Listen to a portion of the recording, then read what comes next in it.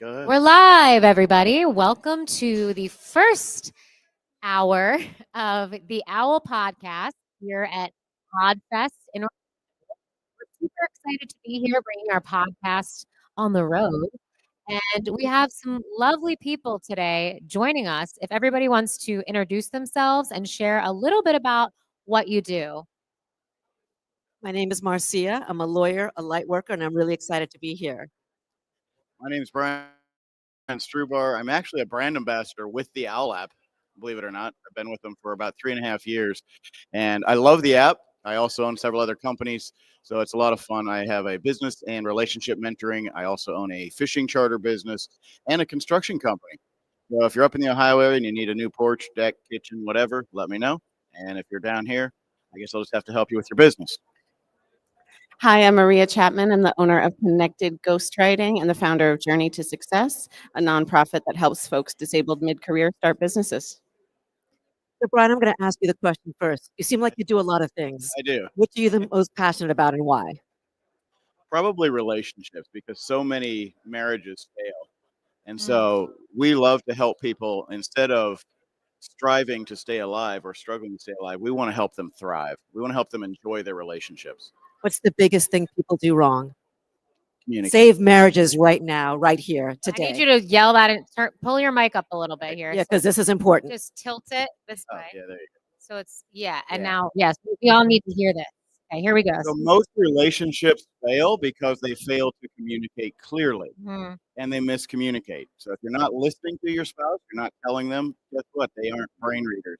What about the love languages? I mean, I feel like not only just what the speaking, but it's also like, oh, well, if your love language is, words of affirmation and someone else's is gift giving, and then you're like, they don't care about me. I mean, I see that with my own parents. They're not watching, so I can say that. I'm like sitting behind the scenes, like, if you just did these two things, you guys would be so much happier. But yeah.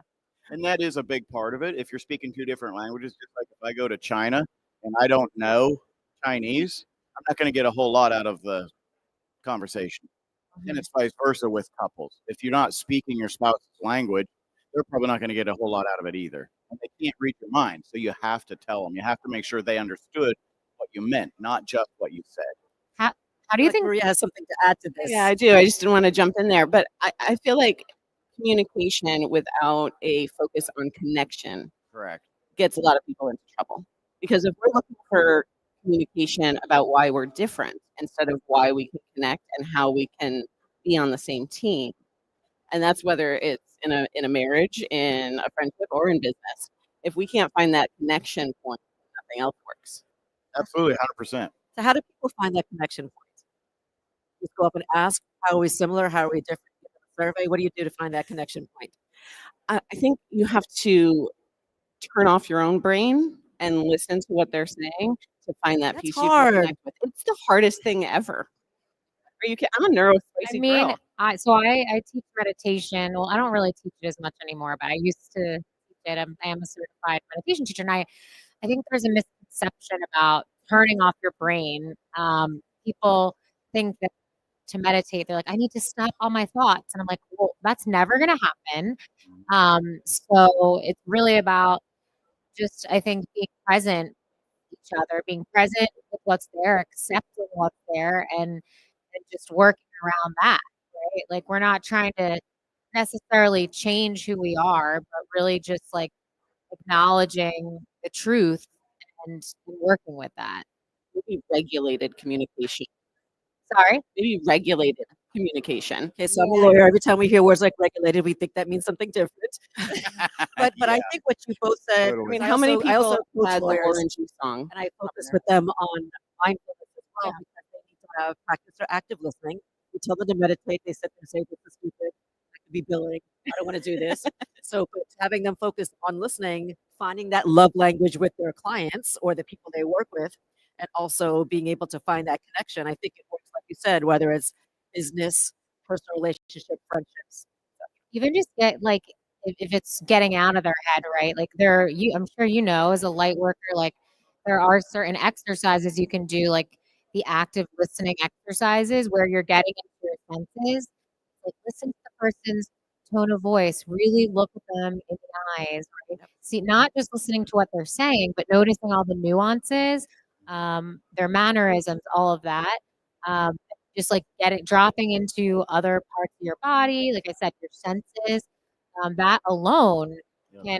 can just like reignite something all of a sudden. Then you're looking at your partner in a different way, and you're like, wait a minute, oh, I think we're having a little So attraction. one of here. the interesting things that we find in couples is that most people don't think about what love really is. What is love? Love is actually sacrifice. You're willing to give up what you want for the other. That's hard too. It is hard, but the funny thing is the opposite of that is selfishness. So if it's all about you and your own happiness, your relationship is going That's to why I'm suffer. not in a relationship right now because I'm engaged to myself, and I'm truly like I just want to Wow. be selfish. Yes, Like you are. I know that like once I get in a relationship, I know it's not all about me anymore, and I'm like I'm not ready to give that up yet, you know. So So At Maria, least is she's love honest. About, ask Maria if she agrees with that. Is Well- love about sacrifice? Yes, and right, we're doing some improv here, right? So yes, and we're never saying no, but so I would say yes. Love is about sacrifice, and love is also about staying true to yourself and knowing who you are.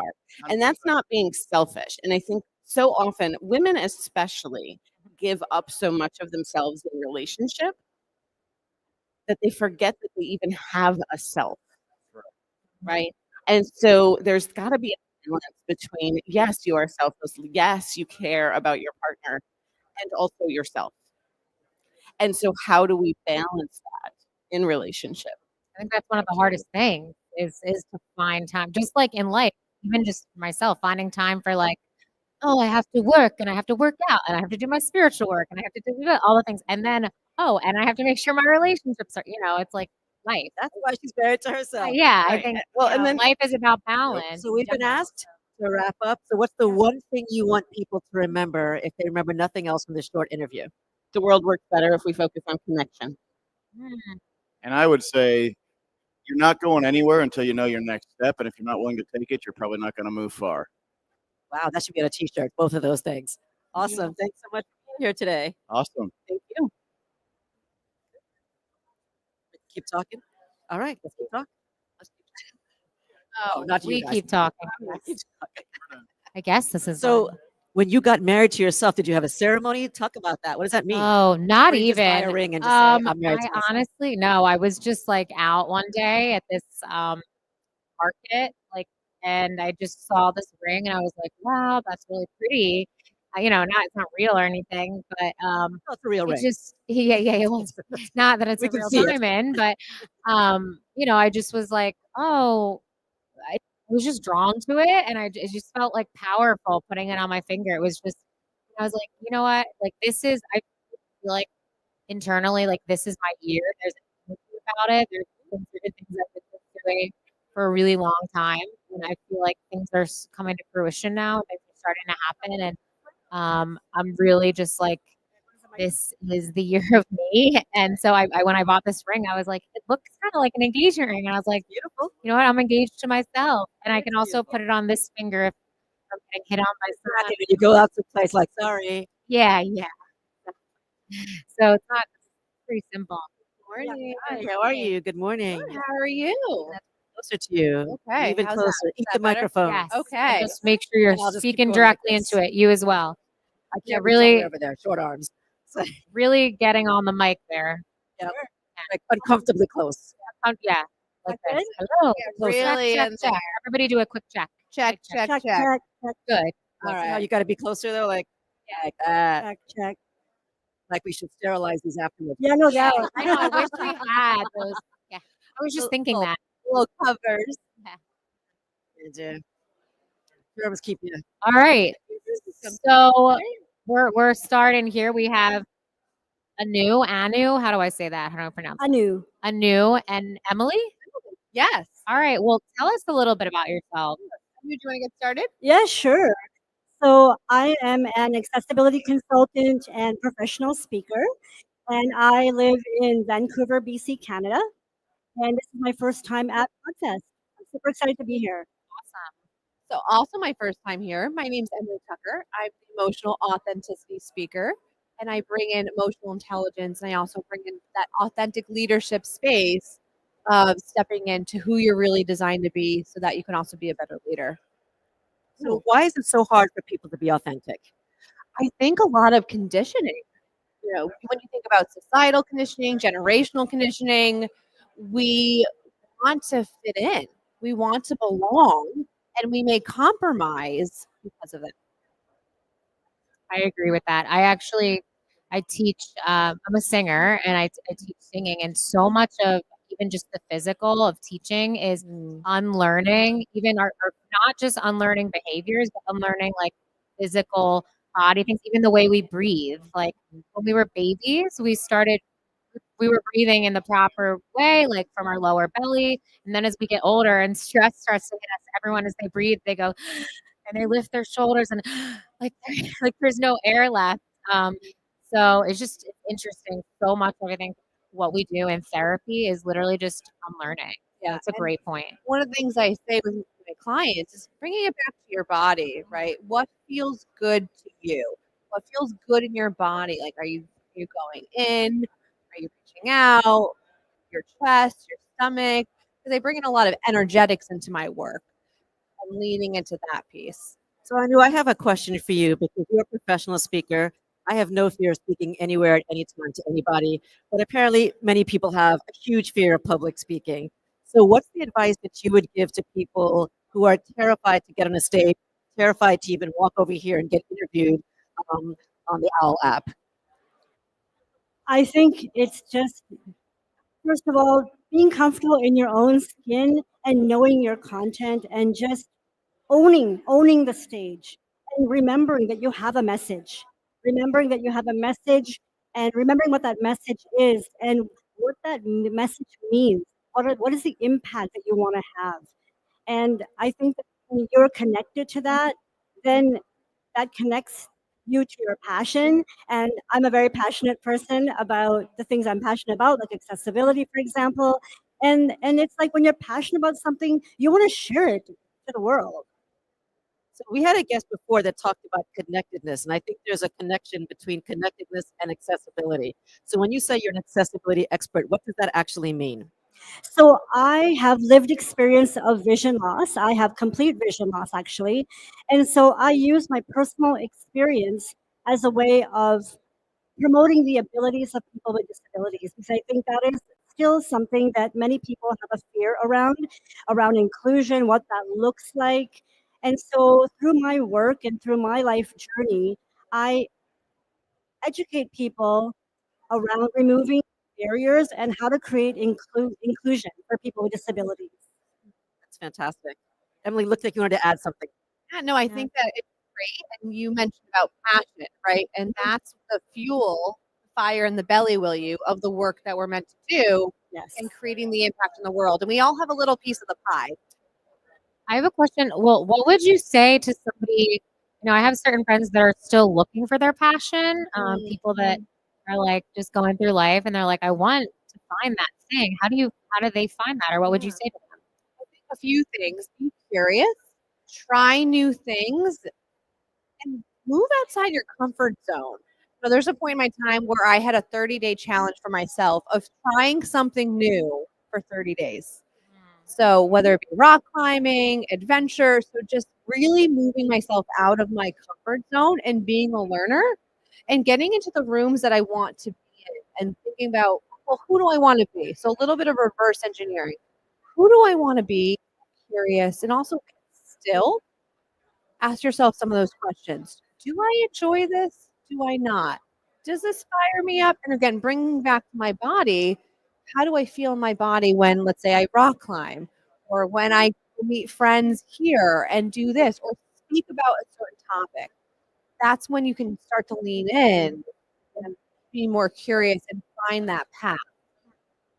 I totally agree with what you're saying, Emily. I was going to say the same thing when it comes to feeling, getting into your body, because I think your gut never lies. And so really tapping into how you feel in certain situations or when you're having certain experiences, because you will know for sure, what excites you.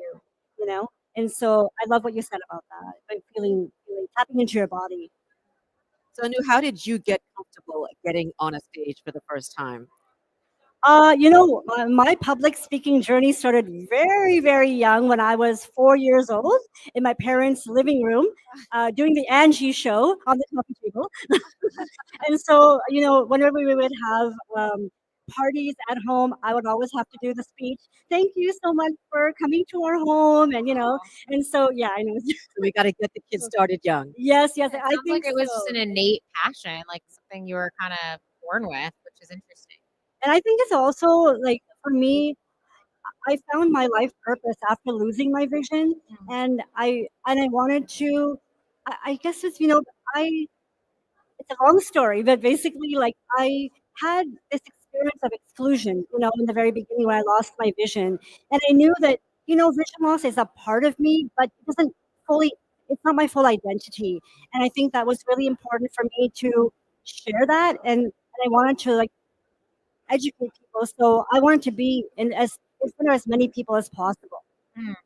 And are there like certain groups, like just in terms of community, like in terms of accessibility for somebody that is maybe going through something like losing their vision, like where they go to find support or talk to other people that have been through the same thing? Yeah, I think connecting with their local community agencies. There's so many organizations that are specific to certain disabilities, like connect to your community agencies. There are so many great groups on social media now as well. Um, I'm not an expert on all disabilities, but Yeah. people can always connect with me on my website as well, which is www.anuvision.ca. Say it again. Say it more slowly. Yeah, So a little bit louder too. yes, for sure. So it's www.anuvision.ca. Awesome. And so, Emily, we're about to close out. We'll close out with you. Tell people how to reach out to you. But before you do that, what's one thing they need to know about emotional intelligence? No, it impacts your relationships. It impacts your relationships. That therefore impacts your life. So if you are looking to really improve and grow, be mindful how you interact with people and how they feel. If you feel leaving each other's space, we want to feel happy and fulfilled and enjoyed in those relationships. Those shifts can really make a difference. And how can people get in touch with you? So the way people can get in touch with me a few ways. So on social platforms, LinkedIn, Emily Tucker, Emile. I'll spell that out just so you know. And also, I am Emily Tucker on Instagram as well. I'm gonna follow you. Well, actually, my phone's over there, but I'll follow both of you guys when I get it back. That sounds great. Yeah, Thanks for being here. yeah. Thank you for having us. Thank you. Thank you. I talk all day long, all the time. It says we'll keep talking. We'll keep talking. I'm a lawyer. I'm a law professor. I'm an executive coach. I'm a podcaster. I can't sing. Okay. And the reason I took acting lessons for years, so I couldn't sing. So that's why I was the Wicked Witch in the Wizard of Oz. That's why I was all the characters that couldn't sing in any musical. You got the, Yes. Well, good to see you. I'll see you later. Do we get to interview you later? Doesn't matter. I'll do my best. How are you? How's it going? Good, thanks.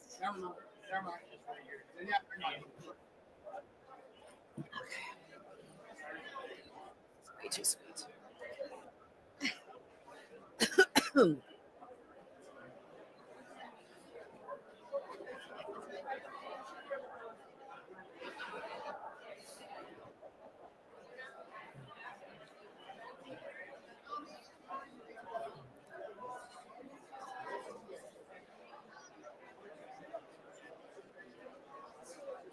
How's it going today?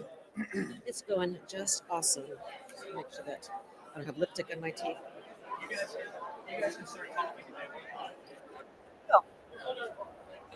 Let's talk amongst ourselves. All right. Hi, Kevin. How are you? Great. I'm thrilled to be here. I've never been to Podfest before. Neither have I. So we're podcast versions. Oh, it's about time. I've been hosting a podcast for 5.5, 6 years to Shrimp Tank. So great to learn about some of the software integrations Okay, put the microphone closer. and some of the resources and tools that I was kind of unfamiliar with. So you've never been here before, but you've been hooked to the podcast for 5 or 6 years. A bunch of people here are probably new to podcasting. What are your top 3 tips for being a good podcaster? Oh well, I'm not sure I've achieved that yet. Okay, so I'll ask a different question. What are 3 things you wish you knew about podcasting when you first started? How about that? Is that better? Well, yeah, it's fair enough. I think I'll split the difference. I think the most important thing, which we have figured out over the years, is to have a very clear strategic objective, right? And that may be to grow as big as possible and monetize, or it may not. Ours is not, so it's a little bit unique that way. Our podcast works great for what Jason and I do when he's not running the So- Owwll show. Tell the people what your podcast is about. Yeah, so we interview the best, brightest local entrepreneurs in South Florida, right? So, You haven't interviewed me yet. I'm in Miami. Just kidding. well, you're South Florida. I'm We're really actually right at Sunny in Boca Isles Raton. Beach. Okay, so I'm not that's that far away. yeah, that's not too bad. You're welcome to come up Yeah. to Florida Atlantic University. Come Like do right the here. show in front of a live audience of students. It's a fantastic experience. All righty. We've got some guests here. But Oh, I can't yes. see the names. I see Lola and I can't Oh, see here we go. Sambaza. Yes. Okay, first of all, what does the name mean? Where is it from? It's from Kenya. That's why I wear these bands. And Sambaza means to spread. To- Spread, like spread out. Lovely. So I'm spreading And energy. Kadara. Kadara is from Nigeria and it means destiny in the Yoruba language. Fantastic. So, in one sentence or one breath, tell us who you are, what you do, and what you're passionate about. Ladies first. Oh, okay. Well, my name's Lola and I am very passionate about amplifying African women's stories. That's what the podcast is about. Okay, what's the name of the podcast? Oh, it's called the Kadara Woman Podcast. Fantastic. Yes. Well, mine is Sambaza Podcast, as the name shows. And what we do is we talk about social issues. We'll talk about men's health. We'll talk about how we grow into any of these spaces. Let's say work environment, things that happen to Black people. That's what I started focusing on. But it's mainly usually a series that starts off from I talk to an African American, and then I talk to somebody who's immigrated from another country. I'm from Kenya, so 25 years in, and I'll also get somebody who's from Africa, Kenya, and then around the world. So it's a 5-part series. We'll talk, let's say, about men's health if they go test themselves for prostate cancer or test their prostate. And out of all this, we'll try and figure out if there's a baseline to it. So it's kind of analytical. Somebody told me that the other day. Got it. Yeah. Got it. Wow, both of those sound like really interesting podcasts. Would you each tell us about your favorite episode or your favorite series that you've done so far? Yeah, so I actually been a podcaster, so I've only had 15 episodes. But one of my favorite stories was finding. So the whole point of the podcast was to amplify these overlooked success stories of African women, and so that was the quest, right? And so one of my favorite stories was finding and talking and interviewing the first Black African woman to summit Mount Everest, which was something that wasn't common. I mean, with a lot of Africans, we just didn't know we had a lot of mountains to climb. And so, Kilimanjaro, for example. yeah, she actually did Kilimanjaro. Exactly. But she did Everest, and she tried 3 times and had 3 near-death experiences, and still finally did it. So she's summited. Apparently, when you climb, it's called summited. So I learned that. I'm supposed to be doing Everest Base Camp in November. I'm not sure if I'm going to do it or You not. can do it. No, I want to do an Indian spiritual retreat that happens at the same time. For Oh, a okay. pilgrimage in India, but please continue. Go on. Yeah. So she has done. I think she's done 5 summits, and she's trying to do the Grand Slam. Uh-huh. Yes. But that was one of my most unexpected stories ever, and I'm actually glad we got to amplify that. Yeah, wow, That's important too, because I think a lot of people don't think of women necessarily summiting, much less African women summiting. I was Because surprised. when I hiked in Annapurna Base Camp last year, sprained my ankle, had to get airlifted off the mountain, a whole other podcast episode. But people are like, Black people don't climb mountains. What are you Yeah, doing out there? So I exactly. think it's really important that you Yeah, spread that message. Yeah, and she's actually propelled it into a nonprofit where she used it to raise money for building libraries in South Africa and Zimbabwe. Yeah. Very cool. What do you So think is the- I'm mine, sorry.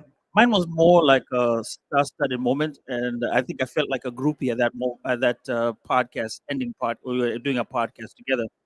This is when we interviewed Opal Lee's daughter, and if you know Opal Lee, she's the mother of Juneteenth. That's what they call it, from Dallas, Texas. Well, she's from Fort Worth, Texas, and next year I think she's going to be doing 100. Might be a walk. She's doing a walk, but it's going to be in DC. She usually does it in Kenya. So this particular episode, we talked to the daughter. It was I had a co-host with me. Uh, then towards the end, she actually showed up and she said, "Hey, how you doing?" And it was one of those moments where we really wanted her, but since she had been interviewed so many times, we're like, no, we're gonna stress her out, and she's up in her golden age, and her daughter said, "Fine, I'll do it."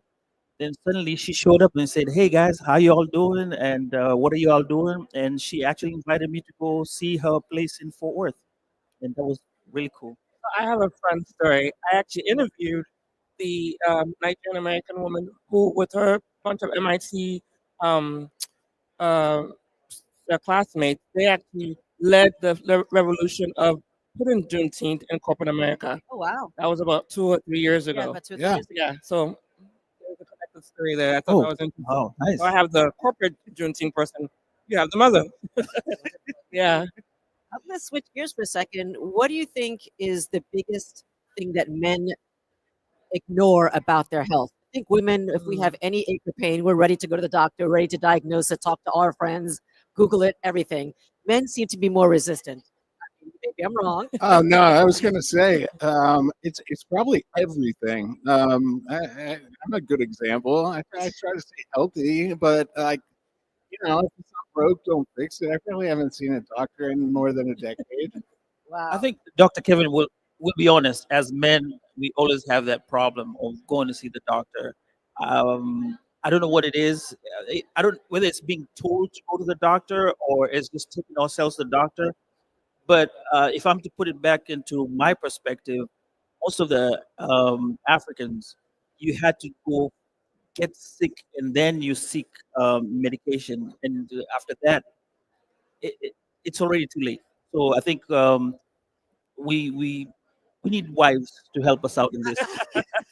We do make the appointments. But I do think that's something that is common around many parts of the world where people either there's traditional medicine that whether it's Latin America, my parents are from the Caribbean, boil this leaf, have this piece of bark, Yeah. drink this tea, and then if you're bleeding from the head, we'll go to the doctor, right? Right. Then and only then. But I'm glad that you have a podcast where this is something that you're raising. So we're going to be ending soon. What's the number one thing you want people to know about your podcast, about yourself? And again, name them so that people can follow you again. Well, I would just love for people to know that even though we're telling stories from about African women, they're still human stories, and so there's stories of overcoming challenges, pivoting to do whatever it is you're called to do in this world. And you can find us at Kadara Woman on Instagram and LinkedIn. Nice. So for me, I'll say all of us are equal.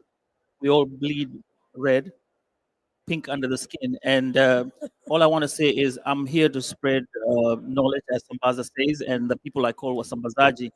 So, like, you just become my Wasambazaji because I believe you're going to talk about my podcast once you leave here. And that's all I want to do. Leave a message with you and you kind of think about it. I can be found on any socials at Sambaza Podcast. And please share and subscribe.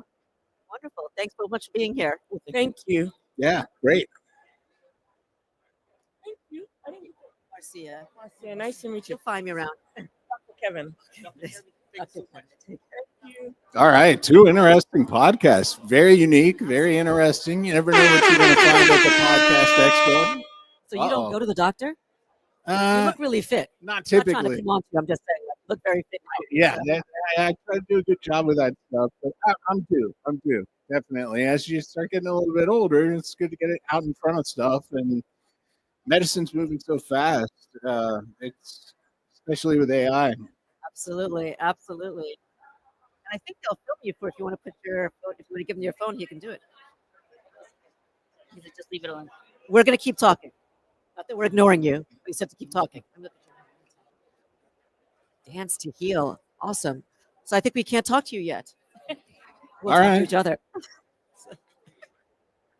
We'll be set up here in no time. How's the Podfest been for you? Well, I got in last night around midnight, so far so good. So Okay. and I'm leaving tonight, so I missed probably all the good stuff. All right, but you got in late and started early. Got Good in for late, you. started early. That's how I roll. Getting in late, starting early.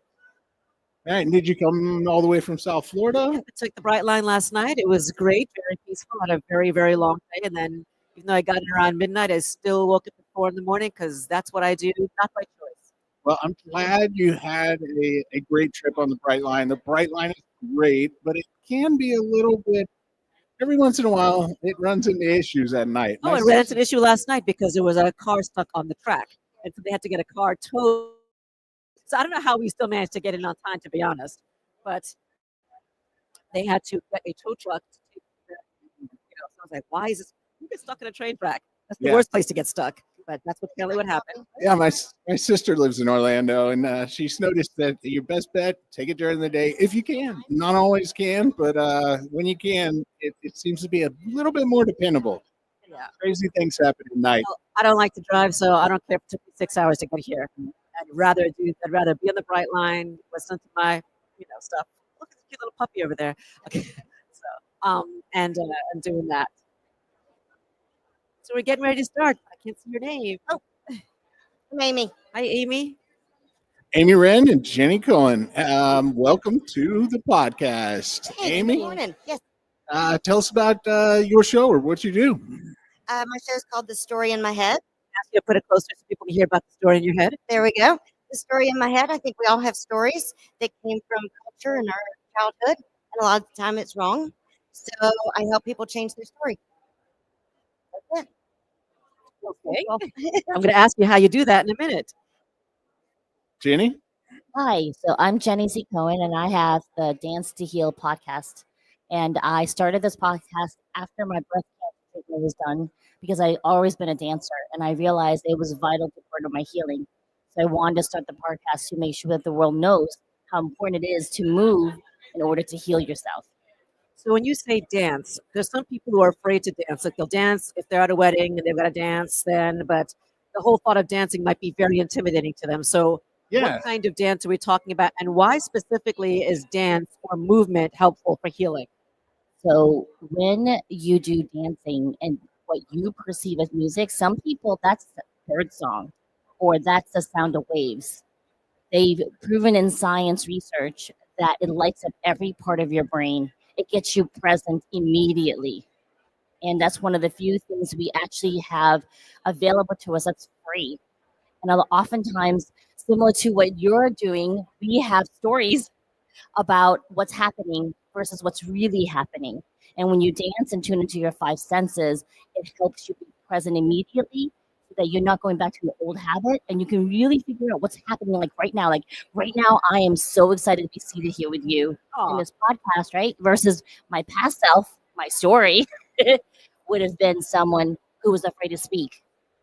Okay, so does that hold true? Is dance still good for like maybe a real stiff, can't dance, middle-aged white guy? Asking for a friend. Asking for a friend? Asking for a friend. Okay, Yeah. so my Asian American friend says, you're made mostly of water. Well, your body water responds to the frequency of music. You might not be physically moving. Your body is actually moving at a very small level. And we're not expecting you, unless you really want me to, and I can teach you, to be a professional grade gigging dancer. You're dancing for the joy of movement. And that's enough. Okay. So, Amy, I want to ask you a question. Yes. You talked about stories. I think some people say, I don't have a story, or my story is really bad and no one wants to hear it. That's the issue. Is So that we tell don't us how share you the help story. people find their stories. I think everybody has a story. And then Correct. how do they get the courage to tell it? And do they have to tell it publicly? Absolutely not. And my podcast is me just telling my story and hope that other people can relate and possibly learn that it's okay to be a middle-aged white guy that can't dance but still dance, right? Yeah. Because we all want a sense of belonging, and we all have an ego that drives us. We're scared to be embarrassed. We're scared of all of our insecurities, but we all have them. So my thinking is, if we share them and shed light on them, then they start to go away, and then we can start to dance with freedom, which is where it's at. Yeah.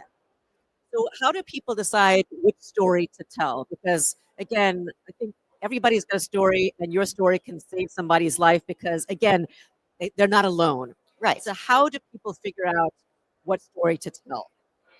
I think it depends on in the moment. If you and I are dating and we're angry at each other, you have a story, I have a story, and they don't match. And I think in that moment is when you say, look, this is my story. You hurt my feeling, whatever it is. And then you share yours, and then we can share the perspective and change our dialogue. So I don't think it's about having a grand story. We have a story in every moment, every day, every interaction. And I think a lot of times we keep that to ourselves, and then we behave in such a way based on our story, but nobody knows what we're doing. You know, people say you're overreacting or underreacting. It's just that our stories are different. So it's not about picking a story. It's just about sharing your experience. Yeah, I think that's a great point. I actually see that a lot working with businesses and business owners, Yes. and in a more corporate environment. The stories really all need to match up strategically for any firm to perform, and a lot of times they don't. Whether it's the product team versus the marketing team, Mhm. those stories have a tendency to tell very different stories, and a lot of times that results in conflict. It's not good for the organizations. And when we keep them to ourselves, that's what causes the conflict. And when we share it, then we can collaborate. Absolutely. So we're going to wrap up in a couple of minutes. I'd like you both to tell us if people remember one thing, or if there's one thing you didn't get a chance to say, what would that be? And also, how can people listen to you or follow you? Oh my goodness. One thing is we have more in common than we don't. And you can find me on Spotify, Apple Podcast, etc. The Story in My Head by Amy, fellow human. That's me.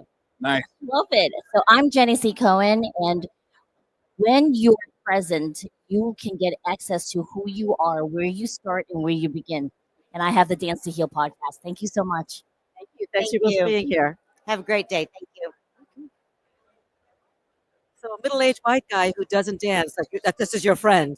Yeah, no, not really. I did actually Marine veteran talked me into doing hot yoga about 4 or 5 years ago. So I've gotten into that, and that's something I was horrifically terrible at. And over time, I've figured it out and gotten a lot more flexible. Not just lifting weights all the time, but doing some other variations. And they play a lot of music in there, so it's a little bit of a dance. Awesome. So we've got two new guests here. We've got Anthony, and Hi. I can't see, and Dawn, and smiley face emojis. It's going to be a positive image. Dawn, tell us in one sentence or what you do, what you're passionate about, and why you're here.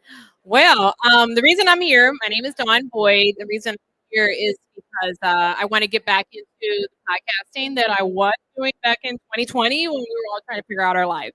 So I created Let's Talk Dirty, and that's focused on my cleaning business and stories that I've had over the last 10 years, which have been pretty wild and crazy.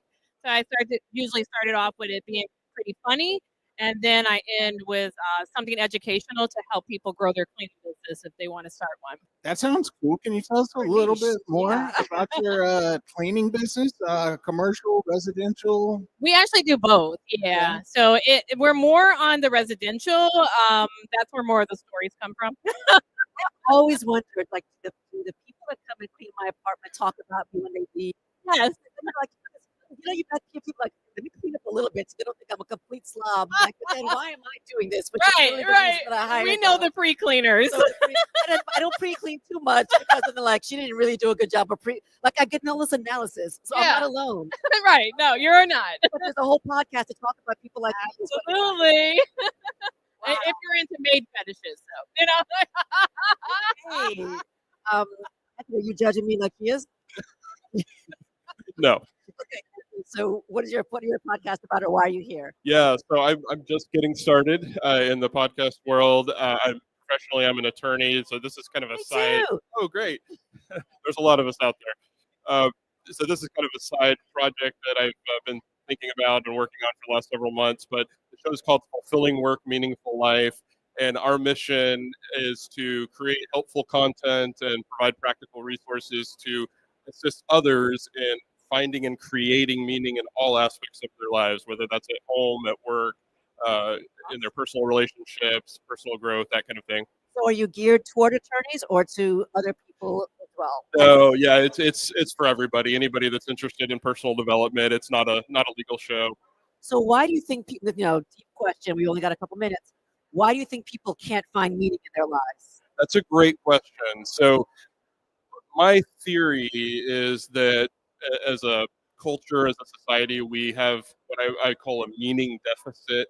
And what I mean by that is that a lot of people have aspects of their lives that do bring meaning, family, faith, work, things like that. But we're so distracted by other things today. The technologies that we have, the social media, this mentality of chasing after the almighty dollar. And so that distracts us and it causes this deficit of meaning in our lives. And so my show is designed to talk about how we can overcome that meaning deficit and find and create meaning in all aspects of our lives.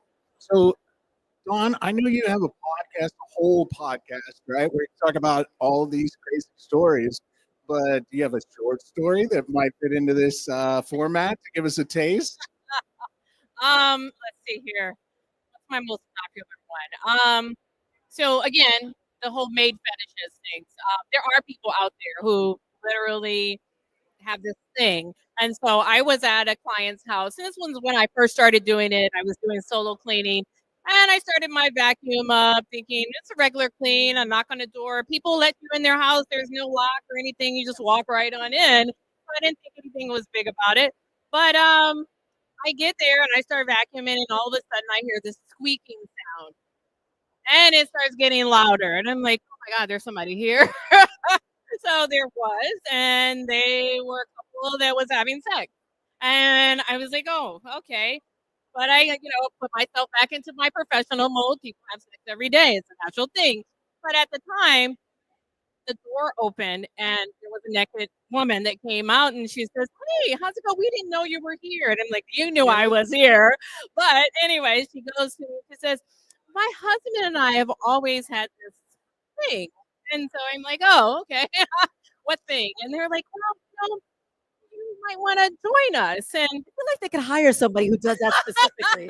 They want the double duty of, and can you vacuum when you're done? And make up the bed? No. And so I was like, I don't think so. And actually, I think I'm going to leave. Or did I? That could be a very lucrative branch of the business, though. I'm just saying. I know. Not that I'm promoting anything illegal. Oh, we have boozy cleaning too. I actually had a lady who was working with me, and she decided to go into the client's liquor cabinet, and she drank herself too. She got into a coma, fell, and dropped the bottle of tequila, and I had to go run and get a whole bottle of tequila for the client before they got home. I pushed her out. Okay, then. Yeah, this sounds like a podcast worth listening to. For sure. So, Anthony, what's your podcast going to be called? Because you said you're just getting started. Yeah, so it's Fulfilling Work, Meaningful Life is the name of the podcast. I don't have any stories like that, unfortunately. That's a big promise. That is a very big promise. So, as we wrap up, what's one thing that we didn't ask you that we wished you asked, that we wish we could ask you, or one thing you want people to know, either yourself or your podcast, other than the maids will judge us? Okay.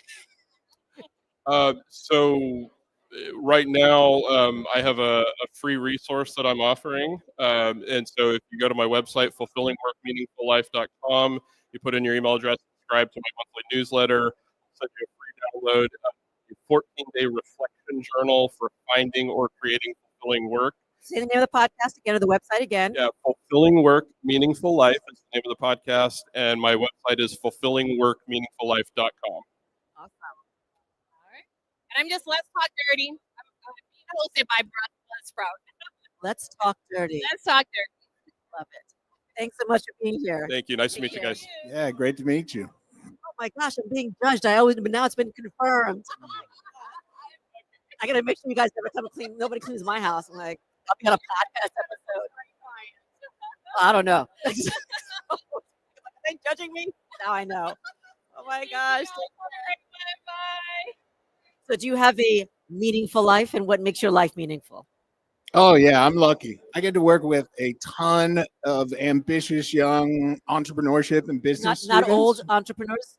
Yeah, older ones too. You said young. Yeah, so I primarily work with students, right? At Florida Atlantic University, I'm a professor there, and that's really enjoyable. So my students do. I teach at the University of Miami. Okay. A lot of entrepreneurial students. I also teach an engineering school. Yeah, well, they think my class was easy compared to law school, so they'd like it right off the bat. But I also work with a ton of cool startup founders. It's just a lot of fun, cool technology, software, biomedical, really anything, climate tech. So what do you think most young students that are starting out should know when they think about entrepreneurship as we're getting ready for our next two guests that come on? Well, they should know that it's hard. Exactly, It's right? challenging, it's difficult, and It's not to go on there and get 1 million followers in 30 days with this hack. yeah, no. There are some techniques for growth hacking, but even that, it takes strategic planning, capital management, a great team. Like it's not as easy as most people think. Awesome. So we've got Jay and I can't see your Jay and Kai. So you're just Jay. Yes. Okay. I like Got that. it. So you Yes. need to be, obsessively close to the Got it. microphone, like it should be Okay. sterilized. Like I need to breathe from it. Exactly. All up in it. So Jay and Kai, who are you and why are you here? So we have a podcast that we co-host, and we're here because we got an email from Buzzsprout saying, "Would you like us to purchase your ticket for Podfest?" And we were like, "Sure, let's check it out." What's the name of the podcast so we can know what it is? It's called Chambers of the Occult. Chambers of the Occult. Yes, it's both paranormal and true crime because we couldn't pick one or the other. So cool. So tell us, what is the most interesting thing you've seen or talked about on your podcast? So I think we have a really unique perspective compared to some other paranormal people in that sort of world. Both of us actually work at a haunted house, and so that is really how we got connected in the first place. Where's this haunted house? San Jose, California. The Winchester Mystery House. So you're a long way from home. We are a long way from home, all the way across the country. We have crappy weather. Sorry about that. It's okay. Honestly, it's pretty nice, I would say. It didn't kick in until today. Yeah, we're super excited to be here. I think we have a lot of firsthand experience with ghost stories, with things that we've experienced on our own, but also things we've heard from different guests we've encountered or people that we work with. So we definitely try to incorporate a lot of that into our podcast in general. I don't know if you want to add a bit more. No, because the way we see things, I want to believe, but I'm very skeptical about it. So I want something to happen. Some people are like, So you have a podcast about the occult and you're skeptical about it? I believe, but like Healthy I want to see skepticism, healthy something. Yeah. It's more of like I believe, but I'll believe it 100% when something happens. And a lot of people at work are like, I don't want to see anything, and I'm like, but that's why I'm here because I want to see something. I like that. I think that makes it more interesting. I was going to say, I'm kind of a big science guy, right? So I like that, right? Skeptical rather than just like totally bought in, drinking the Kool-Aid, right? Like I'm one that I drink all the Kool-Aid. I do. I don't buy into this stuff, I'm but skeptical by nature because I'm a lawyer. By definition, I need evidence, but some things I There you believe all go. that Yeah. stuff. So we've done our own actual paranormal investigations before. We've gone to some haunted locations. We've recorded some content, and we are getting ready to get that out there as well. But I definitely think having a bit of skepticism gives a lot of credibility to the things you're trying to discover, right? Instead of blindly following the notion that ghosts are real, this was a ghost experience we just had. How do you investigate the paranormal? With Is there like a machine? I was Something gonna like, say- like, I'm probably older than both of you guys combined, and I remember like Scooby-Doo, and they had like a van and like things. Like, what do We you? don't have a van yet. I wish.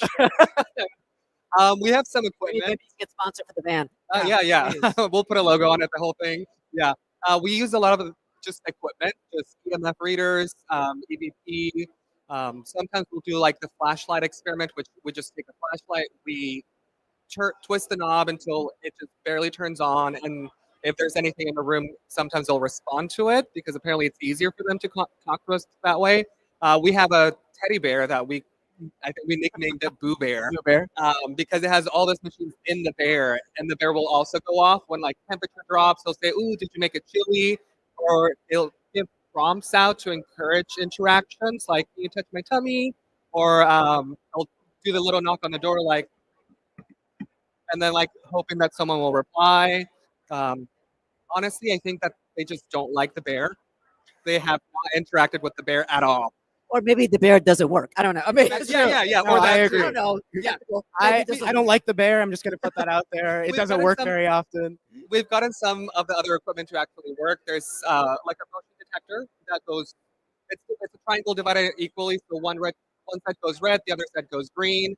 Depending on the side, it turns red or green.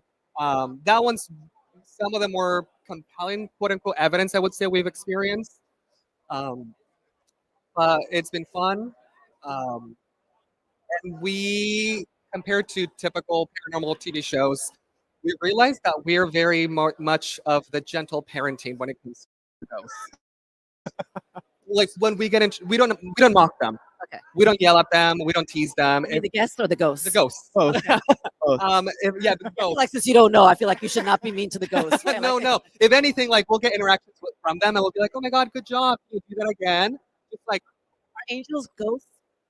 That is a great question. We I'm have not not qualified to covered that. answer. We have not covered that. Oh, that might be the next episode for you. So I think we're going to be wrapping up in a second. Good. What's one thing you want people to know about paranormal ghosts, your Scooby Dan, and how can they find you guys in the future? I'd say keep an open mind. Even if you're skeptical, I think that's a great way to go into it. Don't just immediately write things off. Try to figure stuff out for yourself. Don't blindly follow whatever is out there. Yeah. If you ever tune into our podcast, Chambers of the Occult, find us wherever you get your podcasts, or on YouTube. We also post videos up there. We'll end up the episode saying the same thing. This is our thoughts. If yours vary or if yours are different, let us know. Let's have a discussion about it because we're very open to talking about it. Don't take our word for it. And yeah. All right, give everybody the name one more time. Chambers of the Occult. Check us out. Fantastic. Awesome. Thanks. Thanks Thank for you for being Thanks having so us. much, guys. Take care. So, I don't go into haunted houses at all. Like even the ones that like 4-year-olds go into because I'm always afraid something's going to jump out. And so I never go into a haunted house. Well, I mean, I actually want to listen to this podcast. yeah, I mean that's the point of like a haunted house, though. Somebody is going to jump out, but it's not going to be a ghost. Awesome. So Jason, I think my shift is up. Is somebody else coming? Yeah. Or you might be on your own because I actually do want to take advantage of some of the fantastic panels that are here, and I want to see one at 10 o'clock. Yeah, I can. Yeah, sure, I'll do more. Let's go. Huh?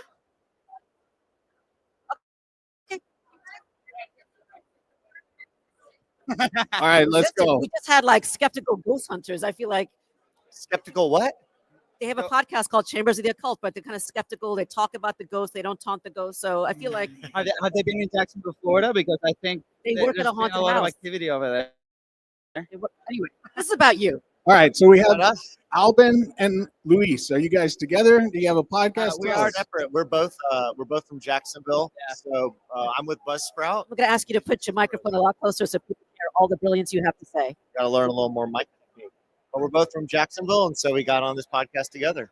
Yeah, absolutely. I own a physical studio in Jacksonville, Florida, same thing, and we've been doing content for the last 8 years. Yeah, that's how we met. We started our show in Buzzsprout.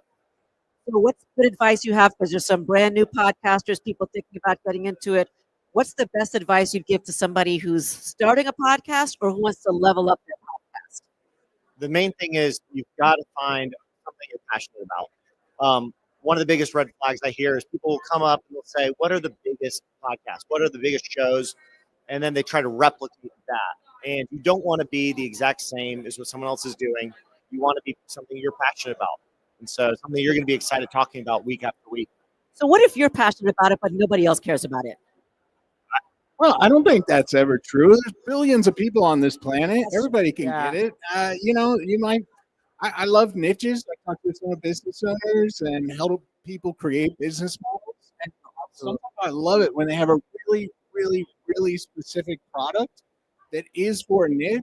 Sometimes that niche is easier to find, easier to market to, and they might be even more passionate because they finally found the thing. Somebody else. Yes, Yeah. I'm not alone. So we had this lady once coming to the studio, and she owned like a corporate Jacksonville cleaning service, right? And her concept was the story. We just behind interviewed her. I was going to say this. We sounds just interviewed familiar. her.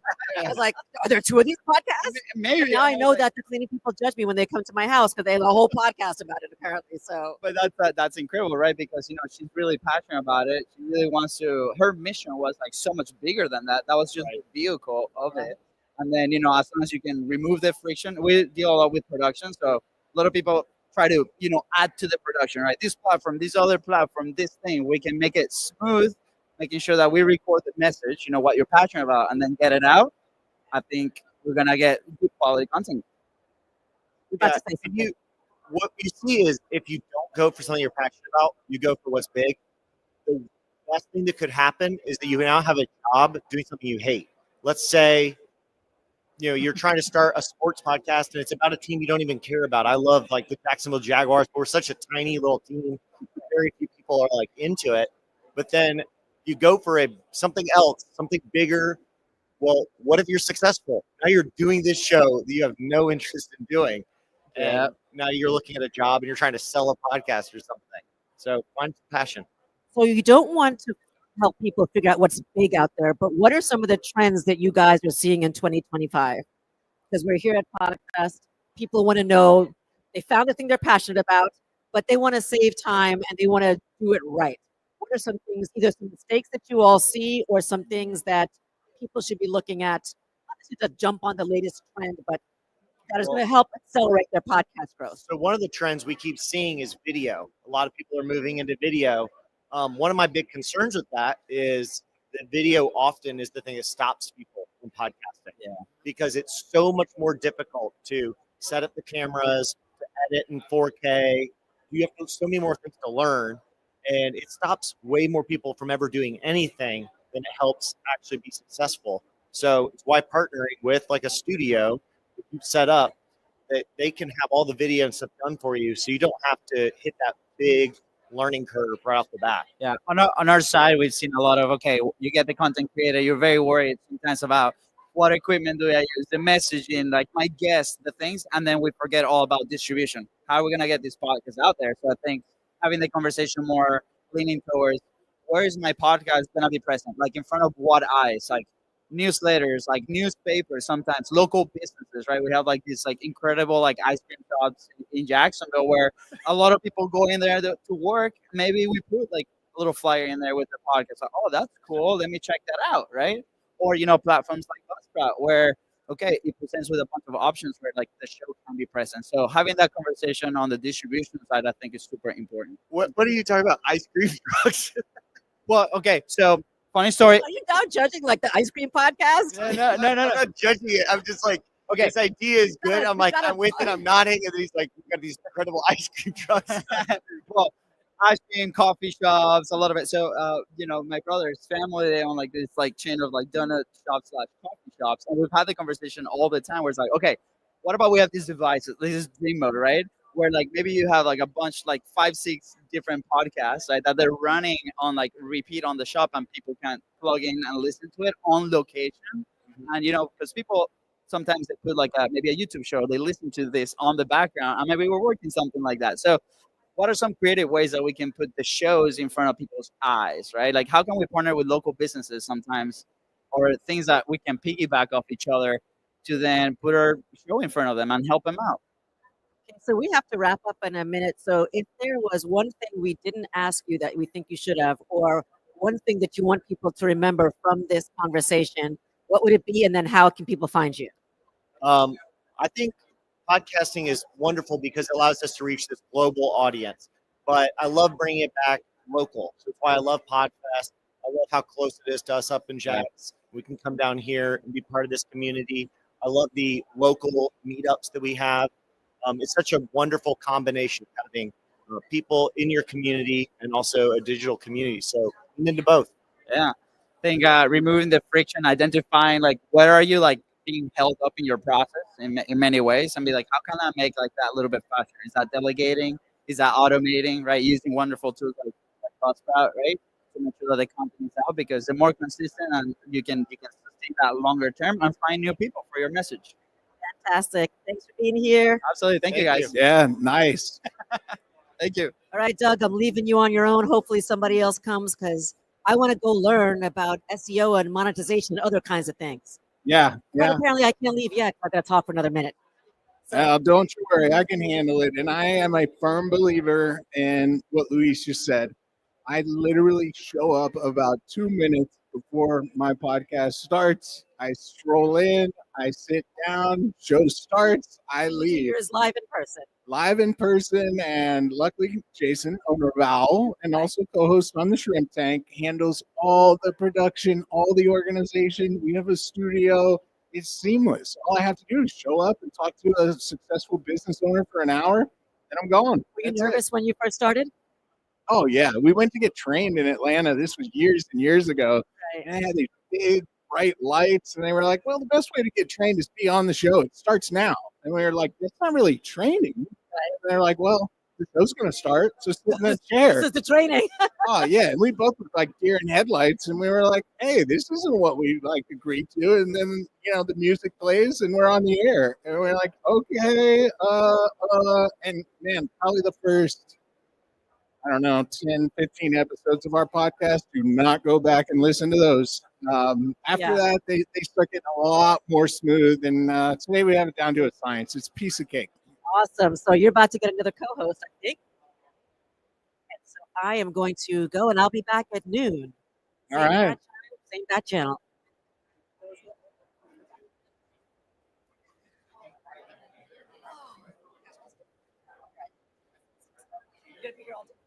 No.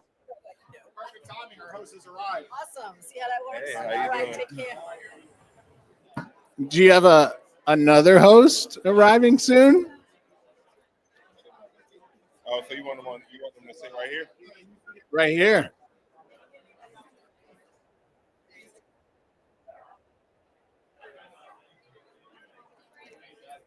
JR, what's going on, buddy? And blessed to be here, man. Another day of fun and creative activities. Okay. So yes, sir. How about yourself, man? What's going on? Not too much. Just hanging out, hosting a few Owwll guests, and enjoying Podfest. So do you have your own podcast? What do you do? So yes, sir. My podcast, Real Shit Let's Talk Podcast. It's basically where authenticity meets in the stage. Man, just ready to take on new people. Like season 2 is finna kick off in February. It's just around the corner, so I got that. Man, I got a 21-day accountability challenge workbook, ebook.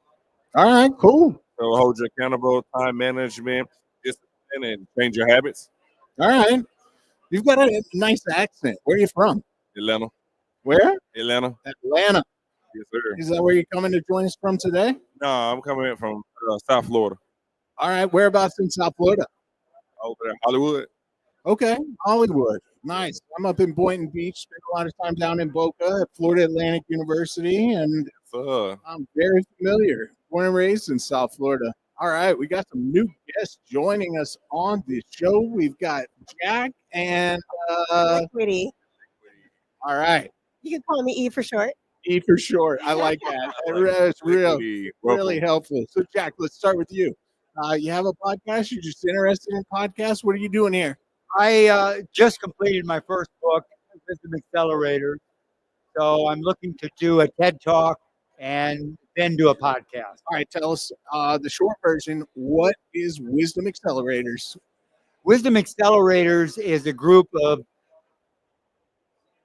resources to expand consciousness, awareness about a host of different subjects, be it democracy, motherhood, adversity, ambition. It helps explain what the mind is, where it came from, and it's founded on the philosophy of Hydra views.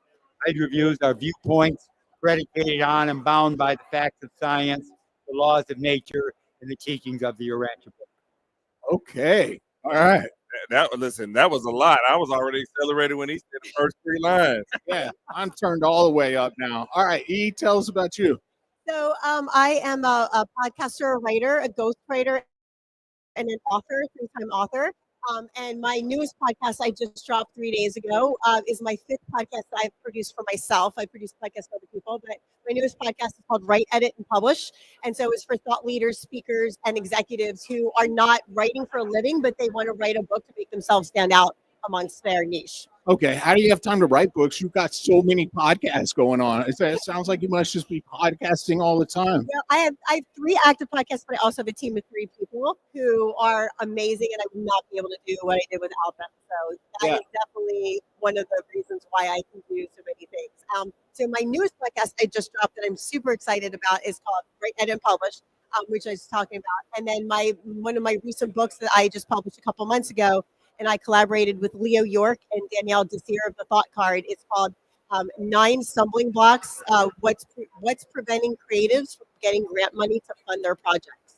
So that book talks about just the basics. It's a little ebook, and it's just the basics of how if you're a creator, how you can get grant money. You don't have to be a nonprofit. You don't have to be a big business, and where you can actually find those things and how to write the grant, how to approach it, how to sell yourself to somebody who is giving grant money, and it's really actually better than having a sponsorship because it's a lot less work, but you also get the rewards of getting the money, and it's a really great way for creatives to get funded that a lot of people aren't aware of. Yeah. Very familiar with the grants and grant writing process myself. Past 5 years, I've done just over about $1.2 million in grants, all run through Florida Atlantic University, as opposed to the outside. Most of that stuff is for education, and it's both public sector and private sector. I imagine you target a lot of different foundations and have a ton of opportunities for people because inevitably you do need those capital resources. So I think that's phenomenal. Jack, you want to tell us about one of the areas maybe that you're most passionate about in your book? That would definitely be water and the 4th phase of water. Few people know about the 4th phase of water, but the 4th phase of water. Here we go again, JR. Life work. Yeah, I'm right. Listen, I'm going. I'm already there. All right, keep going. 4th phase of water is the crystalline phase of water. We all know what crystals have done in our lifetime and how much we've learned to pack information. The 4th phase of water is the crystalline phase of water called H3O2. It forms around every living organism, and it's a transmitter and the receiver of Holy Mother Spirit, of consciousness, where how life works. Listen, this book seems to have so many diversities and different chapters in there, man. Like, do you wake up every day and just preach a chapter out there? Like, do you go on YouTube or anything like that? I don't. I just published the book a month ago. Okay. So I've been working on the book for about 6 years, and in reality, 40 years. So I'm going to be doing a lot more of that. I'm putting it out there. I call each chapter, I don't call them chapters, they're accelerators. And there's 66 poems in here, over 99 questions, and 326 answers to those questions. Okay. Well, that sounds wild. Look, JR, I got a PhD. I'm not sure I'm qualified yet for this book. Listen, I barely passed the 3rd grade. Yeah, well, maybe we'll dive in together. Maybe we could tag team it. A couple of different perspectives. Form a little book club, try to get through it. Right. Well, we are wrapping up here. So, E, followed by Jack, you want to tell us? I mean, E, if you tell us about everything you're doing, this thing will go 15 minutes long. So, what's the most important thing you want people to know? The most important thing I would love people to know is to follow and listen to the Write, Edit, and Publish podcast, because I have a lot of really great information, even if you're just starting out with an idea and you're not sure where to go with your book. So just follow the podcast, give it a listen, and write it a review. Nice. Jack? I forget the question. Well, what do people need to know? Most important thing you want to leave them with as we wrap up here? I mean, I'm here to learn. All That's right. why we're on this planet, is to learn. Well, I'll shout it out for you. Wisdom Accelerators. Get the book. Check it out. Thanks for joining us today. Yes, you. sir. Thank Thank you. Awesome. Having us. Y'all have a good one. All right, JR. Fourth phase of water, Wisdom Accelerators. I didn't see that one coming. I saw the grant writing got me, right? It was really, she was like, yeah, Oh, you're about that money, huh? I got to get it. Yeah. I need that contact. We need to follow each other. I like his pants, bro. Did you see his pants? Oh, no. When he said four things of water, he's got earth, wind, and fire on his pants. Okay, those are sick pants. I didn't know he was flexing like that.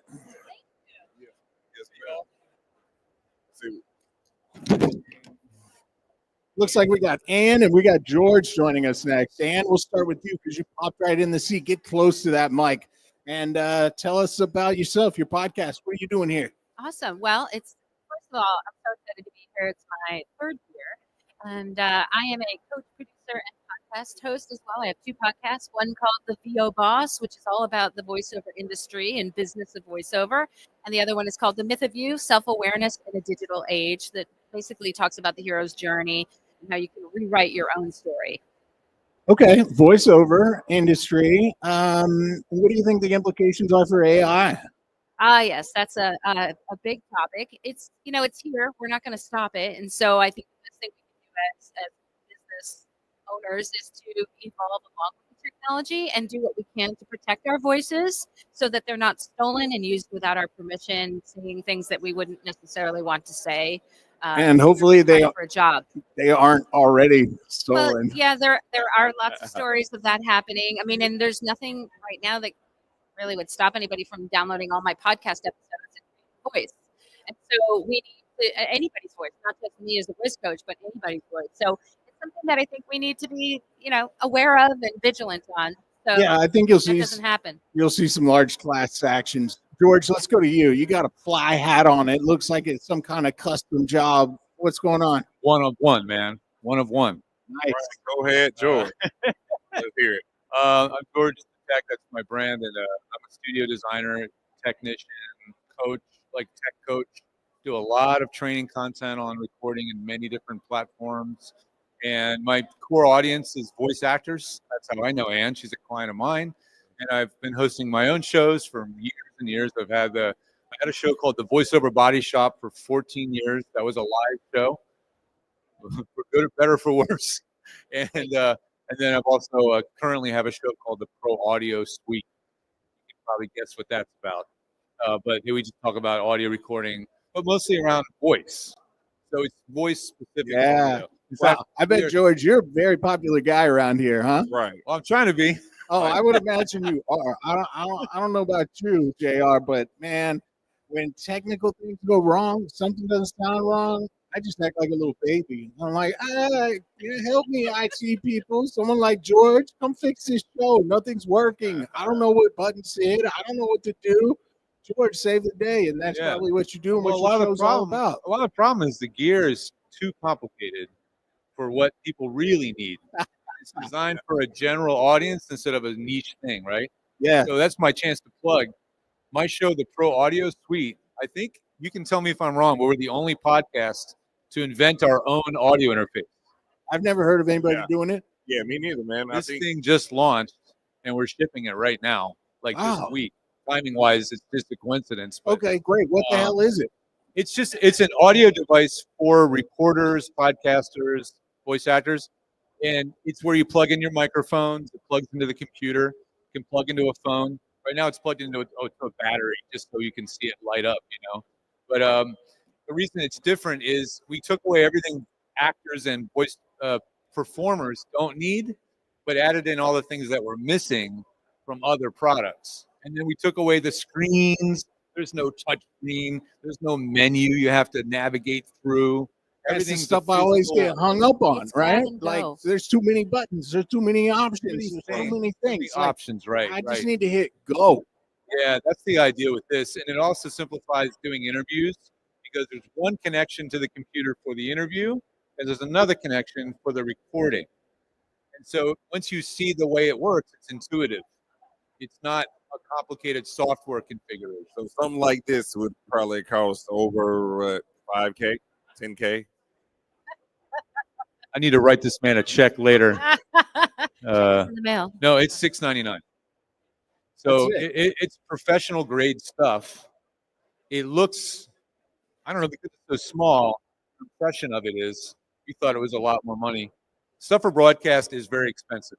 If it's broadcast specific, it's usually $1,000+. So this is inexpensive for a broadcast. Yeah, it's the price and of a expensive decent for laptop, not voiceover. even a crazy fancy one. Yeah, That's it. yeah.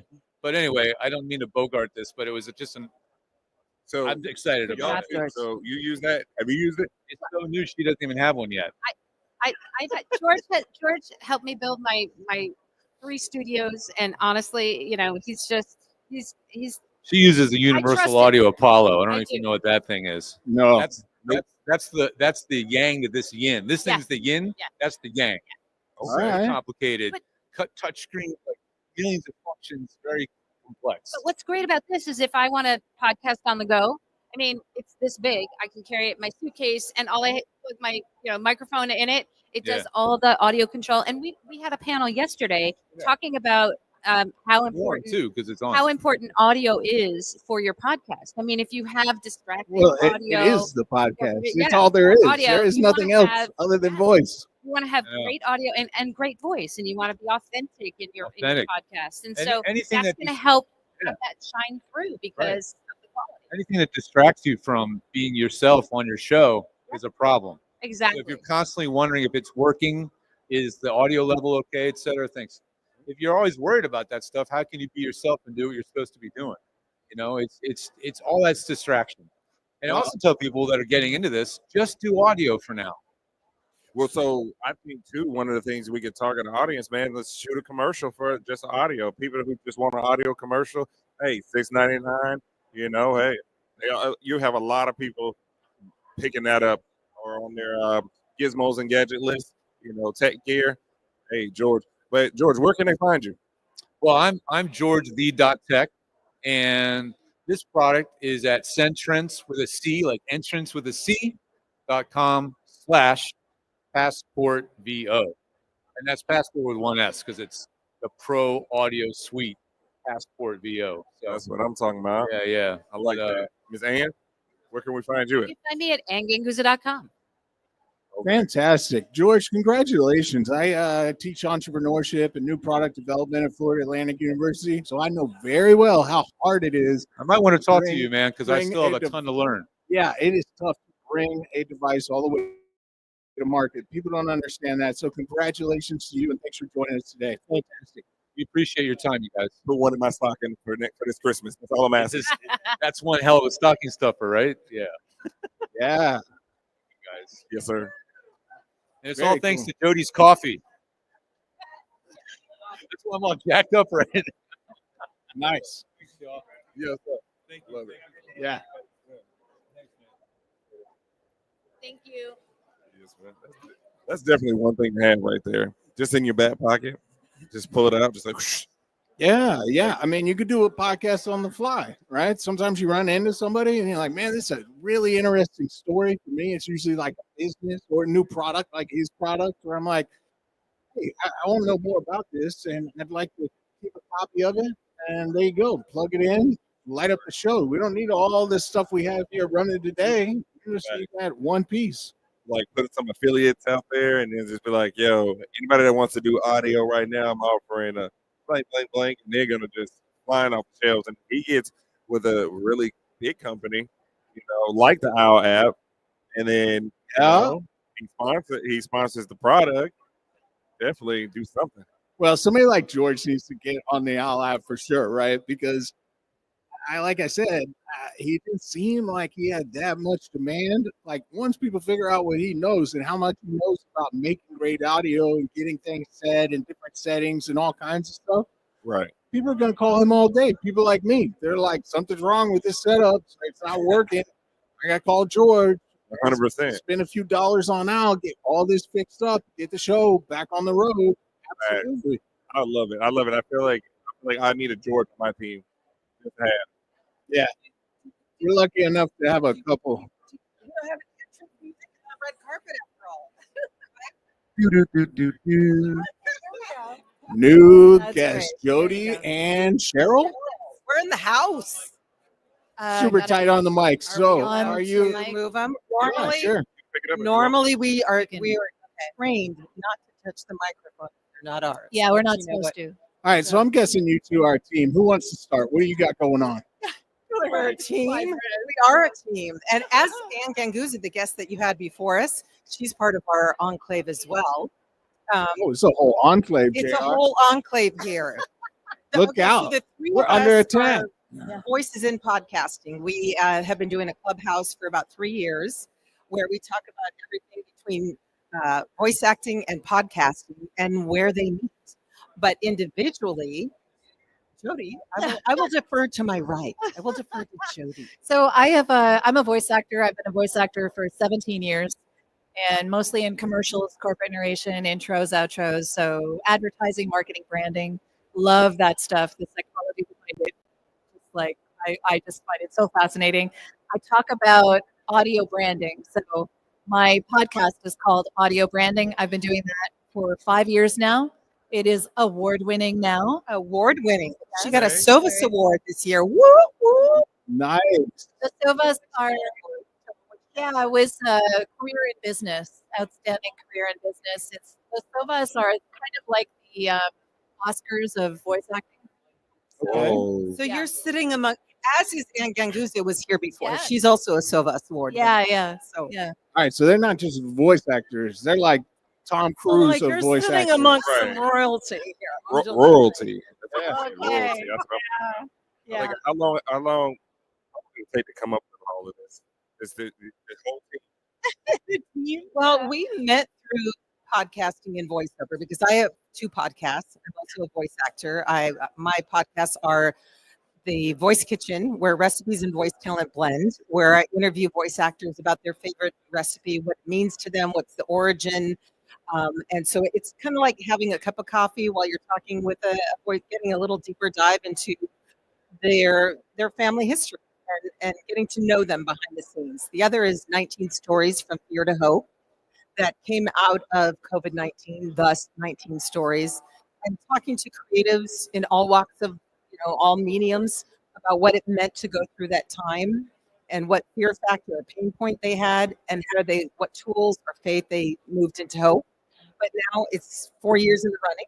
So now I just talk to creatives still in all mediums about what it means to be a creative now and things they can offer other creatives that can be tools to help them through times of pivot points and pain points in their life. Well, very cool. I think that's fantastic, but I feel like it's getting harder and harder to be a host of this show with these voice enclave, right? We've got JR with a smooth Southern accent. I don't have a great voice, and I certainly don't have an award-winning Oscar-level voice. So, this enclave is brutal. It's tough, man. Well, I've been nominated. I haven't won yet, so I'm hanging out with the big gals. Okay, 'cause I'm never hoping getting someday nominated, it's so coming.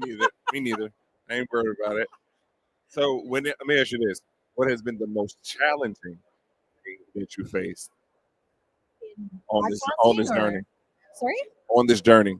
I mean, technology changing constantly is a big one. I mean, you were just talking with George and what he's offering as well. So finding ways to be able to do this remotely and find easy ways for people who aren't necessarily techies to be able to figure it all out and get it working so that I can just concentrate on interviewing someone, having a conversation as opposed to the technology. So I actually, when I'm doing an interview, I do it with Riverside. So love Riverside. I've been using it for years now, and I actually do pay a producer to run the session for me so that I don't have to worry about the tech. Yeah, that's the way to go. You got to have that support. That's what I do. I show up. I got a great question for this group. I just thought of it. Yeah. Go ahead. And a lot of people here might be relevant. I bet they got secrets. So I'm going to ask them to reveal some of their secrets, right? So I teach at Florida Atlantic University in the business department. I teach a bunch of business owners, run a veterans business, tons of presentation, lecturing, sometimes 6-7 hours a day. You keep that voice? What are the secrets to keeping healthy and not kind of running out of voice and losing your voice? I bet you know some good secrets. What do I do on those long days? Oh, I think a lot of people are much more critical of their own voices than they need to be. Really, it's all about authenticity. If you're being you, then it really doesn't matter what your voice sounds like, honestly. Well, I mean, what about like just sheer exhaustion though? Right. From Well, okay, talking that's so different. Yeah, much. Well, okay. So what are your secrets you're for talking that? about the care of Honey, how do we care tea, for that care, kind of stuff. Yeah, exactly. Hydration. Lots of water. Seriously, and rest. All the things to be a healthy human being is to hydrate, get the rest you need. Also, I think a lot of podcasters would benefit from doing vocalizing, doing warm ups. It's just like you wouldn't go outside and walk 4 miles without maybe doing a little bit of stretching. And Ganguza also sells some products on her website that can help with your throat. So if you're having fatigue, and you can help it. She's got a throat spray. Yeah. But I think just, it's just the basics. Really, if you're a healthy human being in any walk of life, you're going to be healthy with what you bring to the mic. You're going to be healthy with what you bring as interviewers or working a show like this. Yeah. Yeah. There's a reason there's kind of like a timeout room, or what's it called? The take care room. What's the room here where you can take some Like a breakout room? break? There's a break room. There's a break place room. where Yeah, because you need to kind of take the break, and that's part of self-care. So self-care isn't always about bubble baths, what people think of. It really is maybe, you know what, I need a timeout. Sorry, I'd love to go to your session, but I hit a wall. Yeah. I'm going to go regroup and we'll revisit. So I think it's the same thing for voiceover and for podcasting. All right. I like it. Miss Jody, where can they find you? How can they look up Oscar nominee warning? Yeah, right here. The website is voiceoversandvocals.com, or the podcast is audiobrandingpodcast.com. And one really quick tip, if you are wanting to get rid of crackles and like mouth noise and stuff like that, a green apple. Yes. Green apple does great. It does wonders. There it is. All right. Finally got it. Nice. And Cheryl. Miss Cheryl, what's your one thing you want? What? Do we JR and what's your Kevin. Kevin? Dr. Kevin. Okay. Yeah. Now I know who I've been talking to. Very easy. CherylHalling.com, and then 19 stories at 19stories.libsyn.com and the voicekitchen.libsyn.com. But CherylHalling.com has all my particulars. Yes, ma'am. Well, definitely, guys. It's been a pleasure. I'm gonna be a voiceover one day, hopeful. And then if I win the Oscar, I'm gonna tag you in so we can do it together. Hey, JR, you just sat with the coach. Again, I'm plugging Ann Ganguza. You should She's talk our to Ann. peeps. Yeah. She's a coach. Yeah. So the coaches with the moches. All right. Well, I'm going to keep an eye out for you too. I have this thing where I'm really pretty good at recognizing voice. So when I'm watching those commercials and when I see that stuff, I'm going to be looking for you too. All right. Well, listening, right? Not looking. For your time. Thank you so thanks much. a lot. Yes, ma'am. Thank you, Miss Cheryl. Thank you, Miss Jody. Take care. God bless. I probably could do that. I'll probably it'll be like a storm. It was late Tuesday, and then just come out with something. Yeah, not me. Nobody wants to hear me, man. No, I think you got it. And the only reason why I say you got it is because it's not on you, it's in you. Yeah, people listen to me for the content, not the delivery. And I got the jokes. Making a lot of jokes in class. Try to entertain the students. So then, that joke, see? Oh no, not those. Not yet. A few more years before I get to those. But we'll definitely get there. And every once in a while. All right, JR. That's my cue, man. You're getting a new co-host. Man, I was just warming up. Yeah. Well, now it's time for you to heat up and get hot. Take over the show. So it was wonderful meeting you here today at the Podfest Expo in the Owwll booth. I feel like Owwll has sort of taken over Podfest. It's fantastic. Love the app. Love the thing. And thanks. It's been a pleasure, man. Got to get you on my podcast. Yes, sir.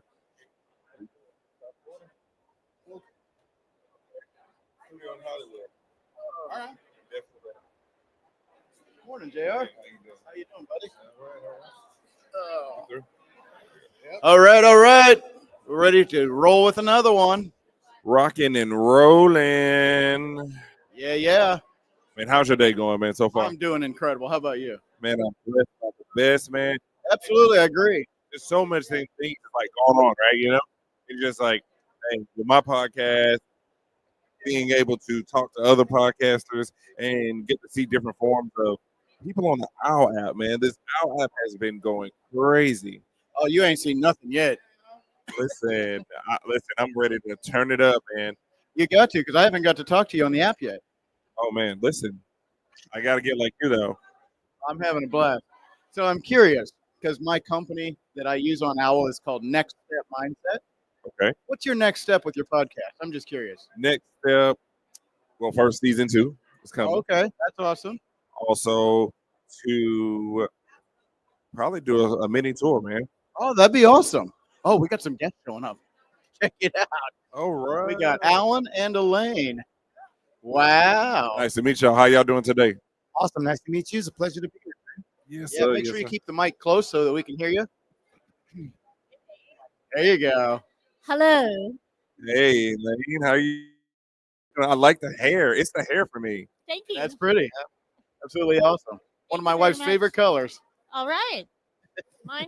Obviously, that's awesome. Yes, ma'am. Tell us a little bit about yourself, Ms. Elaine. Yeah, introduce yourself. I'm Elaine Lindsay. I'm from Canada, and my podcast is Suicide Zen Forgiveness, where we tell the stories of suicide loss, ideation, and mental health. I like that. Okay. Yeah. That's really deep. I like that. Yeah, that's a challenge too. A lot of people really struggle with that. Absolutely. And unfortunately, it was estimated last year that we would lose 800,000 people in the world. And by the beginning of December, we had gone over 1 million. That's 25% Wow. more, That's terrible. which is just awful. That's sad. Yeah. And we have to do something about it. We have to talk about suicide Yep. day to day. It is. Yeah. It's bad. How about you, Alan? Tell us about you. Well, I usually start with just 4 words because nobody remembers the bio, right? I always say I'm a husband, I'm a father, I'm a creative, and I'm forgiven. So it kind of fills all those different gaps. What's your last one? Forgiven. Forgiven. Yeah, yeah. So it Awesome. gives that little thing where I've done a lot of bad stuff, but I think we all have. Yeah, but definitely happy with where God has me now. So basically, I'm a podcaster, musician, and author. I help run faith-based creative podcast. Incredible. For I'm starting a network now, the Metro Podcast Network, and I also have my own show, the God and Gig Show, where we help creatives to succeed as their creative lives without sacrificing their faith. Absolutely. So I have a lot of different projects here and there, but That's all of it incredible. center around those things: faith, creativity, and music. That is so awesome. And faith is so important because so many people miss that. Yeah. And they're shy about it. Like, you don't have to be afraid to say you believe there's a God. Yep. Okay. We all know it. He's there. Exactly. But that's awesome. Because I do a lot with faith and faith-based stuff as well. We do marriage ministry, and I've written 9 books, so it's a lot of. Oh, we got to stay connected. Yeah, for sure. We'll absolutely. talk after we get off the camera. Yeah. We do this behind the scenes for sure. Absolutely. We'll Listen. meet in the green room. Yep. Listen, so both of you guys, so Elaine and Miss Allen, so you both said something really, really, really powerful. I hope that your message really resonates and gets out there to people. Walk by faith, and then you teach the people about the what is it? How she said it? I want to say exactly how she said it. Like the awareness. Yeah. Making people Yeah. aware. We want to give people hope. Yeah. Yes, ma'am. That's big. Absolutely. Hope, faith, and trust. Yeah. I'll take that. I like that. I like what And you- love. They need love. Love Big actually time. overcomes a lot of stuff. It's all about the connection about when people are. It's funny. I had this thought today. I don't know if hopefully I'm not going to mess around because you know so much more about this topic, but I had this thought even in Podfest that people only go to that place when they're alone. You can't really, I don't know, Absolutely. but I don't see anyone committing this act in a group. It's always when you're isolated, as far as I can tell. So just Absolutely. having connection, community. I mean, you can speak to this a lot better, but that is what I try to do. It's all about building relationships between people, between creatives. And it's like anywhere there's community, there's strength and there's hope. And podcasting helps us do that. And like apps like this, like we actually talk to a person. Absolutely. I like- Absolutely. If I can say one thing, Yeah, I go for always it. ask at the end of my podcast, if you just reach out to one other human, a stranger, once a month, just once, and give them 10 minutes for you to listen. Wow, Let that's them powerful. connect with you. You're talking the owl language. We do 10-minute intervals, Yes. right? How Yes, sweet is that? Yeah, you're on the Owl app, right? Are you on the Owl app? She is now. Yes, she is now. That's what I'm talking And how about. cool is this? I've done that. And I've seen where people have even shared their testimony where they were feeling alone and isolated, as you said, and they Right. literally needed to talk to somebody. And if you don't have anybody, like it's middle of the night, you don't want to call a friend or family member. You're like, well, I don't want to make them mad, and I wouldn't tell my dad anyway, right? So they want to call somebody. You can pick up the Owl app. You can see who's available, and you can call them at a moment's notice. It's huge, and that could save lives. Yeah. So how powerful is that? The app is here to save you. We will add that to the podcast too. You should. That's what I'm talking That about. is- for yeah, real. Like absolutely. I love to see that, and like I believe that mental health and faith and just love all around needs to be spreading Absolutely. more. And the thing that I love about the Owl app is that it's all shape, fashion, and form of life of different people and different genres, and that does different things that bring us all together. But if Miss Elaine, let me ask you this: how can we find you? I mean, I can see her. She's right here, but I don't know where she is online. On the internet. On the internet. Turquoise hair. It's at S and for people here, SZF42.com. Okay. Apple, Google, Spotify, wherever. If you Awesome. look up Suicide Zen, we come up. Incredible. How about you, Alan? Where are you at? Well, I mean, I can see you, but I mean, yeah, you can see exactly. Well, on the internet, just go to allancpaul.com is where you can get to my music. You can get to my God and Gigs network. You can get to the family business with the Leslie's, all the other things that I'm doing, all these different podcasts are all. I'm going to try to make a one size fits all place. So Alan C. Paul is the easiest way to get to all of it. But if you want to go directly to my other podcast, the God and Gigs Show, godandgigs.com/podcast. I want to call and talk to you, though. Where do I find to call you? I don't have your number. Yeah, but Can I use the Owl app? Are you on there now? I am on Oh, it. I just talked to Jason. I am the prodigal son of the Owl app. I keep leaving and coming back. And now you so came I am back? getting, yes, I'm trying to get active. I'm trying to set up my office hours so that I get calls consistently and people know I'm going to be there. So I'm absolutely trying to make that a part of where how people can reach. Because, yeah, I believe in the human voice. Like, that's what's so powerful about that app is that it's not this tweet.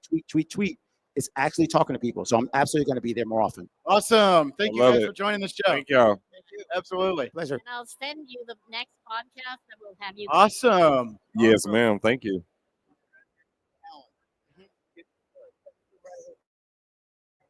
Here you go. Yeah, absolutely. Call me on the L app. Call me on the app. All right. I'm going to let somebody else have the seat. Man, it's you, been brother. man, I got to talk to you on the Owl app now.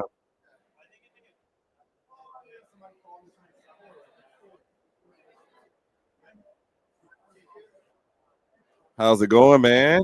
Doing good, yeah. Doing good, doing good. Man, Greg. Great. Nice to meet you, man. Nice to meet you, JR, right? Yes, sir. Yes, sir. Are you on the Owl app? I'm on the Owl app, but I should be, disclosure here, I'm not using it the way I should or as frequently as I should, so that's a confession. But I did join the Owl app several months ago, late last year. Yes, sir, man. It's great. I'm good. I got to call you on there, man. I got to talk to you. Are you in South Florida? I'm in South Florida. Man, listen, I'd like to get you on my podcast. Why not? What's your podcast? Tell me about it. Podcast is called Real Shit Let's Talk Podcast, man. What, sorry? It's called Real Shit Let's Talk Podcast. Love it. Yes, sir. Yes, Love sir. it. Yes, sir. Oh, yeah, I'll be on your podcast. Yes, sir. We need to set that up and then use the Owl app, and then it's where authenticity meets in the stage, man. So I definitely love for you to be a guest on there, man. We got to set that up before we finish. Yeah. Definitely. And then you can call me on the Owl app. You know, let me do that. Honestly, the Owl app worked for me. Okay. I've gone onto the Owl app, Uh-huh. found JR, got myself onto his podcast. Definitely. win. And that's a win. Definitely. Uh-oh. Yes, sir. How are you? Mr. Michael, what's going on? What's going on? My boys are. Okay, what's it sound like? Am I good? Man, listen, okay. We got Tevin. What's happening? And we got Michael. All right.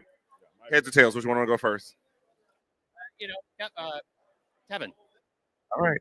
Dude, let's run it. How we doing? How we feeling? What's going on, everybody? Hello, hello. What camera I'm looking at? Who we? And it's on all these right there in front of us. Right there you go. We're looking at all of them. What's going on, everybody? You can see me and hear me. I hope all is well. Peace and blessings to everybody at Podfest 2025. I was born to do radio. A lot of people don't know that. But good to be here. I'm Kevin with Shop House Media Group. Pretty much we do a done for you podcast situation where anything you need for your podcast production, we facilitate 100%. If you need any help with the video production side, the audio mixing and mastering, any coaching, any assistance in terms of branding, any editing assistance, social media clips, anything you could think of for your podcast, we do it 100% in-house. And that's my intro. What's going on, y'all? That's what I'm talking about. Shop House? Shop House Media Group, yes. Shop House Okay. Media Group. All right, Mr. Michael, what's going on with you? Talk to us. Sir, I'm Michael D. Eisenberg. I am the host and blogger over at the TechSavvyLawyer.page podcast. And I interview lawyers, judges, and others in the legal arena about how they use technology to enhance their services, provide a better product for their clients, and recapture time for their own personal lives. Okay, I like that, man. I like that. So, let me ask you this. What's been the most challenging for you? Time, finding time to do this project, because during the day I'm a lawyer. I represent veterans before the VA, help them achieve the benefits that they're entitled to, whether it's service connection, proper rating, proper effective date. I like that. All right, Tevin, same question. Hardest thing, man. I don't know, man. Working too hard, being too handsome. Is that not an answer? Being too handsome. Hey, I like it. Too modest. Being too handsome. I have that problem too. I understand. The camera. Yeah, we all, all of us we all got that problem. But honestly, man, it's just been the work-life balance. Just definitely being able to not only give to my clientele, but also give to myself and give to my family and my friends as well. It's always a juggling act, especially as a full-time entrepreneur. It's always a blessing to be in this position, but it always comes with its own challenges, like anything that you do in your life. So that's been probably the biggest challenge. Okay, I like it. So it's great. Which one would you go? You said something about the VA just now, and that sort of interests me because my line of work is medical. I'm a physician, and you talked about getting access, helping veterans get access to the help that they need. Tell me a bit about that, because I understand it as being a bit of a problem on that side of the world. Well, there is a bit of a problem in the sense that veterans don't necessarily know what access they're entitled to. Then there's an issue about getting to that access, because some veterans live in rural and remote areas, and it's difficult for them to find someone close or to travel the hundreds of miles they need to go to in order to go to a VAMC or a VA medical center or VA medical hospital. On top of that, veterans don't necessarily appreciate that the condition or conditions they have are service connected, which then entitle them to treatment by the VA. And some veterans, quite frankly, are simply too embarrassed to say they need help, because remember, during the military, you're told to suck up and deal with the pain. And they don't want to come forward. Plus, they sometimes also feel that there are veterans who are more deserving than they are. And quite frankly, all veterans should get the benefits that they're entitled to. Agree with you entirely. There was something that was set up a couple of years ago where veterans could get specialist services outside of the VA. I don't know how well that was advertised among veterans. It's last I checked, it's a process in flux. And it's the system's a bit of a mess. But right now, it's the best we have. We need to utilize it as best we can. Well, I'm glad they've got somebody like you, but it does sound like it must be quite challenging if I have to get a lawyer to help me to get the access that I need when it's supposedly provided for you already. But I have to pause you on that, because lawyers like myself or representatives like myself don't help veterans get access. We help veterans when they've been denied access. In other words, they put in an application for some sort of condition and it's been denied. Either they didn't get it because of service connection, or perhaps they got connection but didn't get the proper rating, or perhaps that the medical provider said, your stressor in service does not equate to the condition you have today. So it's our job to try to figure out how we can help them achieve these hurdles. That's really laudable, though. My heart goes out to them because, again, in my line of work, I do see a lot of people who have conditions, and the technology and the healthcare system is there, but you can't link the two, patient with health, and that's tragic. I'm just glad there are people like you out there who can help at least the veterans to get what is You're what they very kind, deserve. sir. Thank you. Yeah, I think too. I don't know if you're in South Florida or anything, but I'd love to get you on a podcast and let's talk. We can do that. Absolutely. Now we're gonna dig in because it's called Real Shit Let's Talk Podcast now. So that means all hats off. We're just going to deep dive in. Okay, I want to set that up with you. And if you're on the Owwll app, right? I will be. Okay, let's set that up. We need to set that up in the Owwll app. And it's like I said, Podfest 2025. We're supposed to be networking and everything else. But also, let me get back to you, Mr. Tevin. You having a media group. You say that, like, entrepreneurship and everything like that. What is your message or one message to get out there to somebody that would be in your position or that wants to be in your position? Like someone stepping outside of maybe the 9 to 5 space who want to kind of step into entrepreneurship. Listen, man, it took me years to get out of my 9 to 5, to be honest with you. So this is my 3rd year of being a full-time entrepreneur. One thing I would say is that there's ebbs and flows in everything that you do, but just stay consistent, run the course, and do everything at your own pace. Don't let the internet fool you into thinking you got to quit your job tomorrow. You know what I mean? If that job helps you get to the next level, it can help fund your business while you're trying to still figure things out on your own, or even get you a business coach that can help you figure it out to get you to the point of getting out that job. Do that first. That's what I did. So I hired a coach while I had a job, and doing that got me out of the job. So Yes, just sir. making that investment with what you already have, it's going to get you a lot farther than trying to just jump out the porch instantly. Right. They say your testimony. I mean, your testimony is your testament. I like that. Finish up with you, man. What's one thing you would like to say to the people and get out there? And how can they find you? 2 things. 1, support your veterans. Remember, thank them for their service. And 2, you can find me at the Michael DJ TechSavvyLawyer.page. And of course, the TechSavvyLawyer.page podcast is on all platforms, Apple, Spotify. Please feel free to reach out, especially if you have any ideas or thoughts. All right. I forgot to say that. How can they find you and connect with you? Yes, ChopHouseMediaGroup.com, Chop House Media Group on YouTube, Tevin L. Chop on Instagram, TEVINELCHOPO. That's on every single social media platform. I don't know if TikTok gonna still be here by the time y'all see this, but it's also on there too. And then if you also find us on YouTube, Chop House Media Group, Tevin L. Chapo, both of them are also on YouTube as well. Yes, sir. Yes, sir. Well, listen, it's been a pleasure having y'all on here, man. I'd like to connect with y'all, and I got to connect with y'all on the Owwll app now. I'm already signed up on the Owwll app too. Shout out to Owwll. Thank you so much for the Yes. opportunity. Thank you so much to Podfest, man. Thanks so much for y'all for being here as well. Yes, sir. Thank y'all very much. Thank you, sir. I appreciate it. Let me get my card. The old-fashioned tradition. Or you could go this way, the newer fashion. Oh, of course. Oh, yeah. Thank you. Thank you. Oh, thanks, sir. So much. Oh, did I drop that? Thank you, man. Thank you. Oops, sorry. No problem. No problem at all. Here you go. And let me, I want to see y'all badges real quick. I don't think I scanned you yet. I see your badge, Mr. Mike. Oh, sure. So I'll give you a scan so we can stay connected. Absolutely. I tell you, the internet be just fading in and out. 1 minute you got it, next minute you don't. Look, it's still. One trick I found, I just use my mobile. I just use my phone as a mobile hotspot. Internet. Yeah, phone is a hotspot. Doctor. Yep. Yes. Definitely want to connect with you. Yes, I got like 4 bars. Yes, sir. Good to go. Hey, good to go. Rocking and rolling. I woke up this morning ready for this.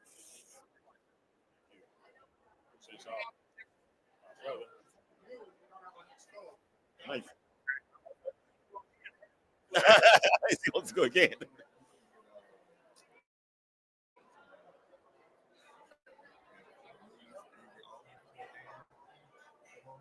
I'm about to go see it. All right. Yeah. Give me 2 seconds. I got you. All right. Oh, you all right too? All right.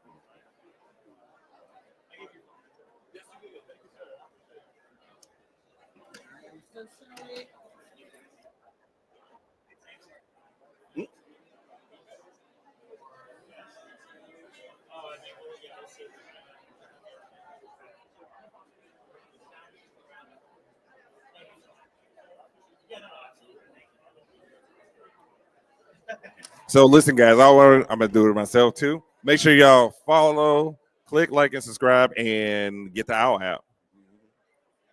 Yes, sir. That's what it. How you doing, Tom? Hey man, I'm blessed by the best man, and I'm blessed with the Owwll app. You know what I'm saying? I get the network. I get the network with Dr. Greg. I get the network with two beautiful, real shit. That's the podcast. That's the podcast. Yes, sir. I get a network with two beautiful ladies, and I'm also my distribution Buzzsprout, so I like it. Yes, sir. All right, we gotta get your name. Let's see. Linda. Linda. Miss Linda in Okasana. Yes, you got that. I love it. I love it. I love it. I love it. Yes. Okay. All right. Yeah. Let's talk to me. Let's start with Okasana because that's the. Go ahead. Talk to me about Yeah, you. so my name is Oksana. I have a twin sister over there, but Huh? they only had one seat, Victoria. And we are known for helping people with autoimmune diseases. We do nutritional consulting, but we teach them how to use nutrition to heal inflammation in the body. So it's all natural without any supplements or medications. That's what we do for work, but for fun, we like scuba diving. My sister scuba dives, and I think and I salsa dance. That's what we like to do for fun. That's what I'm talking Yes. about. All right. Miss Linda, what's going on with you? With the beautiful smile. Go ahead. Thank you. So great. So my name's Linda Adaka. I am a wedding and events planner. I'm master certified in weddings and events. So that's what I love to do. Train for it, passionate for it. It's a lot of hard work. You've got to be built for it, but I love it. I love it. I love creating memories for couples. I like that. I like that. Okay. So scuba diving, Yes. wedding planner. Do you guys have podcasts? Yes, we do. Okay. What's the name of your podcast? It's Victoria and Oksana. So it's both of my sisters and my name. Okay. I love that. I love that. How long have you been doing it? So we just started it just last year. Congrats. Congrats. How many episodes so far? I think we have 10 episodes, and we interviewed some people as well. Yes, So- ma'am. I love that. I love that. Okay. What about you, Miss Linda? So no, I did not have a podcast. My husband is a podcaster. That's one is enough in the house. I do not have a podcast, but there are numerous wedding podcasts out there. So one that I got certified through is run by Laurie Hartwell from the Certified Wedding Planner Society. It's called the Wedding Planner Profiles, and then there's one called the Planner's Vault. Those are the two great podcasts that if you're looking for wedding planning podcasts, I would recommend. But I plan weddings, I do weddings, I want to reinvent the wheel. There are great podcasters out there. I just love to do the work. So Well, I'll say this: you don't necessarily have to reinvent the wheel, Yeah. but at least we just met what's his name? The last guy, I forgot his name right now. But we just met him, and he has that audible box that can do just audio. You can talk people through things and just be on the go and on the fly. But podcasting is where it's at. And I know you got the Owwll app, right? yeah, definitely. Okay, so listen, we all got to connect and stay connected on the Owwll app because listen, one thing about connection, community, and consistency is what's going to build this platform and build everything else up. And then guess what? I'm gonna need to learn how to scuba dive because I want to do scuba diving. I mean, 6'4", 250 scuba diving. I think that'll be pretty cool. You know what I'm saying? And when I do get married, I'm be like, hey, Miss Linda, I need you to put in that work for me. Definitely. I look up to you, especially because you looked up to me here. So we looked up to you greatly. So yeah. Should give you a discount. Listen, I hope so, man. But Doc, he's the real one right here. I want to ask you a couple of questions. We talked about the industry you're in. Do you get a lot of pushback from people like me? I'm a physician, and we deal with sort of traditional medicine. I do give medications to people, and we treat with surgery and all the traditional ways of doing things. You get a lot of pushback from traditional medicine against what you're trying to do. Not so much because we never tell our clients to stop their medicine. Our goal is to help them be healthy enough so they're able to reduce it. So we're not anti-medicine. We're more just focusing on helping your body be able to function better. So maybe if you're able to reduce it, we need less of it. So I haven't seen any negativity coming from doctors. In fact, some of the clients we worked with, their doctors even refer their patients to us, or they were really excited to see their patients see improvements that they wanted to publish case study on them. So I haven't seen so much negativity, I guess, compared to how it was before, but also we're not anti-medicine. That's fantastic. I think you said two things. compared to how it was before, because there was a time, I'm showing my age now, many years ago, when this sort of thing was often frowned upon by traditional medicine. But also, you mentioned that you're not trying to replace the physicians, Oh, but yeah. you're trying to help people to stay healthy, so you don't need a doctor. And I love that, because as I said, at an interview like this with Al sometime last year, is that what we have, particularly in this country, is a system that is aiming to treat people who are sick, but doesn't do a lot to prevent people from falling ill. And so health care, the best kind of healthcare, is like keeping that. people healthy rather than waiting for them to get sick. So that's why I love what you do. To keep doing more strength to you. And you are on the Owwll app, right? Yes, we are. We both are. Good. Definitely. We all got to connect because I think you have a powerful message that will resonate with all our audiences, and health as well, right? No matter what we can do, we got a good doctor, we got to get help right there, good regimen. Also, listen, y'all want to get married, hit up Miss Linda. I love it. How can they find you, Miss Okasana? So it's again Victoria and Oksana. It's difficult kind of to spell, but also we do have a website, autoimmunecellularhealing.com, because we focus on cellular repair with nutrition. Yes, So can ma'am. you say that again? The website? What do you call it? Autoimmune cellular healing. So because we Autoimmune cellular focus on healing. cellular healing, accelerating cellular repair with nutrition, and I'm also a peer-reviewed published immunology scientist. Is what my background is, and I learned to understand how nutrition affects the immune system and inflammation levels. So that's what we're focusing on, is in empowering our clients to learn how they can improve their health. Fantastic. That's really good. All right, Miss Lynn, how can we find you? So we are on Instagram, Linda Adaka Events and Design. On Facebook, we are there too, Linda Adaka Events, and our website is lindaadakaevents.com. Two things I was going to say. Those who understand the wedding planning know they need a planner, and they're able to contact us and reach us. Some feel they do not need a wedding planner, and I would still say contact us, because we do educate our client as well. And because with weddings, there are no do-overs. It's just that one day, and you want to One be able shot. to have your best day ever. So just call us, because there's things that you've never been married before. Maybe you have, but wedding days are fast moving. Things may change. You want to be able to make sure you have your best day. We take care of your family, take care of your vendors. So do contact us, and then we do offer complimentary consultations where we walk you through what you need, share your vision, but find us on lindaadakaevents.com. And I greatly appreciate that. So I wanted to say one thing: those who know can, and those who do will. I just want to say that for you guys. I like everything that you guys are doing. You guys are excellent, and I'm just glad to be sitting here. And I hope to connect with you guys all on the Owwll app. Like I said, if you're in South Florida, hey, hit me up. Let's go. Let's get on this podcast. I want to talk to you. I think this will be a great dynamic duo right here. Can't agree more. Now we talk about why should I get married with you. Definitely. Yes, ma'am. Thank y'all so much. Hey, listen, Podfest 2025. Hey, the Owwll app, man. If you ain't got it, you got to get it, man. Listen, let's do it. Yeah. Thank you. Thank you. Thank you so much. So much. Hit me up. Thank you so much. Thank you. All the very best. Yeah, you too. Mm-hmm.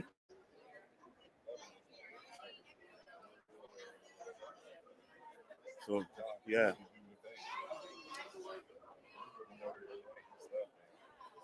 Trying to be like you. Oh, everybody thinks we're rolling in it. I wish I was. Yeah. Yes, sir. Hey, I got your book. I appreciate it. I appreciate it. Yeah. I appreciate it.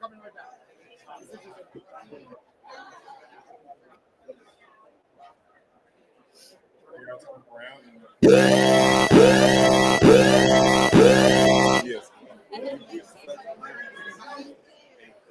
That's how you can sign my piece. Yeah, get your book, sign it. For sure. Yes, ma'am. Thank you. Yep. Sit there.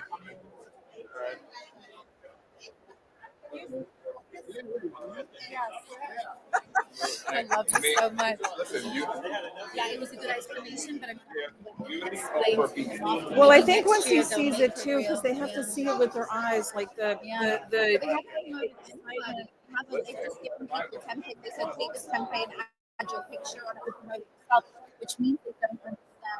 You've got to teach them at the top. At the top. Right there. That's why some of these events. Hello. Bring in like. Yeah, she's coming. You guys, we're getting ready. 11:20. We're going to have Natasha Graciano on Crystal A stage. Make sure you don't miss it. And here's this amazing lady. Thank you, Owwll. Hoot, hoot. Hoot, hoot, hoot, hoot. Natasha, what are you going to talk about in 15 minutes? So we're going to be talking about podcast fame. We're going to be going into all things on how to go viral on social media, how to grow your brand, how to get famous with your podcast, how to get your podcast millions of eyeballs the same way I've done. I didn't do this yet. How do we do this? We do this. I'm going to show you how in 3 steps. It's a 3-step ritual. It works every single time. It's how I built 22 million followers. It's how I have 1 billion views on my work. It's the same method. It works every single time. And I'm going to teach it today on stage. I want to bring. Tell us some of the people that you've had on your podcast. You've had an incredible thought leaders. Incredible. From will.i.am to Damon John to Steve Aoki to Ryan Garcia to Ja Rule. Oh my God. All the way up and down. Everybody. Grant Cardone, you name it. They've all been on. So having this woman on the stage over here and learning from her is going to be incredible. Yeah, we're very excited. So make sure you head over to Crystal A in 5 minutes, and then we're going to be live on the main stage, on that stage talking. Crystal A is in this room. If you're in this room, you're in the right place. So Natasha, tell us about some of the life-changing experiences your students and your viewers have told you about. Love that question, and it's so nice to see you, Dr. Sexberry. It's nice to see you again. Love it. So the life-changing experiences is the fact that they suddenly have eyeballs on their work, that they suddenly have people knowing about their work, that suddenly they have people seeing the work that was never seen before, seeing the podcast that was never out there before. Suddenly they're in the charts. They're in the top 20. My students go into the top 20 often in their category on Apple. That's one of my big things I love to do for people, putting them in the press, helping them get out there, helping them grow, helping them exponentially grow their name and their mindset. Well, I'll tell you my story. I saw you on the TEDx Boca Raton stage, and I decided that that was going to be me the next year. And so, sure enough, I was on that TEDx Boca Raton stage the year after you. There you go, manifesting. We love this. Tell us about your book, Be It Until You Become It. It ties right into what we're talking about. It does. And we had such a great book signing. Thanks to you guys last night. That was amazing. Thank you, Al, for hosting. Thank you, Cindy, for hosting with $1 Million Media. Oh my gosh, we love that. Great brand, by the way. I know, $1 Billion Media. We loved it. You guys are amazing. We had the best book signing last night. It was just absolutely filled with people there to get the book, Be It Until You Become It. It's my latest USA Today and Wall Street Journal best-selling book, so you can reach it anywhere books are sold, literally online, in stores, And everywhere. Morgan Publishing, right? Oh my God. And the people who own this exact event is my book publisher. Yeah. Morgan James. And by the way, if you haven't watched Natasha's TED Talk, which has gone viral, tell us a little bit about your TED Talk. And Dr. Sexberry here too. We'll get a little glimpse of her TED Talk. Oh my gosh, yeah. The TED Talk was so fun. It's all about scripting for your dream life, how to manifest all the things you want through the art of writing it down in a certain way, writing it down in the past tense. And there's so much science behind it. We spoke about it with all the citations from the Harvard Business Review and so many other things. So that was really powerful. The TED Talk, it went viral because it's so easy to do. It's free. Anyone can attract anything they want in their life by doing scripting. Love it. I love it. And what about you, Dr. Sexberry? Well, my TEDx talk in Boca Raton was about how to biohack your sex life. Because what's the point of having a long lifespan, right? If you don't have the right sex span, you gotta have fun. I love it. So everybody needs to watch both of those TED Talks. We only have a few minutes left before we get Natasha to the stage. So everybody mark your clock right now, 11:20, and join us at Crystal A.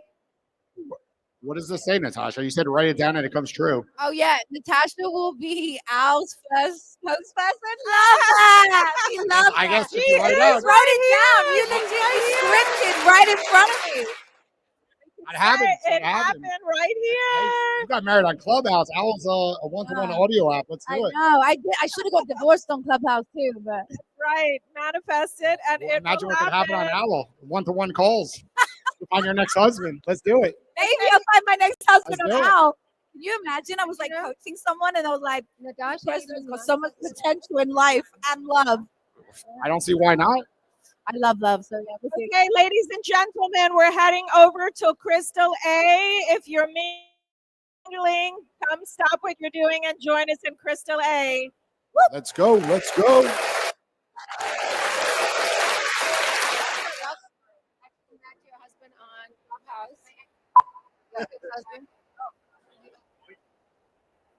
Sorry. That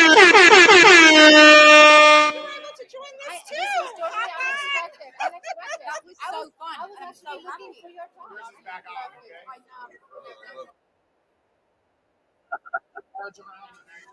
All right. Yep. Love it, man. This is awesome. No, yes. You gave it to me. I'll bring the I don't have the extra. Okay. We're back. Back like we never left before, guys. Listen, man, that was very, very, very, very exciting, man. Natasha will be. Okay, I like that. Listen. When we get sponsored too, you know? Don't we all? Yeah. Right, who have we got next? I see two lovely people sliding into position. Yes, sir.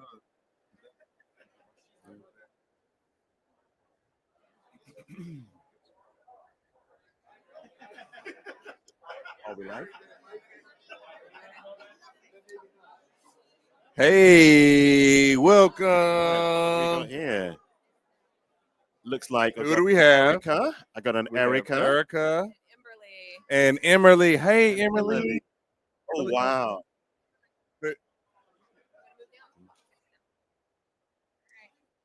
And Zach. So I think we all just want to speak to Emily. We don't want to speak to anybody else. 100%. I feel I've been stood up already. It's good. I've been outshowed. Just kidding. All right. So are you all together? Just met in line. Just met in line. And Emily's on her own as well, I assume, right? She has her own Picked her show. up as you walked in, That's what I'm talking about. The similarity in your faces, that's just imaginary, right? You're not really related. Okay. All right. Got you there. I definitely like it, man. Welcome, Zach, Miss Erica, and Miss Emberly. Let's get into it. So we're gonna save the best for last because Emberly is just the cutest little thing. So, Mr. Zach, let's go. I will take second on that for sure. She's got me upstage 100%. 100%. All of us. Sir, Yeah, yes, all of sir. us. What's going on with you, Mr. Zach? Just here for the show. It's been amazing. Been here all week, learning so much, getting, and actually, it's gotten me to rebrand my show. Okay. So we're gonna rebrand it in about a month or so. All right, I like it. What's the name of your show? So right now, it's called Political No Brainer. Uh-huh. I think everybody's sick of politics. I know I am. I don't care anymore. So we're gonna steer away from that. Wait till the inauguration and then steer away from it, and then move on. And we're just gonna go with no brainer because it's a no brainer. We don't need a brainer to have the show. I like with us. us. It. You're on the Owwll app? You're on the Owwll app? I am not yet, but I just downloaded it, so I will be. All right, listen. Let's tap in. I don't know. Are you in Southwest Florida by chance? I am not. I'm actually right here. Okay. Orlando. We definitely got to get you on the podcast, man. I like to get your mindset because a no-brainer and my podcast will go great together. I'd love it. We'd love to have you as a guest also. Yes, sir. Let's make that happen. Fabulous. All right, Miss Erica, how are you? What do you have going on? I'm a first timer to the podcast. I'm super excited. I have been on podcasts. I'm in 911, so that's my expertise. I'm a subject matter expert. I do public education. Yes, so ma'am. I want to get inspired to do podcasts and explain it like I'm 5. I love that. If I can explain it to my kid, I can explain it to anyone because there's so much technology out there, and I'm looking for a way to put that out there. Yes, ma'am. I like that. So listen, your podcast is going to bring numbers. It's going to be crazy. I like it. I want to hear all the tragic stories and everything. I want to hear all. That's going to be really, really great. And Miss Kimberly, how are you? Oh, you're gonna say something to us. Come on. Usually goes to the 911 Pod events with me. Gotta talk into the mic a little bit. When we do the car seat checks, the public education events, everybody's right there. She's helping me educate the public because it's a little more complicated than just call 911. So as technology changes, it changes. But yeah, she does jujitsu, so she's very What? active. Uh-oh. Right? Kung Fu fighting. It's free on the playground, right? I bet you the bullies don't mess with her. Look, I've got to see here. Hands down. I'll put on my seatbelt every time. She gets him. She gets him in one hold, and everybody runs. That's it. We're not messing. That's what I'm talking about. You run the playground, don't you? No. No. Oh. Listen, Erica, I love what you said about if you can explain it to a child. I find so much in what I do is often too complicated for many people to understand, and it doesn't matter how much you know. I think what's more important is how much of what you know can you impart in somebody else. But there again, you're a teacher, aren't you? You're an And education. 911, yeah, you have to cater it to the audience, and then if you can tailor your message to your audience, then that's half the battle. So exactly. So I'm hoping to be able to do that because there's a lot of people that aren't coming into the profession because they don't truly understand it. Because we've got 6 computer screens, we're dealing with AI, cybersecurity. That's around the corner for us. So it's very popular mainstream in other industries, but for us, we want to make sure we get it right before we introduce it to public safety. Yes, ma'am. Yes, ma'am. How can we find you? That's why I'm here. I'm learning, I'm networking, so I can start. I definitely want to hit the ground running, so I think this is the best place to start. So I'm super excited this was in my backyard because I'm just down the road too. All right, I love it. I love it. Mrs. Zach, how can we find you? Political No Brainer Podcast on YouTube, Spotify, Apple, and we have our own website, which politicalnobrainer.com. Yes, sir. Yes, sir. Yes, You sir. mentioned no branding, rebranding. So you're now going to be called No Brainer. Yes, it's just going to be called No Brainer. So we're going to switch everything around, and that way we're going to have just a broader spectrum of things we can talk about and talk to. Bring a lot more guests on in different everything. I will find you. I love it. I love it. I love it. Kimberly, do you want to say anything for us? 911. What do you want to tell everyone about 911? What do you call 911? When there's emergency. Yes, what I'm talking about. Emergency is key. And listen, you just help someone out there to know what to do in the case of an emergency. So listen, we thank you. And then tell your mom, put me on the Owwll app, Mom. High five. Nice. I really appreciate it. There was somebody we had on just before now, and he is into the full production of podcasts. He can do everything. He's one of the sort of people you should connect with, and he can sort of. No, his name it was Tevin. Tevin El Chapo, like he does the media and everything like that. We'll get him. We'll get you connected. Connect you to it. Yeah. Thank you.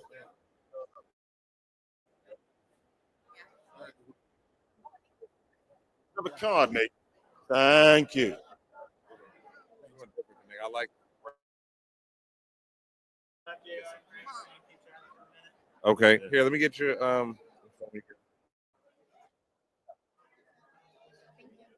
Thanks, guys. Zach, I'd love to be on your podcast. Yes, please. I'd love to be. Reach out. It's my cell phone. You can text or call anytime. Our app, so Well, like I said, I want to. You said did you already? yeah, so yeah, I was setting up over there. Yeah, this is so cool. Okay, all right, awesome. Let's do. What's that? Tevin to help you with the media. and all Yeah, other that would be stuff. great. Okay. Yeah. Clear.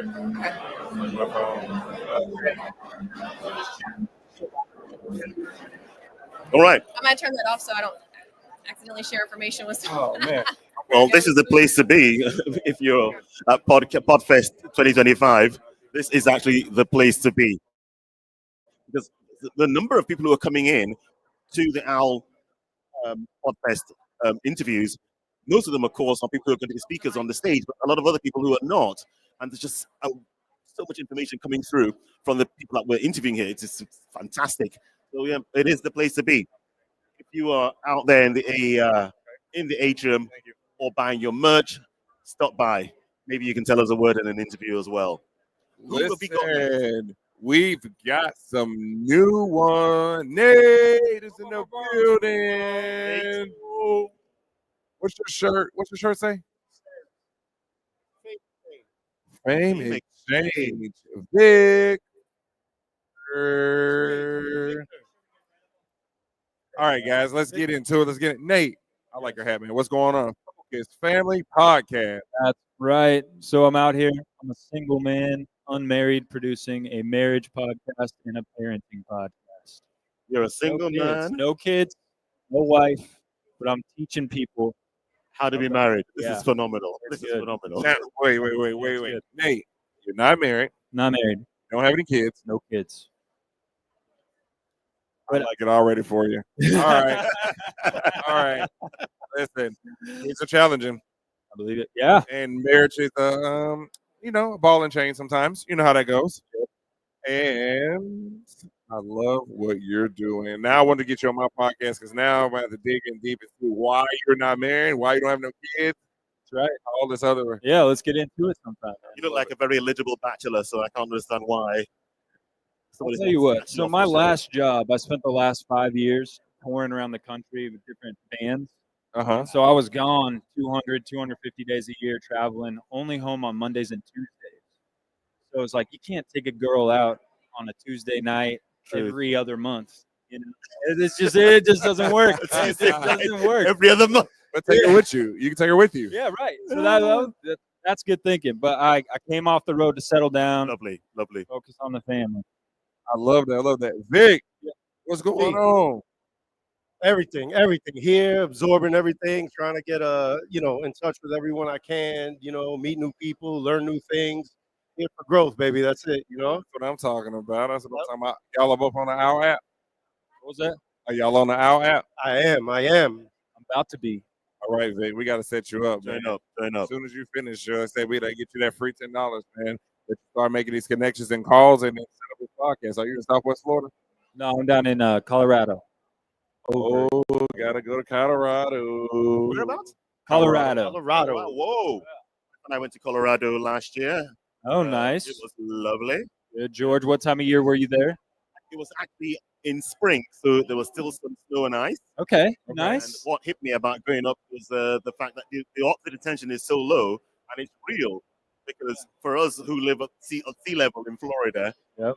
You pick up the luggage, you do anything, and you just feel winded the first couple of days. It was bizarre. Yep. Yeah, but I know I guess exactly if you what live you're there, talking you're about. used to it, aren't you? That's right. Yeah, it's just I'm naturally fit just from Okay, living in okay. Colorado. All right. Yeah, it's kind of nice. How old are you? I'm 30. I turned 31 last month, man. Congratulations.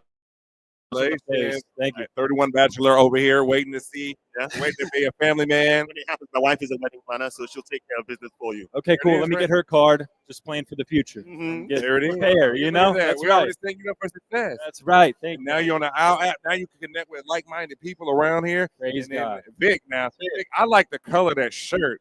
Yeah, that's that Tiffany blue, baby. Yes, sir. Yes, sir. Yes, sir. So what does that actually stand for, meaning? So the Fame Exchange is a platform that allows you to trade personalities and brands as if they were stocks. That's it. So if you're an artist, entertainer, athlete, influencer, you want to gain support for your brand and at the same time allow those that support you to earn, that's our platform.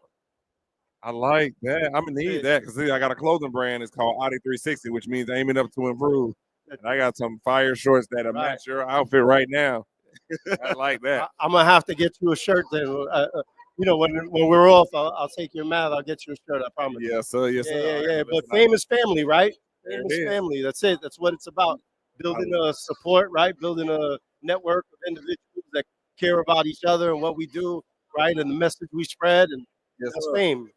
I definitely like that. Hey, Victor, I have a question for you. What about those who say it's better to focus on one thing and hit that one thing well, rather than trying to be many things and learning to juggle 3 or 4 different personalities? What would you answer to that? I think focus is important. I think that you have to always be cognizant of the ancillary things that add to the one thing. Okay. Right? I think what takes people away is sometimes they pay too much attention on the ancillary, right? And don't really bring it into what their main course is, right? So like there's 10 different ways to get to the same place. And you got to know which other ways might be able to feed the one way that you're on.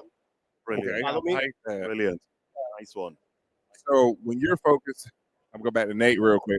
When you're focused, you're locked in, what is your ideal woman and why? Dynamic. I need her to be able to adjust to the room, read the room, emotional intelligence. I kind of want to like a partner in crime, like someone I could trust, like, rob banks together. That's what I'm Bonnie and Clyde situation. You might find out though that opposites attract. Right. Just say, there we go. and that the person you eventually hook up with is so totally different from you, but yet shares some certain core values. Yeah. And those things that make them so different from you may be what eventually makes you attracted to them, and vice versa. Balance is what I'm These hearing. things will wind you up in marriage as well. Like, why are you not? Anyway, just give me a head. George or Greg, we got to get you on the marriage podcast. Oh, of course. You have a podcast? I do. Yeah. The Family Focus podcast? Yeah. The same as Focus on the Family. It's Focus on the Family, yeah. Why have you not invited me all these years? Well, this is fate right here. I started listening to Focus on the Family in 1998. Wow. Okay. That's awesome. That's awesome, man. Yeah. Yeah. So I've been listening for that long. Well, on and off, truth be told. Yeah. But yeah, I have been familiar with the organization and stuff like that for many years. Awesome. Great, Greg. You know where to find me. Yeah, you and your wife will have to come on with Greg and Aaron Smalley. Crazy little thing called Marriage Podcast. Yeah. Listen, that's definitely going to be it. Hey, Nate, how can we find you? And what platforms? How can we get in contact with you? We got at the keynote tonight. Let's put my headshot up on the screens, and I'll give you my number, and then we can just blast it out to everybody. Cast a wide net, kind of a deal. See what comes back. You're a fisherman? I'd like to be. I like that. I can get that from me. I go fishing with you. All right, brother. I like that. I like that. Mr. Vic, how can we contact you, man, and find you? Just go to thefamexchange.com. There you go. It'll take you everywhere you need to go. That's what I'm Exchange. talking about. Listen, those who think will, those who will do. Be a doer. Like the Fames Exchange, Focus on the Family, Nate, Vic. Man, listen, turn up for these people. And also, yeah, Nate is still looking for somebody, guys. Just want to let you know. That's right. Let's find somebody for this guy. Praise God. All right, y'all. Thank you. Thank you, guys. I appreciate it so much. Nate, I think we really should.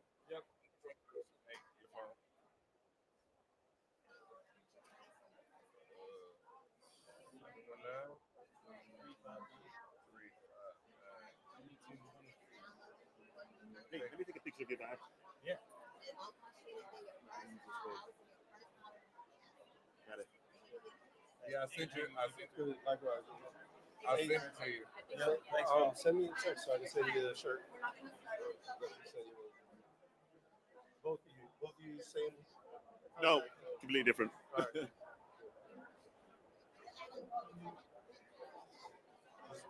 Shoot me a text and I'll get you out. Let's see. Oh, I like these barcodes. Need to get one. There you go. Got it. Get the services right here. Oh, there it is. That's me. All right, guys, pleasure. Yes, right. sir. I gotta give me. Listen, I gotta give me one of them Celsius.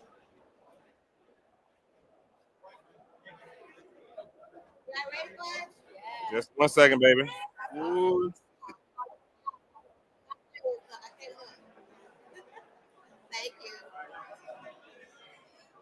Hello. What's going on, beautiful ladies? Let's go. Let's go. Hey, who's it going? You know what's funny? My uncle helped start something. What's happening? Wait, let me get your name. Stacy. And Piano. I am the one and only Loyalty. Is that your real first name? Loyalty. Is that your real first name? I'm sorry. Is that your real first name? It's not. That was my rebirth. Rebirth. Let's find that. That was my rebirth. Why your rebirth? Let's get into it. So, I feel like anybody who's in. Okay. We'll wait. Yeah. We'll wait. We'll wait. Hello, hello, hello, Get hello. into it. Let's go. Yeah, I mean one of those.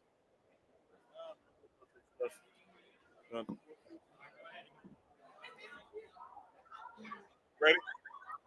Yep, we're live. All right, loyalty, the rebrand, the rebirth. What's going on? Talk to me. Talk to the people. Let's get into it. Well, hello, JR and Mr. Greg. How y'all doing? And we got my sister Stacy in the building today. Okay. Yeah, Miss Stacy. All right. So if y'all don't know who loyalty is, I don't know. I must be missing something, but I gotta let y'all know who I am. Okay. Okay, go ahead. Yeah. So I said it right. Loyalty was a rebirth. It's not my birth name, but I feel like it was a name that was given to me from the higher up. So. I went through some traumatic things. I lost my brother, and I could put a date on it, February 3rd, 2020. My middle daughter turned 16. I know I don't look like I can have a 16-year-old. I know, but she turned. I like the energy. Come on, keep going. Talk She your shit. turned 16, and unfortunately, my brother he earned his wings the same day. He fell asleep behind the wheel and ventured off the highway and his last breath. So through that, going through my grief and just some of the things I experienced, I feel like I was dying every single day. And I think a lot of people can relate to that. And so I had to figure out how I could turn my pain into purpose. Uh-huh. And so through my transition and going through that grieving stage, I went into some solitude, and God was just revealing a lot of things to me. And loyalty was birthed in that process as well.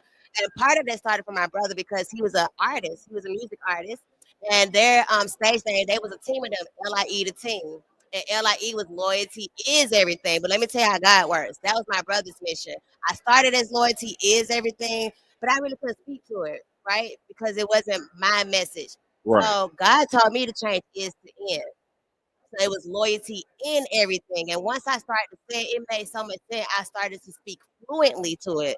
And so it meant being loyal to everything we do in life, starting with the higher up. I'm not here to preach religions, whatever you believe, but if you serve your master, okay, and I believe in God, if I serve him and I put him at the top of my list and I give him his gratitude, he's going to teach me how to be loyal to myself, okay? And how do we be loyal to ourselves is by for one, saying the no's now, because if you don't say no now, you'll never get to a point or a level where you can actually say yes and have an impact behind that yes, right? Right. And also, like I believe in you gotta create an overflow for yourself. Not fill your cup, because if your cup is filling, you're pouring from your full cup, it's no longer full. You keep having to fill it, right? Right. So if you do the overflow, now you have an abundance to pour into other people. So Other people. That's create it. the overflow for got yourself that. first, I love and that. that will allow you to point to others, which would then teach you how to be loyal to other people. How do we be loyal to others? Is by, for one, stop giving them fish. Because when you give them fish, they're gonna keep coming back for fish, right? They want more. They got to keep coming back for it. But if you teach them how to fish, now you giving them longevity. You're giving them more. You're giving them more self sustainability, where they can actually have something more tangible. So that's how we help our brothers, not just by being an enabler. We have to uplift them. And last part of that God gave me was be loyal to what you choose to digest, whether it's food or knowledge. Okay. I Yes, had a ma'am. good friend. Her name is Anxiety Coach. She always says, "Eat the meat, spit out the bone. Eat the knowledge that's gonna really serve your purpose and the vision that God has for you on this earth. Right. But if it doesn't serve your purpose, if it's messy and it's gospel, you got to spit it out, because then it's gonna taint your vision, and you're not Right. gonna be able to operate in excellence. So that's what God gave me, and that's where loyalty came from. Sisters preaching. Right. Drop Love it, the love mic. it, love I it. think we just had the best. Wait for Miss Stacy. Let's go. Yeah, Let's talk about so listen, me and Loyalty just met and we were brought together because my podcast is a spiritual podcast. Okay. And so pretty much everything what she's talking about is along my lines. For me, it's all about helping people connect with themselves in Right. whatever way that means, whether it be religion, whether it be nature, whether it be science. Right. There are so many wonderful life principles that connect all of these topics. And so for me, it's all about helping people find what makes them and inspiring them to lean into that, because we're all different. We're all born different. We're born in Absolutely. different backgrounds, different cultures, different religions, different beliefs. So what is it that makes you, and how can we connect that and come through? Along with that, I do a lot of intuition building. So Okay. how can you connect with your intuition and use that for a healthier, happier life? I often find that sometimes there's a lot of stigma when allowing our intuition to come through, but we're all spirits at the end of the day. You know, we're all born into this life to experience life. And so I really believe finding what it is that makes you passionate and using your intuition and your excitement to follow that is going to help us all become better versions of ourselves. And so my podcast is all about inspiring, motivating, and helping people learn to use their intuition to find themselves. And I like to bring in a little bit of the science with the spirit and that I the like blending that. of that. Oh, I got a question for both of you guys, right? Mm. So you guys talk about the spirits and talk about God and everything like that. What is a boundary that's a no-go for you, Miss Loyalty? I believe in respect and love, okay? And I say that because love conquers a multitude of sin, whether you hurt somebody or the opposite way around, right? That's how we right our wrongs. We have to love through it because at the end of the day, like, and I say that because the same grace that we want others to give to us, we want others to forgive us like this. We want it to be seamlessly, right? So why aren't we so hard-headed and bullheaded and stubborn that we don't want to give that same compassion to someone else, right? Correct. So the same love and respect that I'm asking for is the same love and respect that I give to others. And if we can love and respect one another through it, then it shouldn't be any, conflict or issues. I got you, Miss Stacy. Go ahead. Yeah. So for me, it's all about having an awareness of our intention. You know, when we're aware enough to know what our intentions are, I think that's so important. And I think oftentimes we fall into the energy of others and we let others, create these perspectives for us that are we step outside of ourselves. There's a lot of things going on in our world that are tearing us apart. Correct. And right. And I think if you ask yourself, okay, like back away from all of the external energy, what is my intention with this? Because I think that helps keep us aligned. So Right. for me, it's all about having that internal awareness. I think that's very important. And it's something that we have to learn how to do by practicing it. I like it. I like it. If we could get in contact with you, how will we find you? Go ahead, Loyalty. All right, so y'all already know it's loyalty in everything, okay? And no slang. So spell it out, people. Loyalty, I-N, okay? We do know how to spell the word in everything on all social media platforms. And also, I do have a nonprofit, so if you want to really sew in, I'm an advocate for the youth. So liefoundation.org would be the website. I actually do children books, and she's a first grade teacher, right? So imagine we came on here and I found out she was a first grade teacher. And I'm like, hey, I need some of my books in your class. Yes. So make sure y'all visit the website, purchase a book. 100% of the proceeds go back into the nonprofit. So yes, we giving back with sowing seeds. And if you sow a seed, it will continue to grow. So All right, Miss Stacy, talk to us. You didn't tell us that you was a teacher. You was I just know like, that's I had to tell like y'all. on the side. Listen, you was just finding it like, I'm Stacy. Yeah, Right. I got a lot of stories. I am a first grade teacher. I love kids, so I love that me and Loyalty just met. I'm definitely going to use your books, by the way. Absolutely. But yeah, so you can find me. My podcast is In a Spiritual Sense. Okay. And I also have a website, info@inaspiritualsense.com. And my email is, I'm sorry, that was my email, info@inaspiritualsense.com. Yeah, my website Love is it. just In a Spiritual Sense. Listen, I like it. I like it. If you guys are in the South Florida area, let me know because I would Well, love to get listen, you on my podcast. I ain't grow here, but I can fly here any day. I'm not that far. All right. Listen, So I'd like to get you on the podcast. Say, hit me through the Owwll app. Let's set this up. You know what I'm saying? Hold on. Did I give you one, Mr. Greg? Yeah, Mr. Greg got one. I ain't give You had one. Miss B. You know, I was like, "Where's the loyalty?" Because you didn't say it to me. You know what I'm saying? Yeah, you know I'm ready. You just snug it in there. That's what I'm talking about. Slide it on over there. Listen. I want you guys to also follow my podcast, right? A Real Shit Let's Talk podcast. Okay, it's not only online what you're talking about, but if you want to get there, we can go there. Yeah. You talking about real shit. So you must know my girl talking shit with P. Nah, Oh, you gotta meet her. She's here. I know. I'm Paula. I know. Oh, okay. Yeah, but mine's a little bit different. Oh, you real shit. That's it. Oh, okay, we got it. Yes, ma'am. Listen, man, I appreciate y'all being on here, man. Listen, let's connect for real. You guys on the Owwll app? Oh, I've been on there 2 years, so yeah, I'm very endowed. Let's connect. Absolutely. You know where to find us. Thank you for having us. Thank you for coming, guys. You too. Thank you.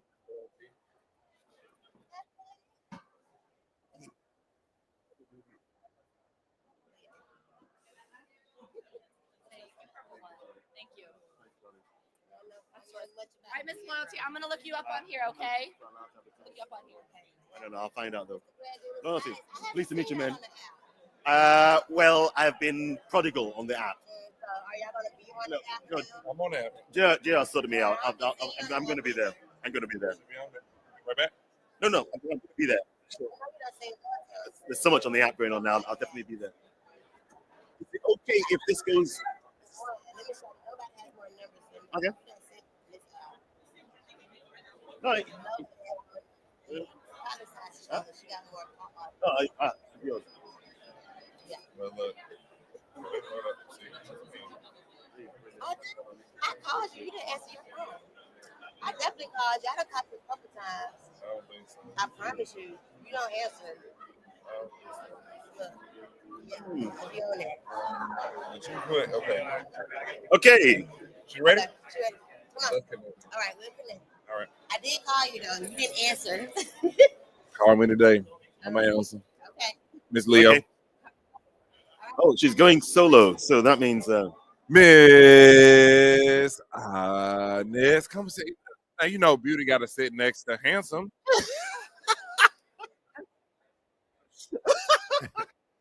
good. Inez, very pleased to meet you.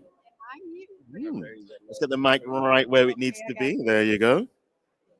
Is this close enough? It is indeed. Yes. Awesome. I'm sitting here with two handsome men. I don't know what I'm gonna do.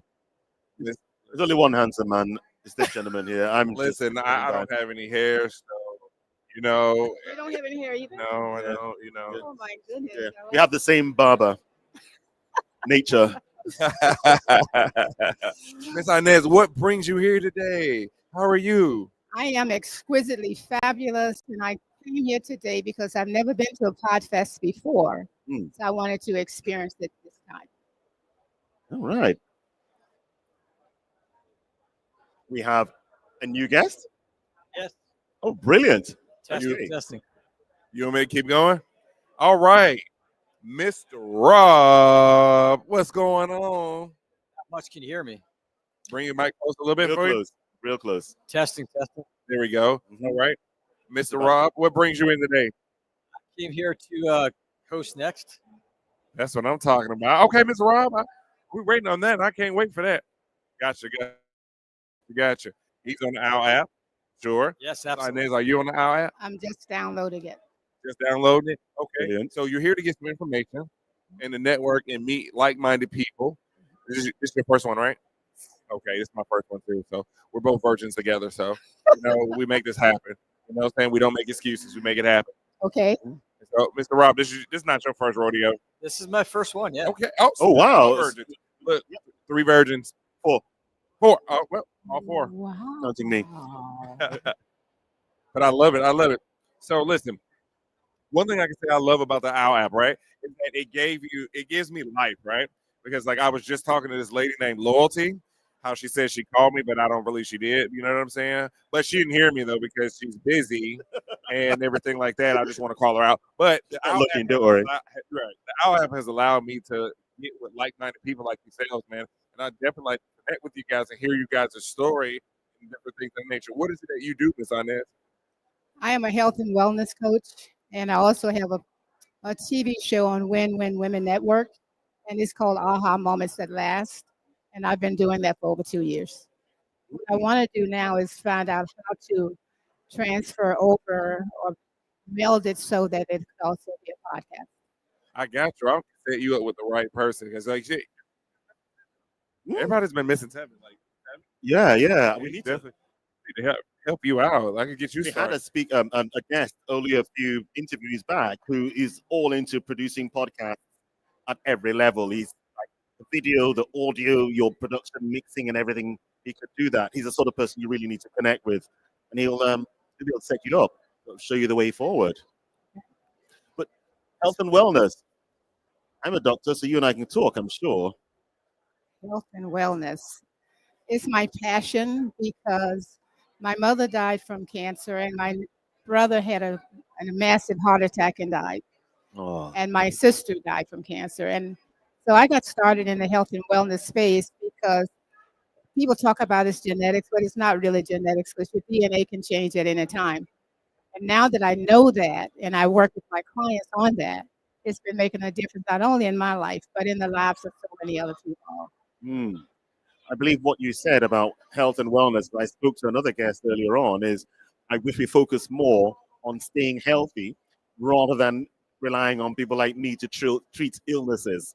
So that's been more of my focus. How can we stay healthy as a people, as a nation, and prevent illnesses from happening, where we throw all our technology into treating illnesses when we could use 1/10 of that technology to show people how to be healthy.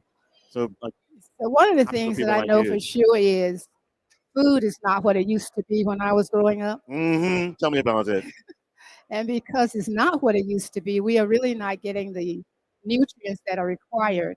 And many times, actually, we're getting things that cause us to have problems with our systems, the lymphatic system, all the different systems start to break down. And when they start to break down, that's when we go to the doctor and they give us a Band-Aid. And we A bit on more that than a Band-Aid, please. Band-Aid Sorry. for A bit more. for the rest of our lives. And that doesn't have to be true. Even though you get a diagnosis, and I always tell my clients, you get a diagnosis, and unless and until you own that diagnosis, you will continue to be on it.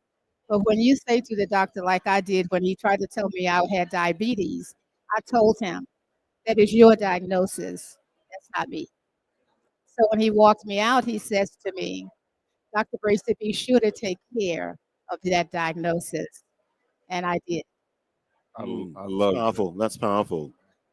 I need to get on that. So I don't eat beef or pork, and I've been doing it for over 10 years, and it's really worked good for me. But I'm also learning I'm not supposed to be drinking these either, but it tastes good right now. At the moment, it quenches my thirst. I ain't gonna lie to you.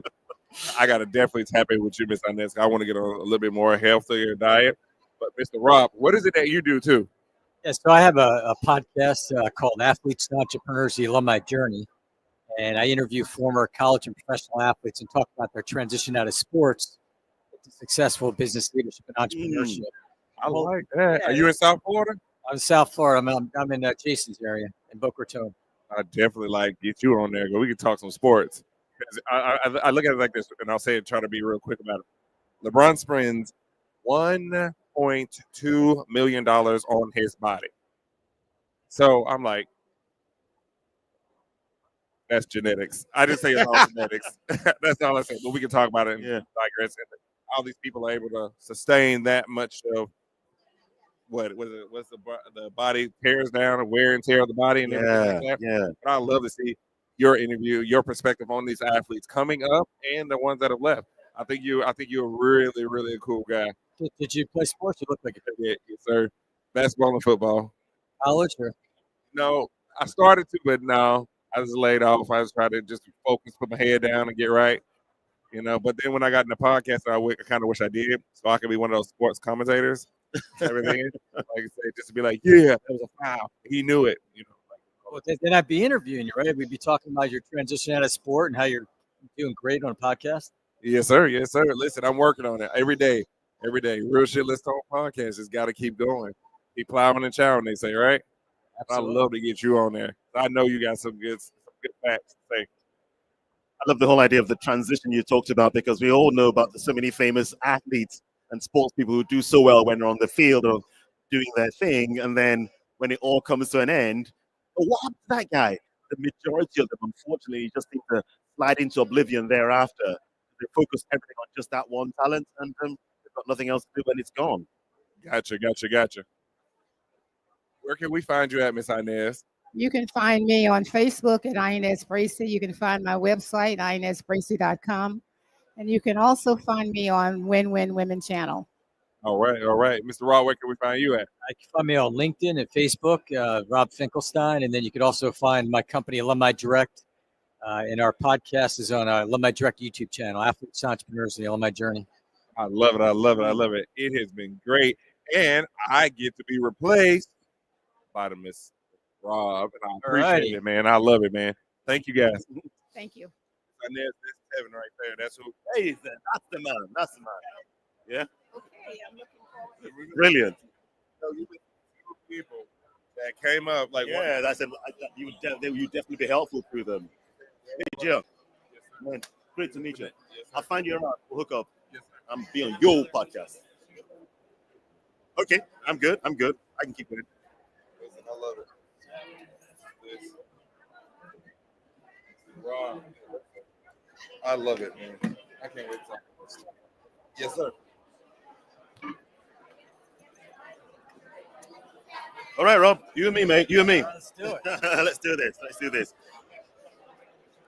It'd be lovely if we had some monitors of feedback here so we could hear ourselves a bit better. Okay, hear the guests a bit better as well. That's a bit of the problem. But anyway, technicalities. It gets better as we go along. Absolutely. Yeah. So, Greg, talk a little about your doctor. Yeah, I am exactly. Been doing it for 32 years, and it's been a long time. What kind of medicine? Mostly, well, not mostly, emergency medicine. I think mostly because, of course, you start out, especially in the UK, you start out going through training. You go through several different specialties, and then you eventually settle into one. It's a bit of a complicated process in England. But then, yes, emergency medicine is my specialization, and I've been at it now in emergency medicine for over 25 years. Having said that, the last couple of years, I've gone into medical administration, which has been a major relief because I think I can say I was one of those doctors who's been get burnt out working in the ER for all that time. It does it takes its toll.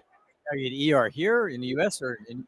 I've done ER in the UK and ER in America for the last 10 years. So yes, I'm actually American now. Where are you at in America?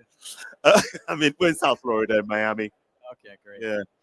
As a matter of fact, I worked in what I found out was the largest hospital in the United States, Jackson Memorial.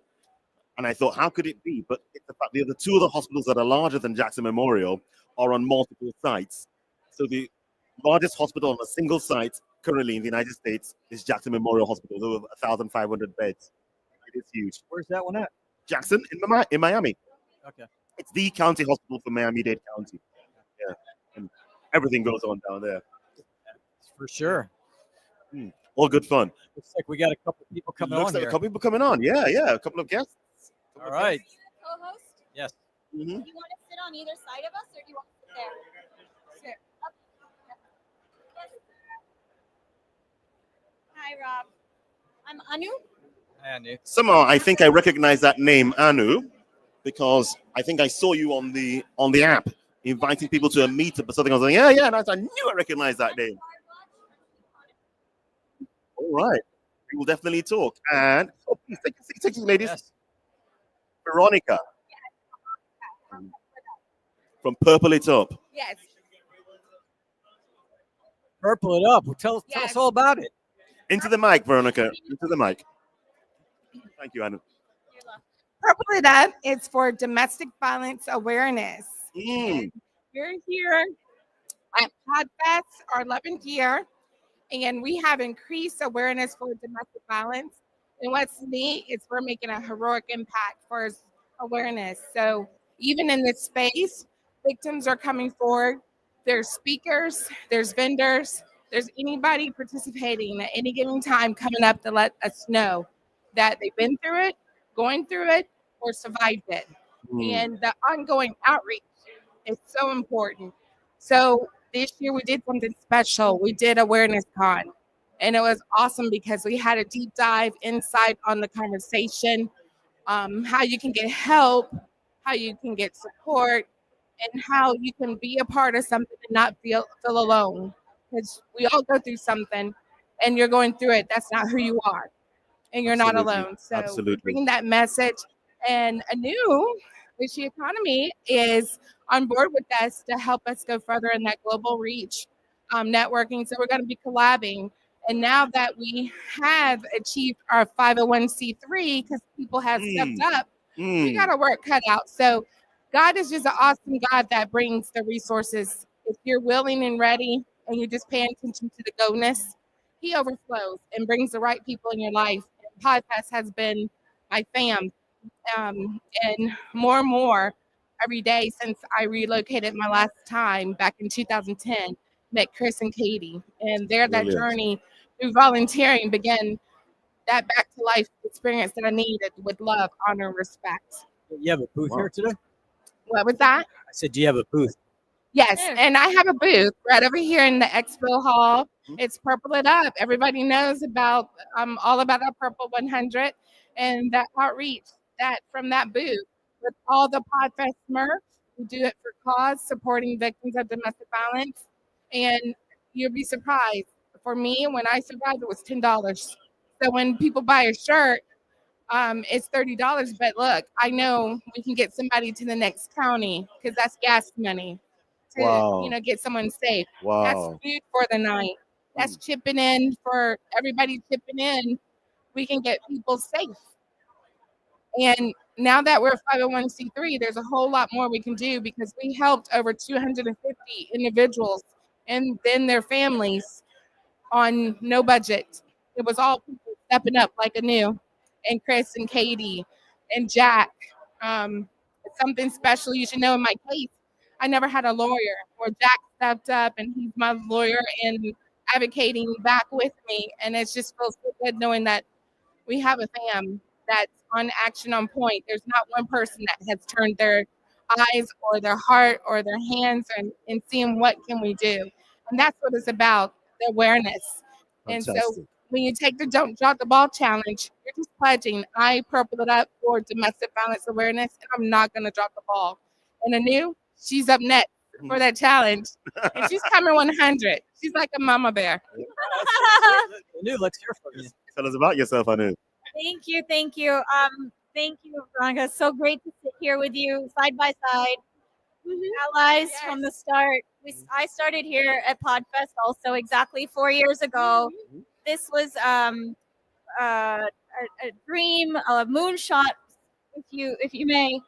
And it started on the virtual when we did the Guinness Book of World Records, and I had my first call on, I want to build this new mobile app for women by women on low-cost mobile devices so that everyone can have access on devices they can afford that are inclusive. And so we started this journey during COVID. My daughter Aria donated her college fund to build this app, the prototype. And New Year's Eve, we got into of the pandemic, we got into iOS. Next month, we built on Android. And then we started building on iOS. It's gone into 175 countries now, 65 languages, 5,000 women's podcasts, and men. A few good men have also stepped up, and we said that you're really amplifying the voices of women either through your co-host or by talking about content or amplifying women that needs to share their stories. And so we've now gone global. We just launched in India on Friday on Geo phones, 500 million devices. Easily in India. Yes, Easily. it's already they already have 500 million with Geo 7, and this is a game changer for women in villages. They have their own 4G network. They have their own satellites, their own cloud. So content that Veronica's working on is going to be included. But the next level is when we can start to change this from English to Bengali, English to Swahili, English to whatever, and also get stories from women in other languages through AI. We can go into hearing what refugees have to say for the first time in English. And that's the journey that we're on, is let's get on all the $10 phones that we can that don't require expensive data plans, that don't require smartphones. We also have Android and iPhone. So we're going after that market where there's apps out there, catering to people like you and I that are paying for expensive data plans and smartphones, but not everybody can include that. And stories like hers need to be told and heard everywhere. So that's what we're about, is partnering. And if there's people out here that are interested in collaborating, we're more than happy to talk to you. Thank you so much. Okay. Tell me a bit more detail about the app, because you say it's an app. Is it where you click on the app and you read stories, or how does it speak to those who've got the app? How do they use it? Yeah, so if you think about the world's population, half the world's population is living on less than $20 a day, $10 a day, many of them. And they may or may not have had the opportunity to go to school. It's not a right. It should be, but it's not. But it's not, is it? Yes. And the first ones to go in your continent and mine, I'm assuming you're originally from Africa. No, I'm from Antarctica, but go on. From where? Antarctica. No. Okay. Me too, man. Me too. So All right, we're going. anyway, you get these people that can now open your app and listen, learn, and earn. So I built it on Web3 from day one. Listen, learn, and earn. Yeah. So every time you like, share, or follow, you earn tokens on. Yeah, and then those tokens can be cashed out for a course or a gift, or a vaccine, tampons, whatever you need. So this is coming. It's all about how you architect from the beginning. Me being a woman, I'm designing for women like myself. Absolutely. And everyone else that wants to buy their Gucci bags can and will be too later. Mm. But it's that same framework. We have to start somewhere. Why don't we start from 2G, 3G, 4G? Because it. those people need it. And if you don't do it, you should be penalized. I love that. I love the idea that you're starting from, you said 2G, 3G. Yeah. By the time the people with the 5G networks and the fancy phones and the $2,000 handsets, Yeah. you know, let's focus on the billions, as you said, Right. in Asia, in Africa, in Latin Correct. America, and places Correct. that don't have the Correct. access that we do have in the United States. Yes. Because I know that, like you said, I'm from there as well. So Correct. I absolutely understand what you're talking about. Yeah. Brilliant. Well, we definitely look forward to connecting with you on the Owwll app, and appreciate your time. And everybody, you need to go out and look for a new one. And Veronica, you're out on the floor.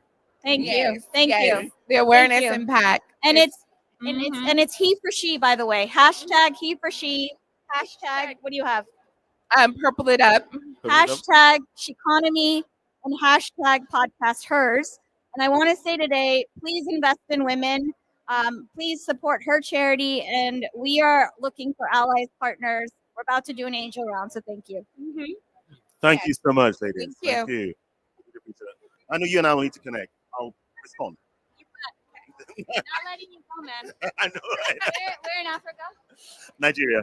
I know it. That's my number one market right now. I know, huge market, isn't it? Yes. Nigeria and then Pakistan. And then now India's going to blow them both out. India will blow out the water. Yeah. 1.2 billion people. Mm-hmm. Don't be party like we're all celebrating. Yeah. Fantastic. Well done, you. Thank you. Yeah. Pleasure. Thank you. We'll see you later. Keep purple, yeah? Oh. Where's your phone? No, we need a photo of all Let of me us. switch. Sit. Lovely, lovely. My friend, could you just take one photo of all of us sitting here? Yes. This is important. This is gold. Yes, all of us. Can you shoot a selfie? Yeah. Here, this way. Here. Thank you. Here. Do a selfie quickly. Flip it. Flip it this way? Yeah, we're gonna. All of us with their banner thing. Okay. Can you get it? You turn around. Turn this way. I gotta turn it. Sorry. Sorry, guys. Hold on. Got it. I get it. Wait. Okay. We got Okay, it. we got it. Thank you. Hey, Yasmin. Yasmin. How are you? That was fantastic. Okay, so he's going to be a guest, and then we'll stop after.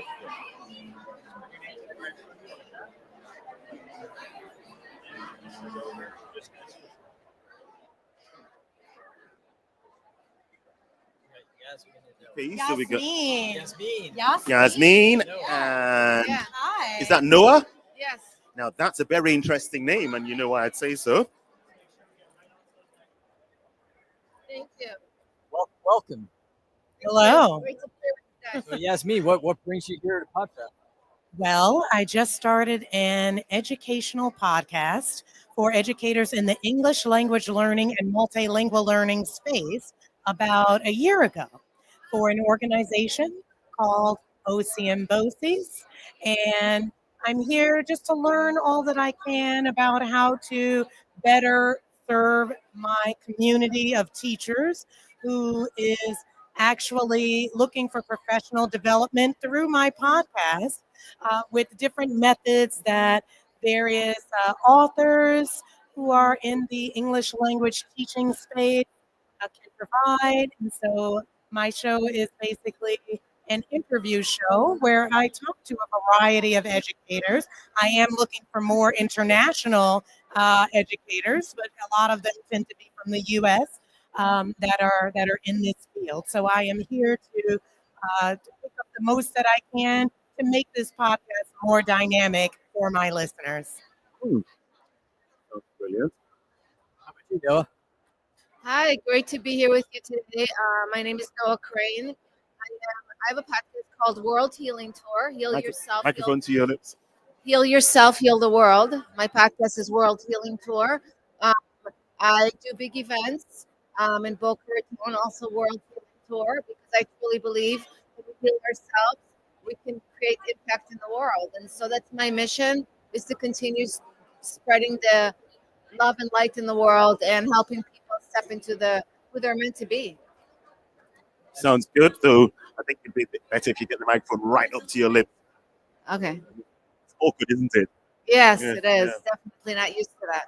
When you talk about healing, are you talking about the physical body? I'm saying this, asking this question because I'm a physician, so it's Heal right your down my health, alley. wealth itself, mind, body, soul. It's everything. We all have different areas of our lives that we need to heal, whether it's in our relationship, whether it's our own fears, our own limited mindset or limited beliefs, whatever it is that keeps us from moving towards our purpose and passion in life. And the true reason we came to this world is what we're here to heal. We're here to fix ourselves, right? Right. Because when we heal ourselves, we can help others on the journey as well. That's powerful. When you heal yourself, you can heal. Because obviously, if you're still broken and wounded, it's very difficult to help somebody else when your hands and your body is broken. But the more you heal, it's not just for you, you're healing for others as well, aren't you? Yes, this journey is not about ourselves. It's about the collective consciousness and the collective win-win of all. And so when we do our part here that we came to do, and we get to grow ourselves and become the person, the man or the woman we're meant to be, then we can also create that path for others to follow. And that's what I love the most. Fantastic. Deep stuff. Deep stuff. How did you start this journey? When did you start this? I started this in 2000. I'm an author also. I wrote a book called The Grass is Greenest Where I Am, which talks about no comparison, no competition, and no scarcity, living in our own love and light and sharing our unique gifts with the world. So I've done so many things in my life that I was really proud of, and I wanted to help other people be able to step into their own, purpose and passion and believe in themselves, because for so long, fear really stopped me from being able to reach my goals. And so by being able to get over the fear, I wanted to also help others. So it was my journey of healing that helped me be able to help others. How about you, Yasmin? How was your journey? Talk about that. My journey to What you're doing today with the podcast and all. Well, basically, I am doing it for an organization, and what we noticed was, of course, it was kind of born out of the pandemic, and what needed to happen within education, there were so many gaps that we noticed in terms of education, in terms of equity. Not everybody could just go home and turn on Zoom and learn that way. I mean, a lot of students are dealing with some trauma in their homes. There are a lot of situations where, maybe they didn't have a laptop to learn on, or, maybe they're kind of flooded with lots of family members in the household, and they just weren't really learning to capacity, right? So the whole idea was to have some professional development that is available to educators anywhere, anytime, and can be kind of a source of entertainment as well as inspiration, because we also get the stories of these educators, what made them want to teach this population of students, and what kind of passion do they have behind it. So it is called Our Burning Questions, because it's about the questions that educators might have to understand how they can best serve their students. It sounds really interesting. I'm not an educator in the sense where I'm not a teacher, but I have all through most of my career, 30 years, taught medical students. So, in that, as a matter of fact, I can say I'm an educator because I was an adjunct professor when I was in New Hampshire. Okay, all right. But it's been part of my career to teach medical students. So, the concept of what it means to be an educator, the person who has the knowledge and is able to impart it to somebody else, that's what makes a teacher. And I guess in that sense, we're all teachers. You teach your children, you teach your colleagues and whatnot, but some people just need to have a calling to want to do that. So they're poorly paid, they're badly treated, under-resourced, but they keep doing it because of just that passion. And I see that in you and in people like you. And I just want to say kudos for what you're doing. And Thank you. if you invite me to your podcast, I will definitely accept that invitation. Fantastic. I know during the pandemic, it was tough. My wife was a teacher. There you Just go. That There whole you go. hybrid model of Yes. having to teach, especially when they went back, is teaching some online, some of the classes very different. Crazy. And educators are some of the most professionally developed people that you'll ever find because, they're really passionate about their craft and they have people in front of them every day that they're trying to serve, right? And so the more that they can learn how to do that and feel better about their capacity to really reach every type of student, then the better they can feel at the end of the day that they're really doing their best in their profession. So true. So true. Well, that's fantastic. Have you got a couple more minutes? Okay. So why don't you tell us where people can find you? No, we'll start with you. So if you go to noahcrane.com and there's all the information. I also designed this jewelry. It's called the 3G effect. It's hard to see here, but it's a 3G design with a heart in the middle. Reminds you every day to have a grateful heart, to ground in love and compassion, to know that you're not alone on this journey. You're always guided by God. I call it, whether you call it higher power or whatever it is for you, I call it God. So everything that I do is just go to noahcrane.com and it's all on there. Thank you for asking. Well, how about you, Yasmin? How can people find you? Well, basically, you can find the organization at midstatearburn.org. Midstatearburn.org. We're located in Syracuse, New York. As the podcaster, I'm located in New York City. I'm remote, but yes, that's how you can find out more information about the organization and what they do to service English language learners and multilingual learners. Brilliant. Thank you so much, ladies. Thank you so much. Thank you. It was great talking to you guys. Thank you so much. You're welcome.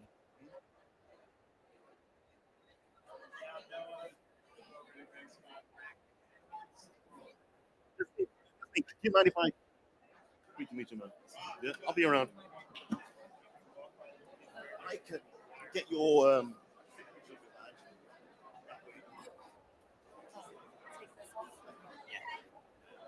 easier for me to yeah, then I'll be able to get it.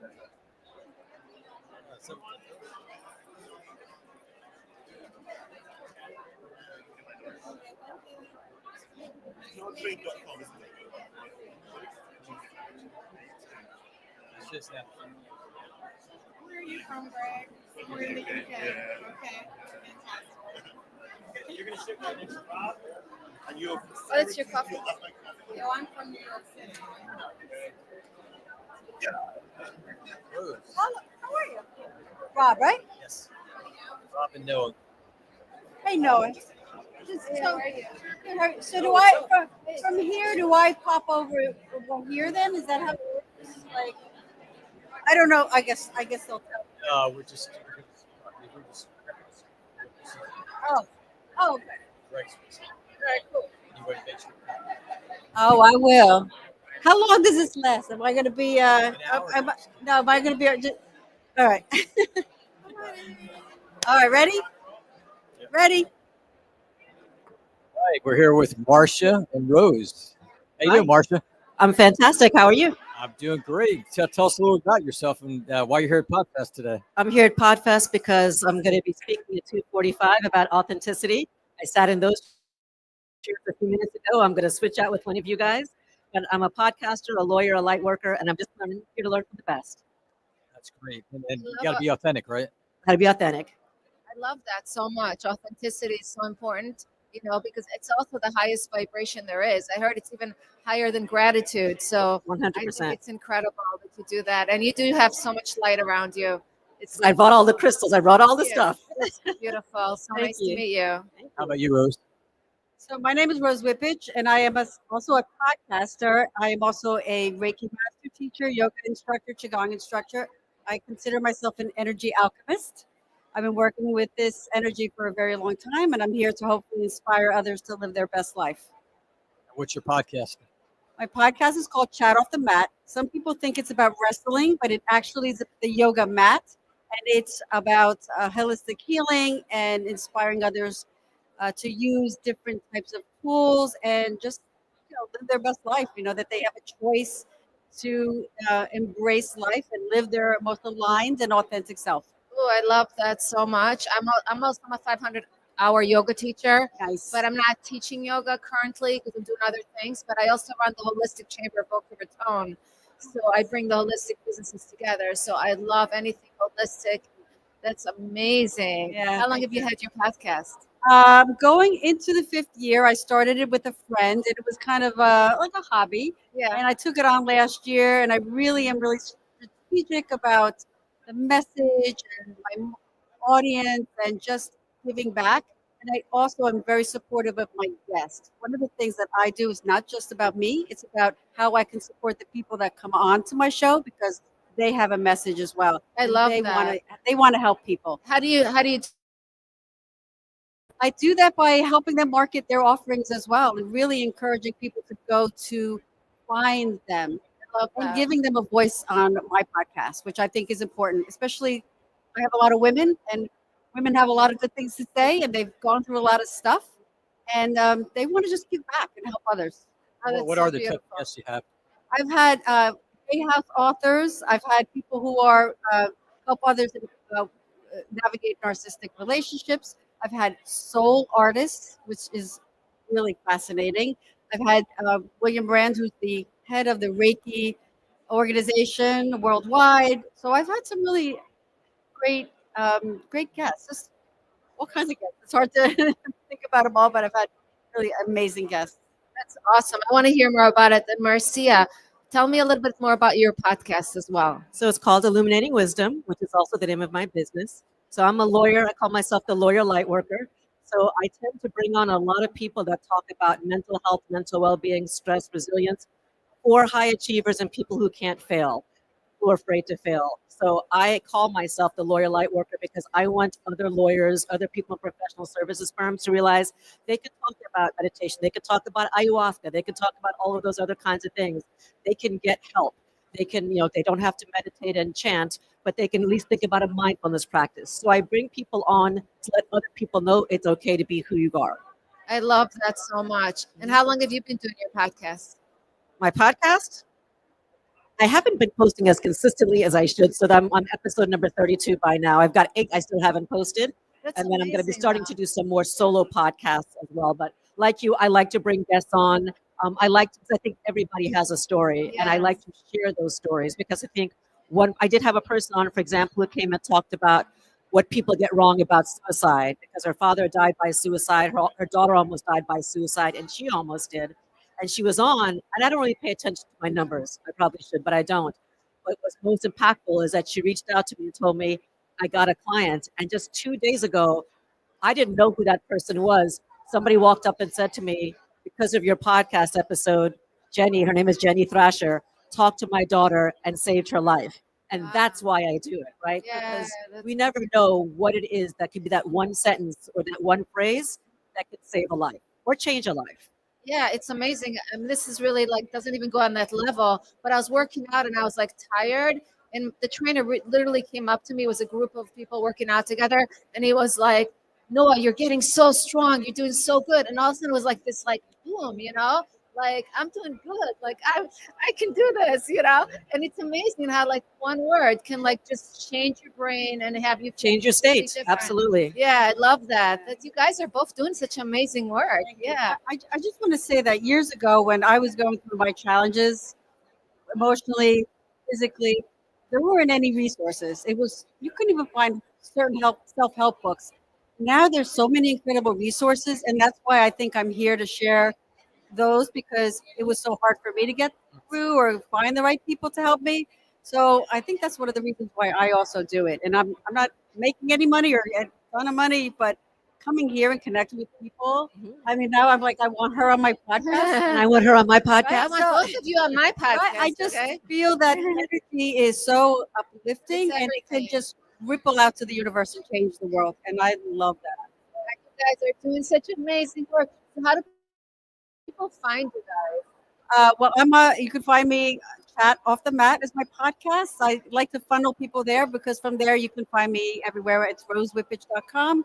And yeah, so I hope people will reach out, and if there's anything I can do as well to help, just reach out to me. That's You amazing. can find me on LinkedIn at Marcia Narayan Weldon, or also on my website, illuminatingwisdom.com, on Instagram, on YouTube, on the website, and on podcasts, wherever you get your podcast services.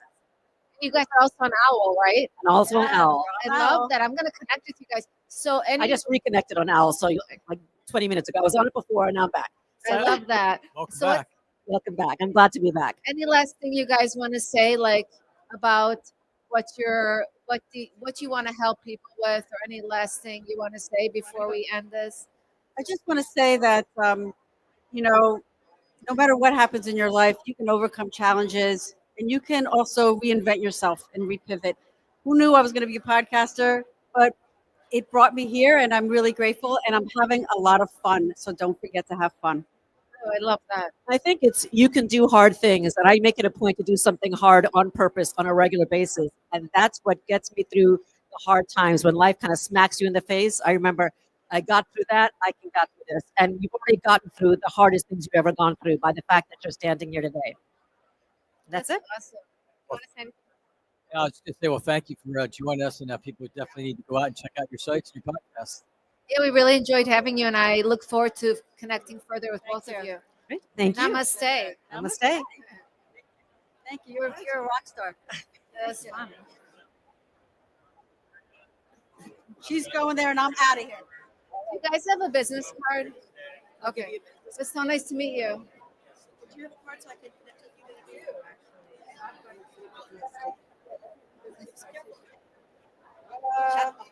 Thank you. Know what? If you reach out to me, I'll reach Rob, thank you. I will. I'll reach out to you both. I'm really using this Uber app a lot. My podcast is called World Healing Tour. Heal yourself, heal the world. And I love to. a lot of people Yeah. down south. Do you live down here? Oh, okay. So, Oh, sorry. I need to get their name though. I need to. And you have to maybe. go. Oh yeah. Okay, thank you. Yes, yes. Ready? Yes. Don't forget, I want to connect with you. Okay, so you want us Okay. to talk to each other? We're still live, so probably shouldn't have said I have to go to the bathroom, but biology. Okay. So Noah, Marcia. how did you get the name Noah? What was the inspiration behind the name? Well, I was born in Israel, and so in Israel it was very much a girl's name. Okay. So that's how I got it, and I learned to spell it with the H because my stepfather said Noah, but it's really a boy's name with the H. But I kept it that way. I love it. Because it's more memorable. So you have a podcast. I have a podcast. It's called World Healing Tour. Heal yourself, heal the world. Heal your health, heal your wealth, heal yourself. Mind, body, soul. And I do big events. I bring people together. So I'm all about helping us all come together and the win-win. What do you think people don't understand about healing themselves? It's very deep work. We have to look at a lot of stuff that is not comfortable, right? And so I think avoiding it or chasing pleasure or whatever it is, it's not going to get you to where you want to go, because the real pleasure is in the healing. Because when you're able to get through stuff, you can get yourself to a better place in your life, and that's where the real pleasure is. So they're going to surface pleasure, not the real. And I think especially now when everything is instant, we want things right away. Yeah. You don't want to do the hard things. Yes. You go on social media, it's like in 30 days I'll heal you, or Yes. you've got to go through something. You've got to get through a lot of those layers. And I think we also never stop, right? Yes. We're constantly healing. Yeah, there's a lot of, and there's a lot of noise, right? There's a lot of noise in the world for all of us, and so we have to learn to shut off the noise and find our direction. And that's part of the journey, is finding your direction in life. It's not the easiest thing. It's learning how to. Ooh, beautiful Christina. Awesome. Crystal, Hi. beautiful. So good to see you. So nice to have you. How you doing, beautiful? You having a good day? Yeah, I am. Good. Hello. Awesome. Great to be here with you guys. Like you were live. We got two beautiful guests right here. What was that? I said we have two beautiful guests right here. Yes, all She heard beautiful. you the first strong time. She just wanted to hear you repeat that she was beautiful. She's like, say that again. Say it again. Say it again. I know, right? No, I couldn't hear. You're all the way over there. There's a lot. Yeah, it's very loud. I agree. It's very loud. How did they get four beautiful, strong ladies up here at once? I don't think that's hard. I think this place is full of beautiful, strong ladies. It is. So tell us who you are, what you do, and why you're passionate about it. My name is Alana Qualls, aka Iconic. I am the host of the Firm on Foundation podcast. It is a podcast about empowerment, growth mindset, healing, self-care, self-love. I am the champion for whoever is listening to my podcast. I'm like that friend or family member you call for encouragement, telling you, girl, be your best self. Dude, be your best self. Forget what people say. You are who you are, and you need to know who you are and walk in that truth. So I'm there helping people who may need to be a little bit more disciplined, or who may just need that encouragement, that extra reminder that they're special just how they are. You can always grow, but you're more than enough. I love That's that. beautiful. That is incredible. That's beautiful. I just met her yesterday, but I feel like I've known her for years. You guys are best friends already. I saw you guys yesterday bestie. together. She's gonna be my now. You guys are partner. besties. Absolutely. I love that. But yeah, I love it. I appreciate that. Well, my podcast is called Love Life After ... Love Life After whatever you experience, whether it is divorce, marriage, or infidelity, or domestic violence, sexual assault. So what I do is I try to encourage different women to come share their story on my podcast, so they can know that no matter what's going on in their life, that they're not alone. There are other people going through the same thing, and just by sharing their story will allow them to like heal from what they've gone through and just be themselves. Because at the end of the day, the most important thing is self-love and self-care. So we're doing that. I just try to like encourage and motivate them to stay positive no matter what they're going through. So people talk about self-care all the time, but what does that actually look like? Is it a bubble bath? Is it a spa day? Because I've been through all the things you mentioned. Sometimes I need a little bit more than self-care. So what are some of the best tips you've heard from the guests that you've had about how people can overcome things when they are feeling like they're just down on the floor and don't want to get up? To me, honestly, self-care is do what makes you happy. So whether it's, taking a walk, reading a book, or going to get a pedicure, or taking a shower, because, a lot of people, they just think when they think of self-care, they think, okay, well, I don't know what that is, but what makes you happy? What do you do? What do you want to do? What do you wake up towards? Like, even like seeing my kids happy, sometimes that's self-care, just knowing that they're doing good and, they're allowed to be themselves. To me, that's self-care, because I found joy in what they're doing. So That's beautiful, and it is so important, right? Whether you're moving some energy, whatever you're doing to make yourself feel better. Because I think when you become so codependent on somebody else, or you're so in somebody else's world, you're not taking care of yourself. Right. And my daughter is kind of going through that right now. Really? Where she's putting all her energy into like her boyfriend, and she wasn't taking care of herself, and so she's unhappy because she's trying to find somebody else to make her happy. I hope he's not listening to this. No. Yeah. And so we Wait, have she's to not happy? learn to Right. make ourselves happy. And this morning she actually texted me and she said, "Oh, I got up, I did what I was supposed to, I went to work out, I went to work." So I'm sure she's having such a great day, Yeah. right, with doing that. So I just think that's we have to be connected to ourselves, Right. right? And I think what you could probably get her to do is try to find a way for her to like start loving herself more, so she don't have to depend on other people, especially a man, Yeah, and that's the struggle, and I think that's part of the growth and the journey that we go through to become ourselves. Right. We have to go Absolutely. through those challenges, and you can't save anybody. Like at the end of the day, they have to, wake up and do something about it themselves. All right. So So that's now with an your amazing work. podcast, you have people and you help them empower them. What's the number one thing that people seem to reach out to you for or seem to need help with? Typically, I mean, to your point, self-care, self-love. The issue is I don't think people know how to love themselves. Everybody doesn't wake up like that and just turn it on. So we have to lead by example. So strong women, strong men, they're modeling that for people who just aren't there yet. They may not be confident. They may not know what self-love looks like. So for me and on my platform, I'm speaking with people about self-love is really simple. Do what makes you feel the most at peace. Do what makes you feel happy. Girl, that could be waking up, going to get your coffee and go for a walk. It could be taking a nap. It could be going to the spa. But self-care isn't always just things you do physically. It's about your soul and what you do spiritually. So that's why rest is important. For me, meditation, I'm going on 6 years of meditating. I'm extremely spiritual. I have a close relationship with God. So that's my self-care. It is. I meditate and I work out.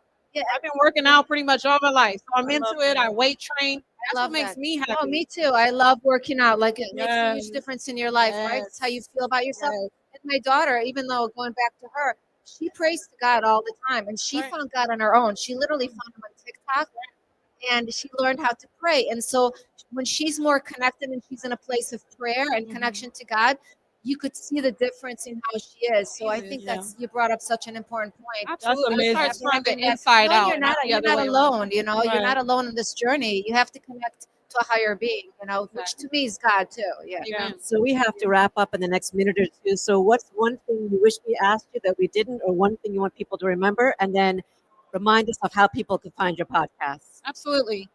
One thing that everyone should remember, my podcast is called Firm on Foundation.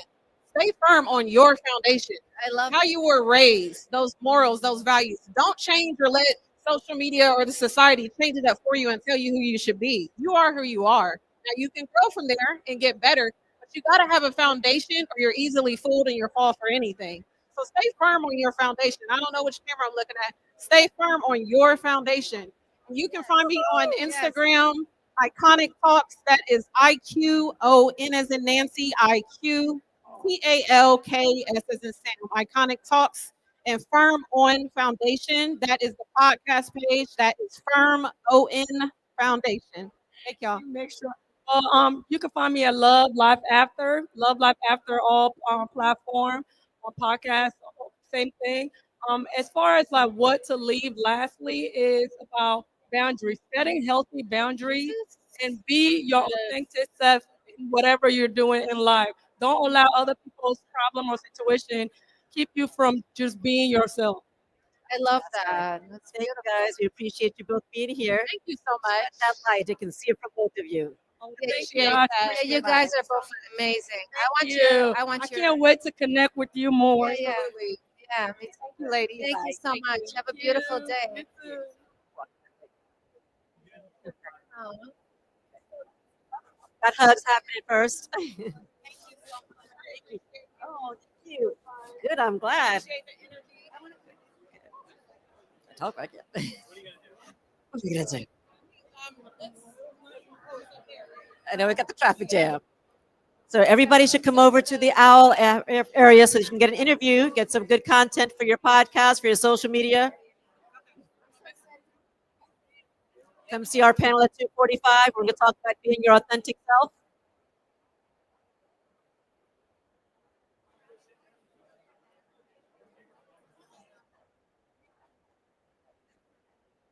Nice to be here with you. Nice to meet you. I'm glad to be here. How are you? Hey, hey. We've got Robert, and we've got a name I can't see. Prince Tate.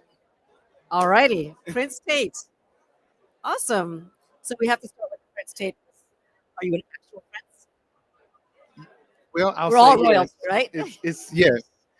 Prince is my middle name. Really? And I want to go with Prince because I have a twin sister. Her name is Princess. Awesome. And they always called her Princess, but they called me by my first name. And so I said, you know what? With this podcast, I'm going to be called Prince Tate. So what is your podcast about? And then we're going to ask you the same question. Sure. My podcast is Transparent HR Podcast, where we provide workplace and career navigation for those and really just being transparent and providing insights from an HR standpoint. I am a former HR executive and 28-year employment lawyer, so I'd be interested. I might have some questions for you. Oh, wow. For Robert. Oh, no, you said you're a lawyer, a recovering I'm a lawyer? I'm a lawyer light work. I'm Zen. Look, I'm all crystal out. Good to see you. Thank you so much for having us here. Really, really appreciate it. My I'm going to ask you to put your microphone a little closer so everybody can hear the important stuff you got to say. Sure. Thank you so much. Hope that's better. So great to see you. Thank you so much for having us today. Really excited to be here. Robert Katz, World Innovation Network, win.ngo. So what does it mean? What does it do? World Innovation Network, we focus on connecting students, kids, innovation, education with the vast world of space. That's very cool. That's very good. So tell us a little bit more about your podcast and what message you want to help, how you're helping people, or what message you want to get into the world. We could start with you, Prince Tate. Yeah. So a lot of times I tell people it's not just good enough to get a job, but it's you have to learn how to navigate in the workplace. You got to learn how to navigate in your career as well. If you want that promotion, you got to go get it. Don't be, you don't have to stay where you are. But especially in this climate that we live in, you don't have to stay at an organization to get a promotion. But a lot of topics we talk about on our podcast is like, is HR your friend? No. And we know the answer is HR no. is a tool of management, and I say that as a former HR person. And so just having real conversations about career and also trying to inspire people in their careers as well.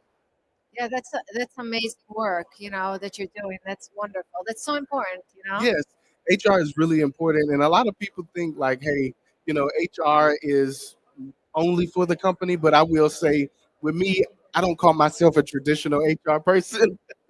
I'm really there to be fair and to be equitable and making sure that we're doing what we're supposed to do to make sure the company and that our employees are successful while they're here at work with us. And I was just kidding. HR is supposed to empower everybody, empower the company, but also make sure that people have the skills that they need, especially in a rapidly changing environment where the world of work is going to look very different 2 months from now, not 2 years from now. Absolutely. And Robert, you help people win space, outer space, like the final frontier. Absolutely. Yes. So there's so many kids these days, students, even college students, even people that graduated with degrees, sort of wandering around, lost in space, maybe not sure, not clear direction on their career or their ambition.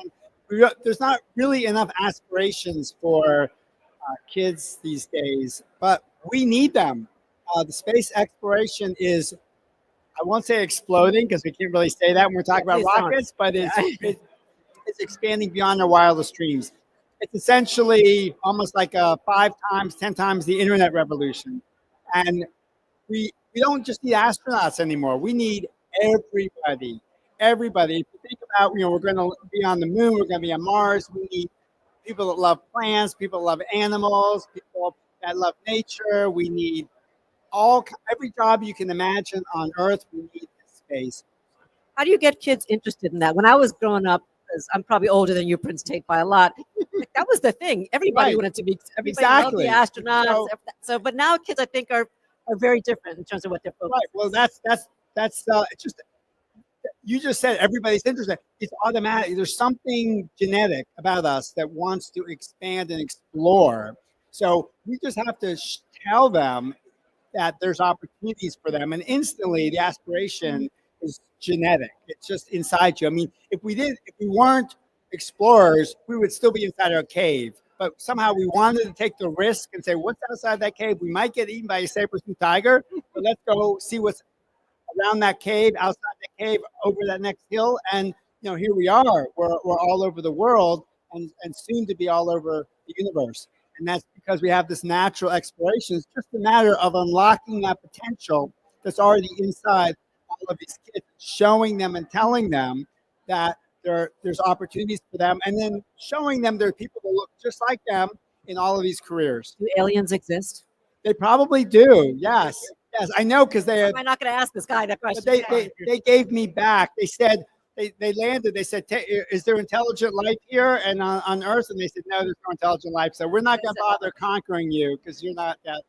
So, what's your thoughts about Elon Musk and everything that he's doing in the world with space? I mean, people that innovate, you have to be a little unusual, strange, weird. I mean, I'm look at look at me to be able to think outside the box and to do things that people never thought could be done before. And that's where that with the Wright brothers. That's why we have planes. You know, they weren't from the traditional industrial establishment. They came in from the outside. They were bicycle guys and say, "Hey, we could do this." So we always need people to think outside the box and to break barriers and to you're going to ruffle feathers, owl feathers, maybe in the process, but you to do things differently, and we should embrace that. We love that kind of diversity of thought is something that we really need to encourage. So, Prince Tate, let me ask you a quick question. As you look at the world of work, what do you think? It's different. There's now 5 generations of people in the workplace. Right. Those who are coming out of high school or college, what should they be thinking about? How do they find their purpose or what they're going to do? One thing I would say, and I always tell people, take assessments because that can help you really discover yourself a little more. That's what I did, and I figured I said, "Hey, I want to do HR, right?" Nobody in HR ever want to say, "Hey, I want to do HR," except for me. But I would say if you're coming out of school, you're trying to find yourself, take those assessments and see what the options. Assessments? Can you be more specific in case anybody's listening? I don't have a specific assessment, but if you just Google an assessment where you could take to discover yourself and what you like doing, I would say look at those top 3 results, and from those results, see how you can get into those areas, those fields. It may be an influencer, and a lot of people think that that's not a job, but that is a real job. I just sat there next to Natasha Graziano. It's a job, trust me. Yeah, it's a Getting job. paid from that. And a lot of corporations are now hiring and having positions as influencers to really help their organization in their marketing. Yeah, I love that. Well, you guys are doing 2 really important jobs and really unique. How can people find you and connect with you? Yeah, so I'm on YouTube at Transparent HR Podcast, as well as all your podcast platforms. I'm also on social media, Instagram, TPHR Pod, so you can find me. We have a segment on the show where it's called HR Inbox, where they can send us questions that you have for the workplace, for career. Maybe you're in an investigation and you don't know what to do. So you can send it to us, and we'll talk about it and present whatever question or scenario you have for the show. That's awesome. Thank you. And how about you, Robert? How about me? Oh, Where how to find me? where can people find you? That's and very connect with simple. Win.ngo. So that's a non-governmental organization. We are a 501c3 nonprofit and also a recognized international NGO like the United Nations or Doctors Without Borders. So that's win.ngo. Oh, I love The important work that both of you guys do, because you're changing the world in different ways, but still changing the world nonetheless. And it wouldn't matter if you weren't helping us get the message out to the masses. So thank you so much. God bless you for all that you Great do. interview, you guys. you. Take care. So much. Bye-bye. Did you ever want to go to space? So if there was a way, you asked about Elon Musk, he colonizes Mars. He says, "I'm ready for some volunteers. Are you going?" I'd have to think about it. You have to think about it. Okay. So you guys are live, by the way. Okay. It's so cool. Oh, do you? Wow, that's awesome. It's awesome. Thank you, Robert. It's good to see you. Yeah, thank you. Thank you for saying hello. Okay. So as we're waiting for some more guests to come, how did you get into the healing space? So for me is through my own healing, I wanted to help others. So I feel like when we are successful at something, we should, pave the way for others. And so I was very in a place of fear a lot of my life. So I had to learn to overcome the fear to be able to step into the woman I am today. And so it was just a work in progress, but now I help others step into their passion and purpose, and that's what I love to do the most. So tell us about one of the more impactful episodes that you've had on your podcast. Who's a guest or a topic that really stuck out to you that you remember? Oh my God, there's so. I know there's probably Yeah. I'm trying to think of like one. I just honestly like. I think that I love every topic. Every topic is different. Everything. It's like there's so many healing modalities, right? So I don't think there's like one thing right now I could think off the top of my head. I was like, oh my God, this was the best. But it's everything. Whether we're talking about mindset or whether we're talking about overcoming fears. So anything that teaches people. The main thing for me is that the guest pours into the audience and helps them on the journey. But I don't think it's like one thing right now offhand that I'm like, oh, this was the best podcast. Okay, so you have a magic wand and you could get 5 people, living or dead, on your podcast. Who might some of those people be? Well, Oprah Winfrey. Okay, so Oprah Winfrey. So who are they and why? Because we're still waiting for some more guests. So let's get to know a little bit more about you. Okay, so Oprah was a role model growing up, so I would definitely want her on my podcast. That would be amazing. Jay Shetty. His coaching and what he does, and he's done a lot of his own self work as well. I really admire him. Gabby Bernstein would be someone that I would want on my podcast because she's also helping others, doing the work. Natasha Garziano, why not, right? You gotta go grab her. She's great. Yeah. I was able. I set up an appointment with her. Yeah. And who else? I'd love to have you on my podcast. We'll make it happen. Yeah, We'll why make it not? happen. Sure. Yeah. So who are some of the podcasters you listen to? Um, It's always good to share the wealth about other great podcasts. Yeah, I listen to just different ones. I listen to everything with like empowerment. Trying to think of like who do I listen to on a regular basis. I listen to Jay Shetty a lot. I like his podcast a lot. He brings really, really good guests into the studio. How about yourself? I listen to Diary of a CEO. Love that one. I do like the Huberman Lab. I listen to Mel Robbins. Oh, Mel Robbins, I love. And I listen to some smaller ones because I also try to find some that people don't know about, some of the people that get very few views because then you help them grow.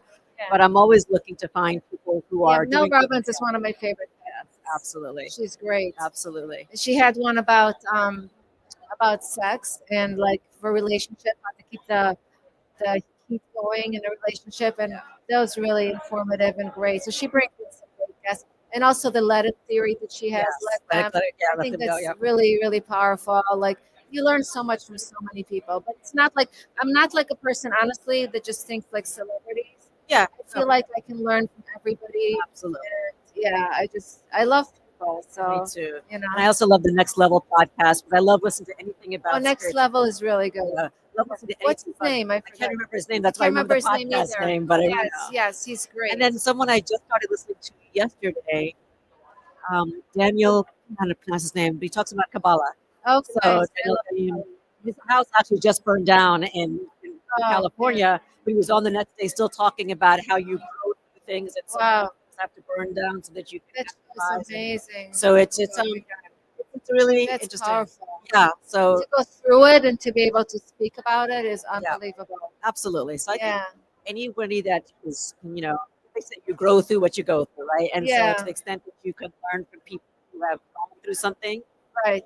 That's why I try to bring people on my podcast who have gone through something, because somebody's going to hear. Just like the woman that we were talking to a few minutes ago, that has people that talk to that have gone through infidelity or divorce or that kind of stuff. Somebody needs to say, "All right, that person's still standing.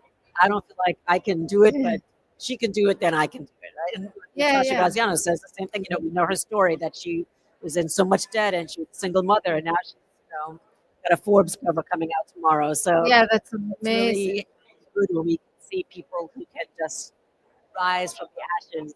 Yes. And I think we need a lot of that right now. And I think a lot of it is having the right mentors. I'm sure that Natasha had a really good mentor to help. And I think that's part of the noise in the world is we have to find our people and our mentors.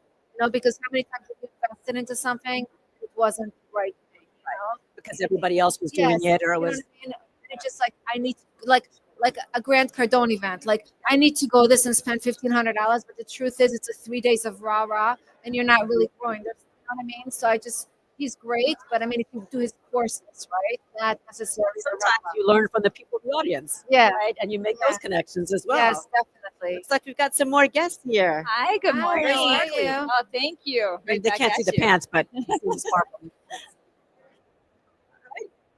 Well, this is such a beautiful couple that we get to interview here. I'm so excited.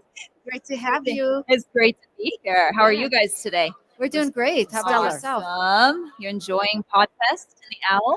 Yeah, I'm so glad you came back. You look gorgeous as Thank always. you. A Yes. little sleep helps wonders.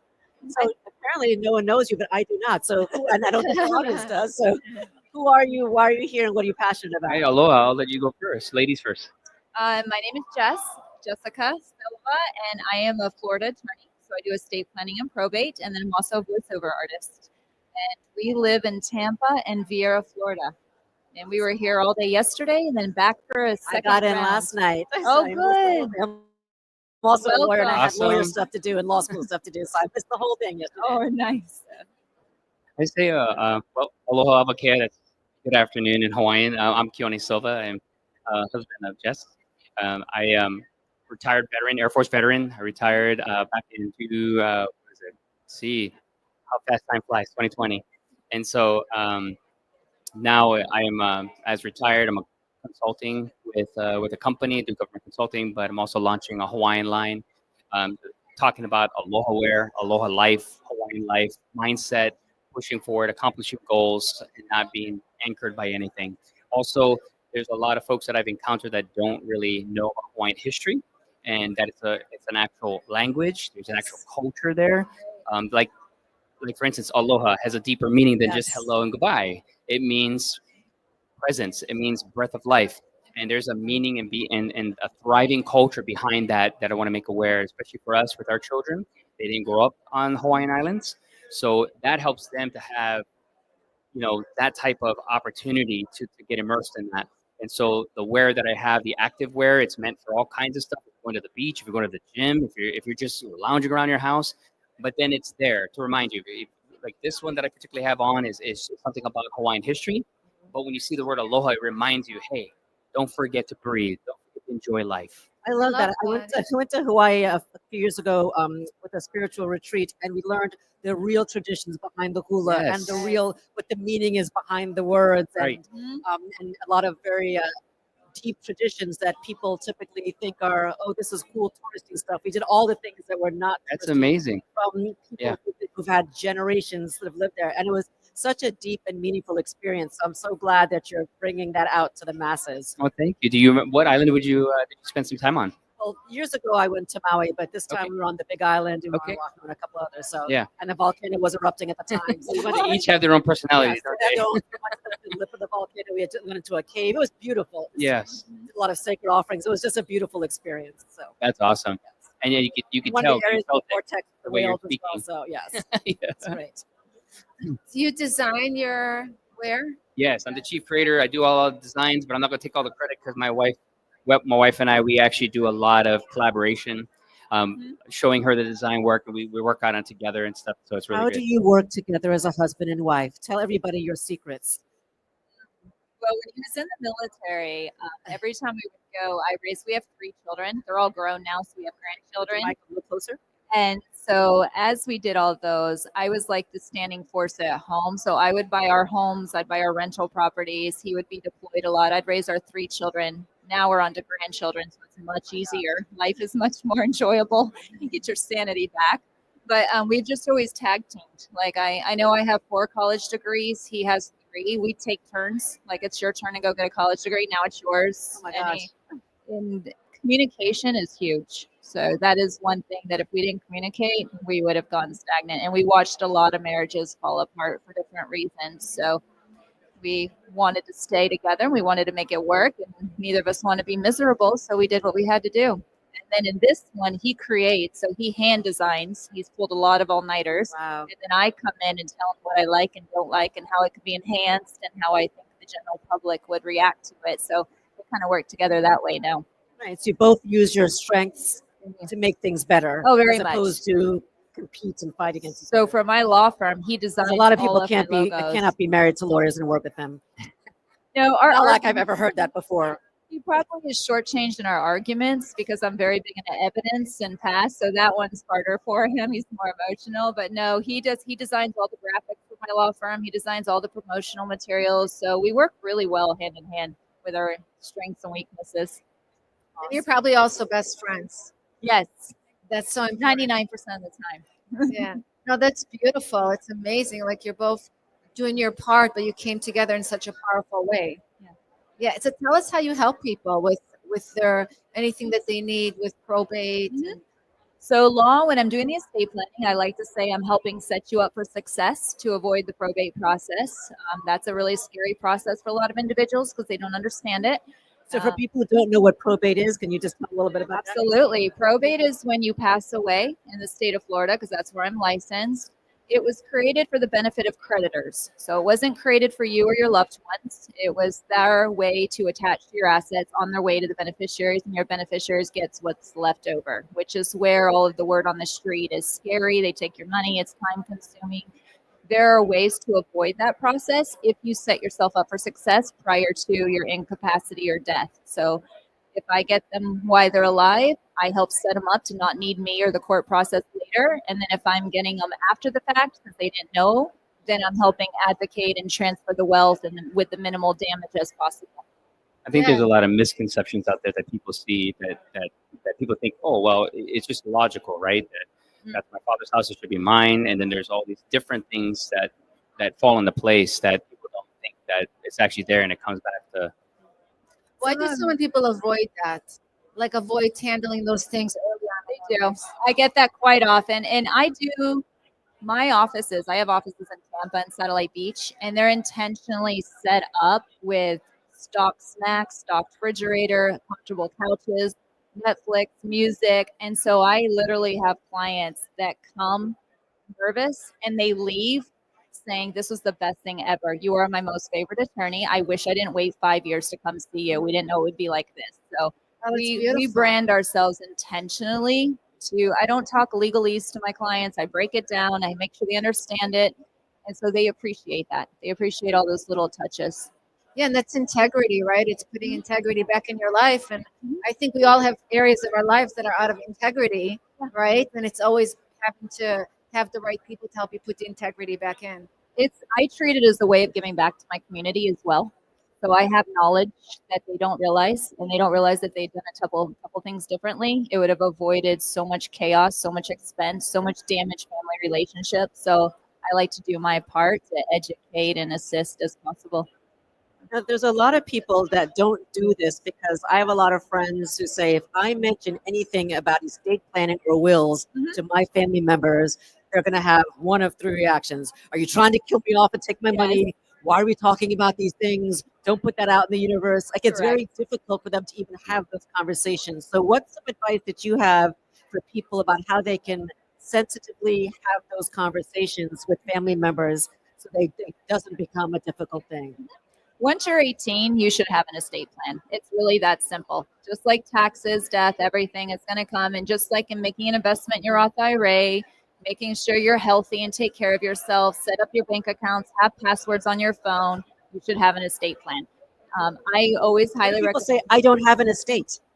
Yes, even a homeless person has an estate. It might not be large, it might not be something, but even so much after you pass, they miss the key component of you go incapacitated, so you need some assistance while you're alive, but can't speak for yourself. Sometimes that's even more vital because you could put the wrong person in charge because you didn't leave anything saying your voice, and that person bankrupts you before you even wake up from your coma. So I always tell people I'm like a Jerry Springer show with all the stories that I could tell you that are hypothetical true stories. You just can't name what events, but they are true and they actually did happen and could have been avoided if people had just had a conversation. So that's why I do. Attorneys have a reputation for being unapproachable, expensive, demeaning, and that's why I do my part. I do a lot of speaking engagements. I'm a guest frequently on podcasts. Like I do what I can to just have a conversation, be approachable, and let them know. How did you know that was something you wanted to do and help people with? What was that drive behind it? When I worked with a judge, we did civil, criminal, and family. So I very quickly knew the arenas of law I did not enjoy. And so this to me was a win-win, where in criminal law, you're always prosecuting or defending, and you don't know if your client's really guilty or innocent. And there's different worlds, and you have no life because you're prepping for trial at all times. Family law is crazy chaotic. I'm a mediator as well for the Florida Supreme Court certified. And I always joke and tell people, you could mediate a multi-million-dollar tobacco case, and they're more civil than a family divorcing mediation case. I have to have deputies outside each door. They're screaming. There's threats. It's not pretty. So I knew I wanted a world that I would not burn out because I take my client issues very seriously. But I also wanted a world that I could help prevent and access, help before it became a crisis. So it was like the best of all worlds for me.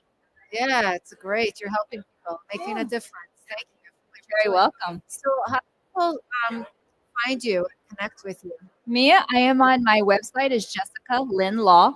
How do you spell Lynn? JESSICALYNNLAW.com. So just my name, Jessica Lynn, and the law.com. And then for Keone. Yes. So mine is a website out there, and it's Hawaiian Roots Co. for short for company.com. So Hawaiian Roots Co.com. And can you tell us one more thing? Like, what difference do you want to make for people that wear your clothing, that connect with you? What's the biggest pain point kind of that you want to solve for them in their own lives? So from what I experienced through the military and through our time of different places that we've lived, because we've lived here stateside, but I've also lived overseas. I spent a lot of time in the Middle East. Spent some time. I lived in the UK. Everyone works hard, and I've noticed that people work, and then there's people that don't want to work either. But I think there's a balance that everybody needs to find, because sometimes people who don't want to work feel burnt out. Who are working hard are getting burnt out. So Aloha Lifestyle is supposed to help you to find where you find that balance, find that peace, so that you can have time to recharge your battery so you can come back and do more. And the idea is to work hard so that you can gain your successes and not work to like an endless point, but find where those success points are, milestones. That's what we're trying to do. We have our first retirement, and then we're moving on to a different chapter. Yeah. So that's honestly, I think, one of the biggest pain points that I see is that sometimes people work so hard, and then the other thing is they get so hard on themselves that they break themselves down, and then they're really not finding that joy, that peace, that comfort. So I love that so much. Aloha Lifestyle. So what has you here? Makes you want to dance. Do you have a podcast where you talk about these things? Yeah, so Jess has told me about that. No, I have not, because we've just, I mentioned to her, I really love doing this apparel line. She was like, okay, boom, you want to do that? Boom, here you go. And so she's just, boom, here we go. We're doing this. And so that is on the radar. Because I'm the chief design on the project, I've spent a lot of time designing things because I want the store to have options out there instead of just having one shirt or two shirts or hoodies or hats or blankets. I want there to be options for people. So that was where my first efforts were. And now we're building the blocks to get to the next steps. I love that. This is going to be a great podcast. Yeah, check them out. Oh, thank They're you. very comfortable. Yeah. Check him out. You're not going to be on it? Oh, no, he'll be on it too. But And the store is online, right? It is online, yes. One more time, tell us the website. Hawaiian Roots. So Hawaiian, the common spelling HAWAIIAN, Roots, ROOTS, Co, short for company, CO.com. Love that. Well, check them out. They're a power couple doing amazing things in the world. Really appreciate you having us here. Thanks for having us today. We Thanks for appreciate being you both. here. Have a great rest of the session. Thank you. Aloha. Aloha. Okay, thank you.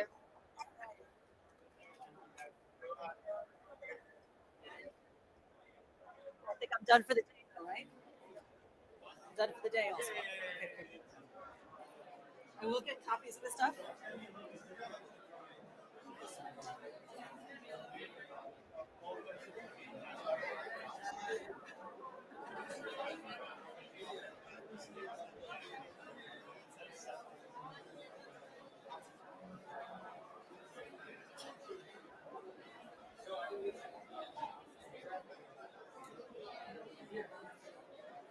Where do you think probably here because he'll be doing more of the talking, and that way you see me.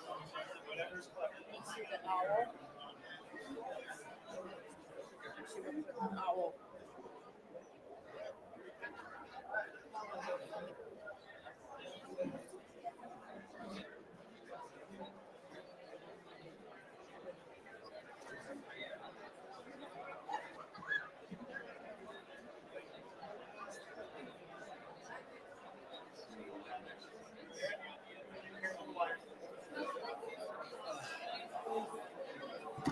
All right. We're live. Oh, we're live. Okay, then I shouldn't be taking a selfie. So if we're live, who are we interviewing? Hey, how you doing? Silence on the phone. We are live, and we are awaiting who we're going to talk to next. One of the new owlets. All right. Oh, yay. Now you got some young energy.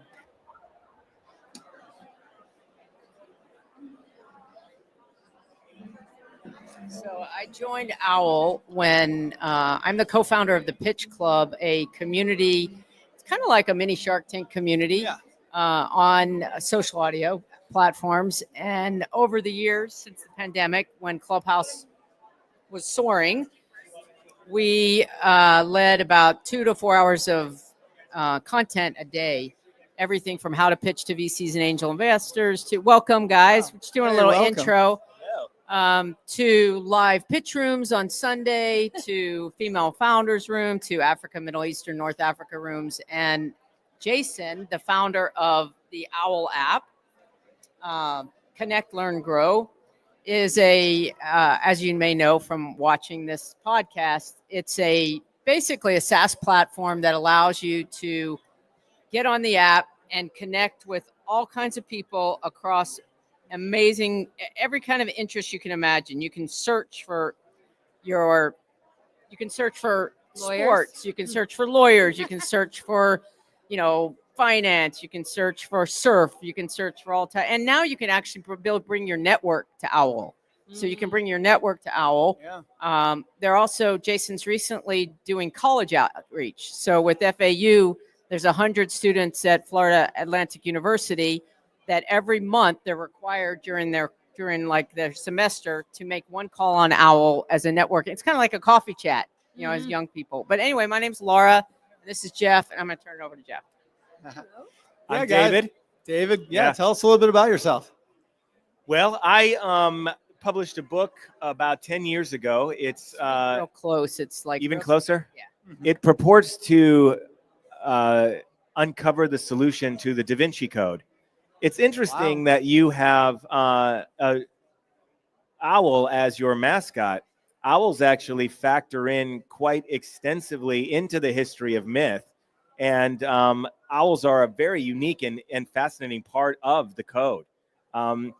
You've heard of, obviously, the modern vampire, right? Vampires come from a long tradition that dates all the way back to the Book of Job, where they described them as an owl, a specific type of Scops owl that had a much paler face than all of the other owls. It's where they get that meme. This just took a direction I did not anticipate. Owls and vampires. Yeah. And it's not even Halloween. Well, Owwll is an extremely sophisticated encoded message within the Da Vinci Code. Get that thing away from me. No, it is. It actually is. It comes from the biblical watchers. Really? Yeah, that's where. I mean, it's a player within the geopolitical network. So, in Job chapter 30, not to get too, right? They're like, screw that mess. Dude. No. Jason, we're changing the mascot. Controversial. I'm now freaked out. But I used to think they were cute birds that could turn their heads around. They scare me now. Especially this one with those buggy eyes. Have you ever seen the Bohemian Grove? It's almost an identical owl that sits behind the altar in the Bohemian Grove. Dude, I'm never going to look at owls the same way. What have you just done to everybody here? As for you, who are you? No more owl talk. I will not be controversial. We're the gatekeeper and the keymaster here. She'll describe what hers is. No, my name is Lauren. I have on social media and podcasts, which I just started. I am Love is the Universal Answer. So I'm just trying to start a global love movement, bring more love to the world. So want to challenge people to love more. Challenging people to love more. What are the top 3 things off the top of your head that you help people with? So I'm really hoping that empathy is a big thing. You know, I want people to really hear other people's stories and put themselves in their shoes. I think we've lost a lot of empathy. So that's a big one. I think just listening and being present is just another small way to really show love. And that's hard because there's like, even here, right? There's so many distractions. Yeah. The noise, the visual, the phones, Yeah. how often do we put our phone down? So empathy and listening present. And I would say patience. I think patience is a big way. I think it's, again, to go to all the distractions and just everything we have going on in life.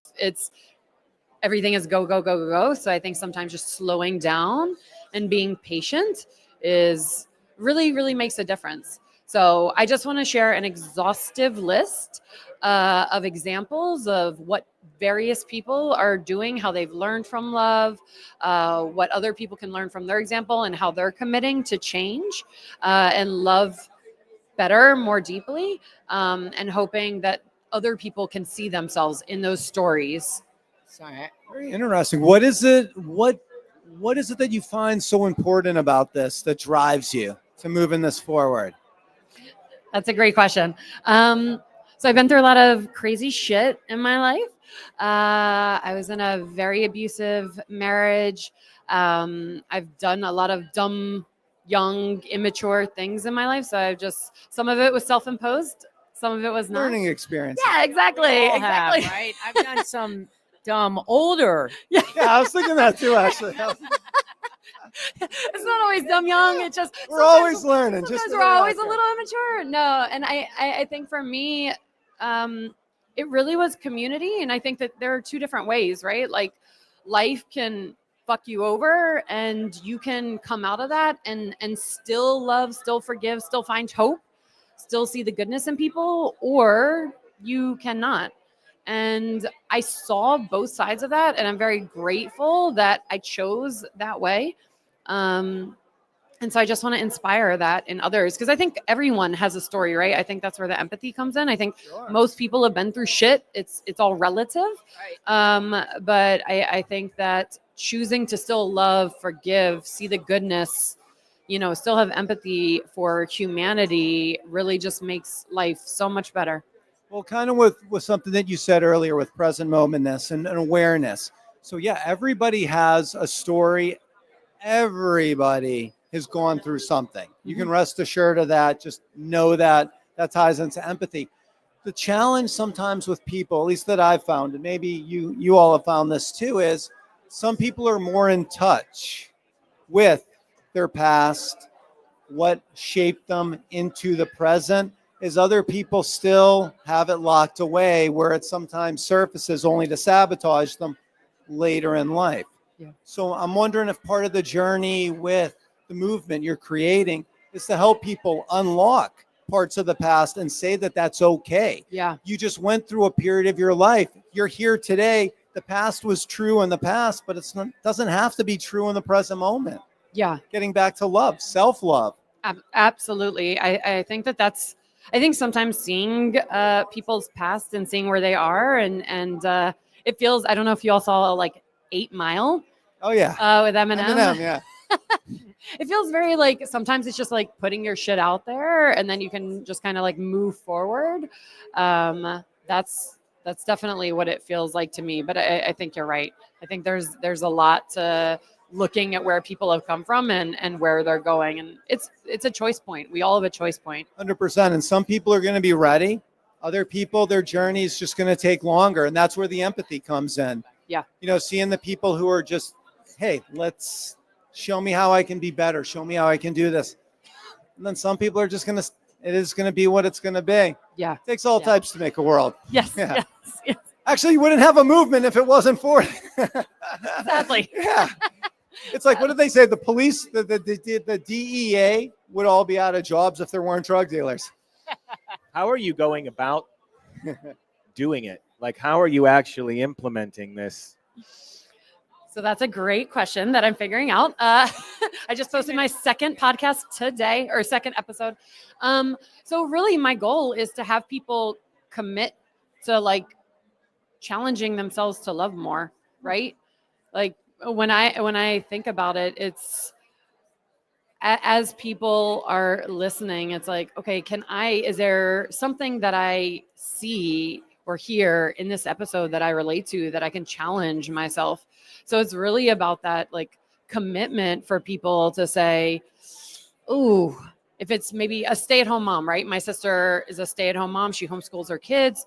Her story was, I just want to be more patient with my kids. Like, honestly, sometimes it's hard. Yeah. So it's just people seeing themselves in it and committing to find something to challenge themselves to love more. That's awesome. Well, we have one more minute, and I guess we have to please wrap get back up here. to So, David. David, Yes.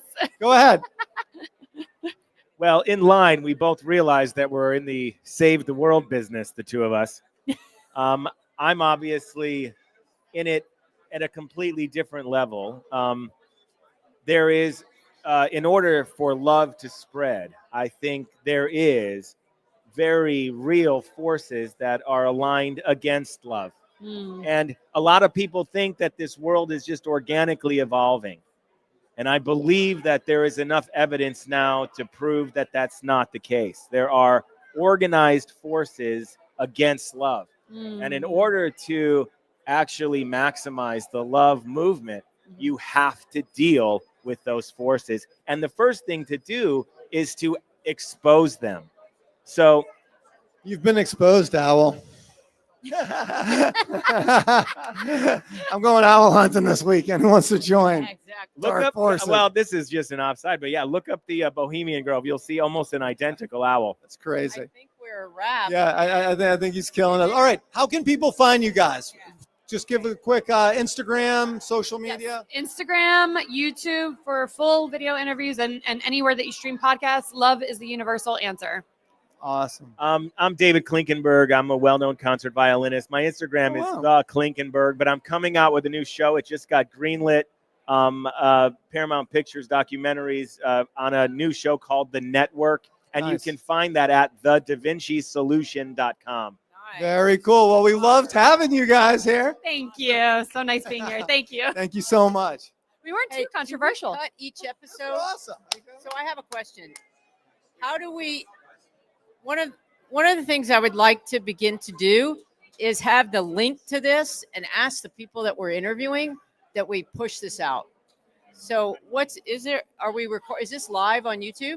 There's got to be a link. What's the link? What's up, Nice to meet you. Here, hold on. Because that would exponentially help the reach.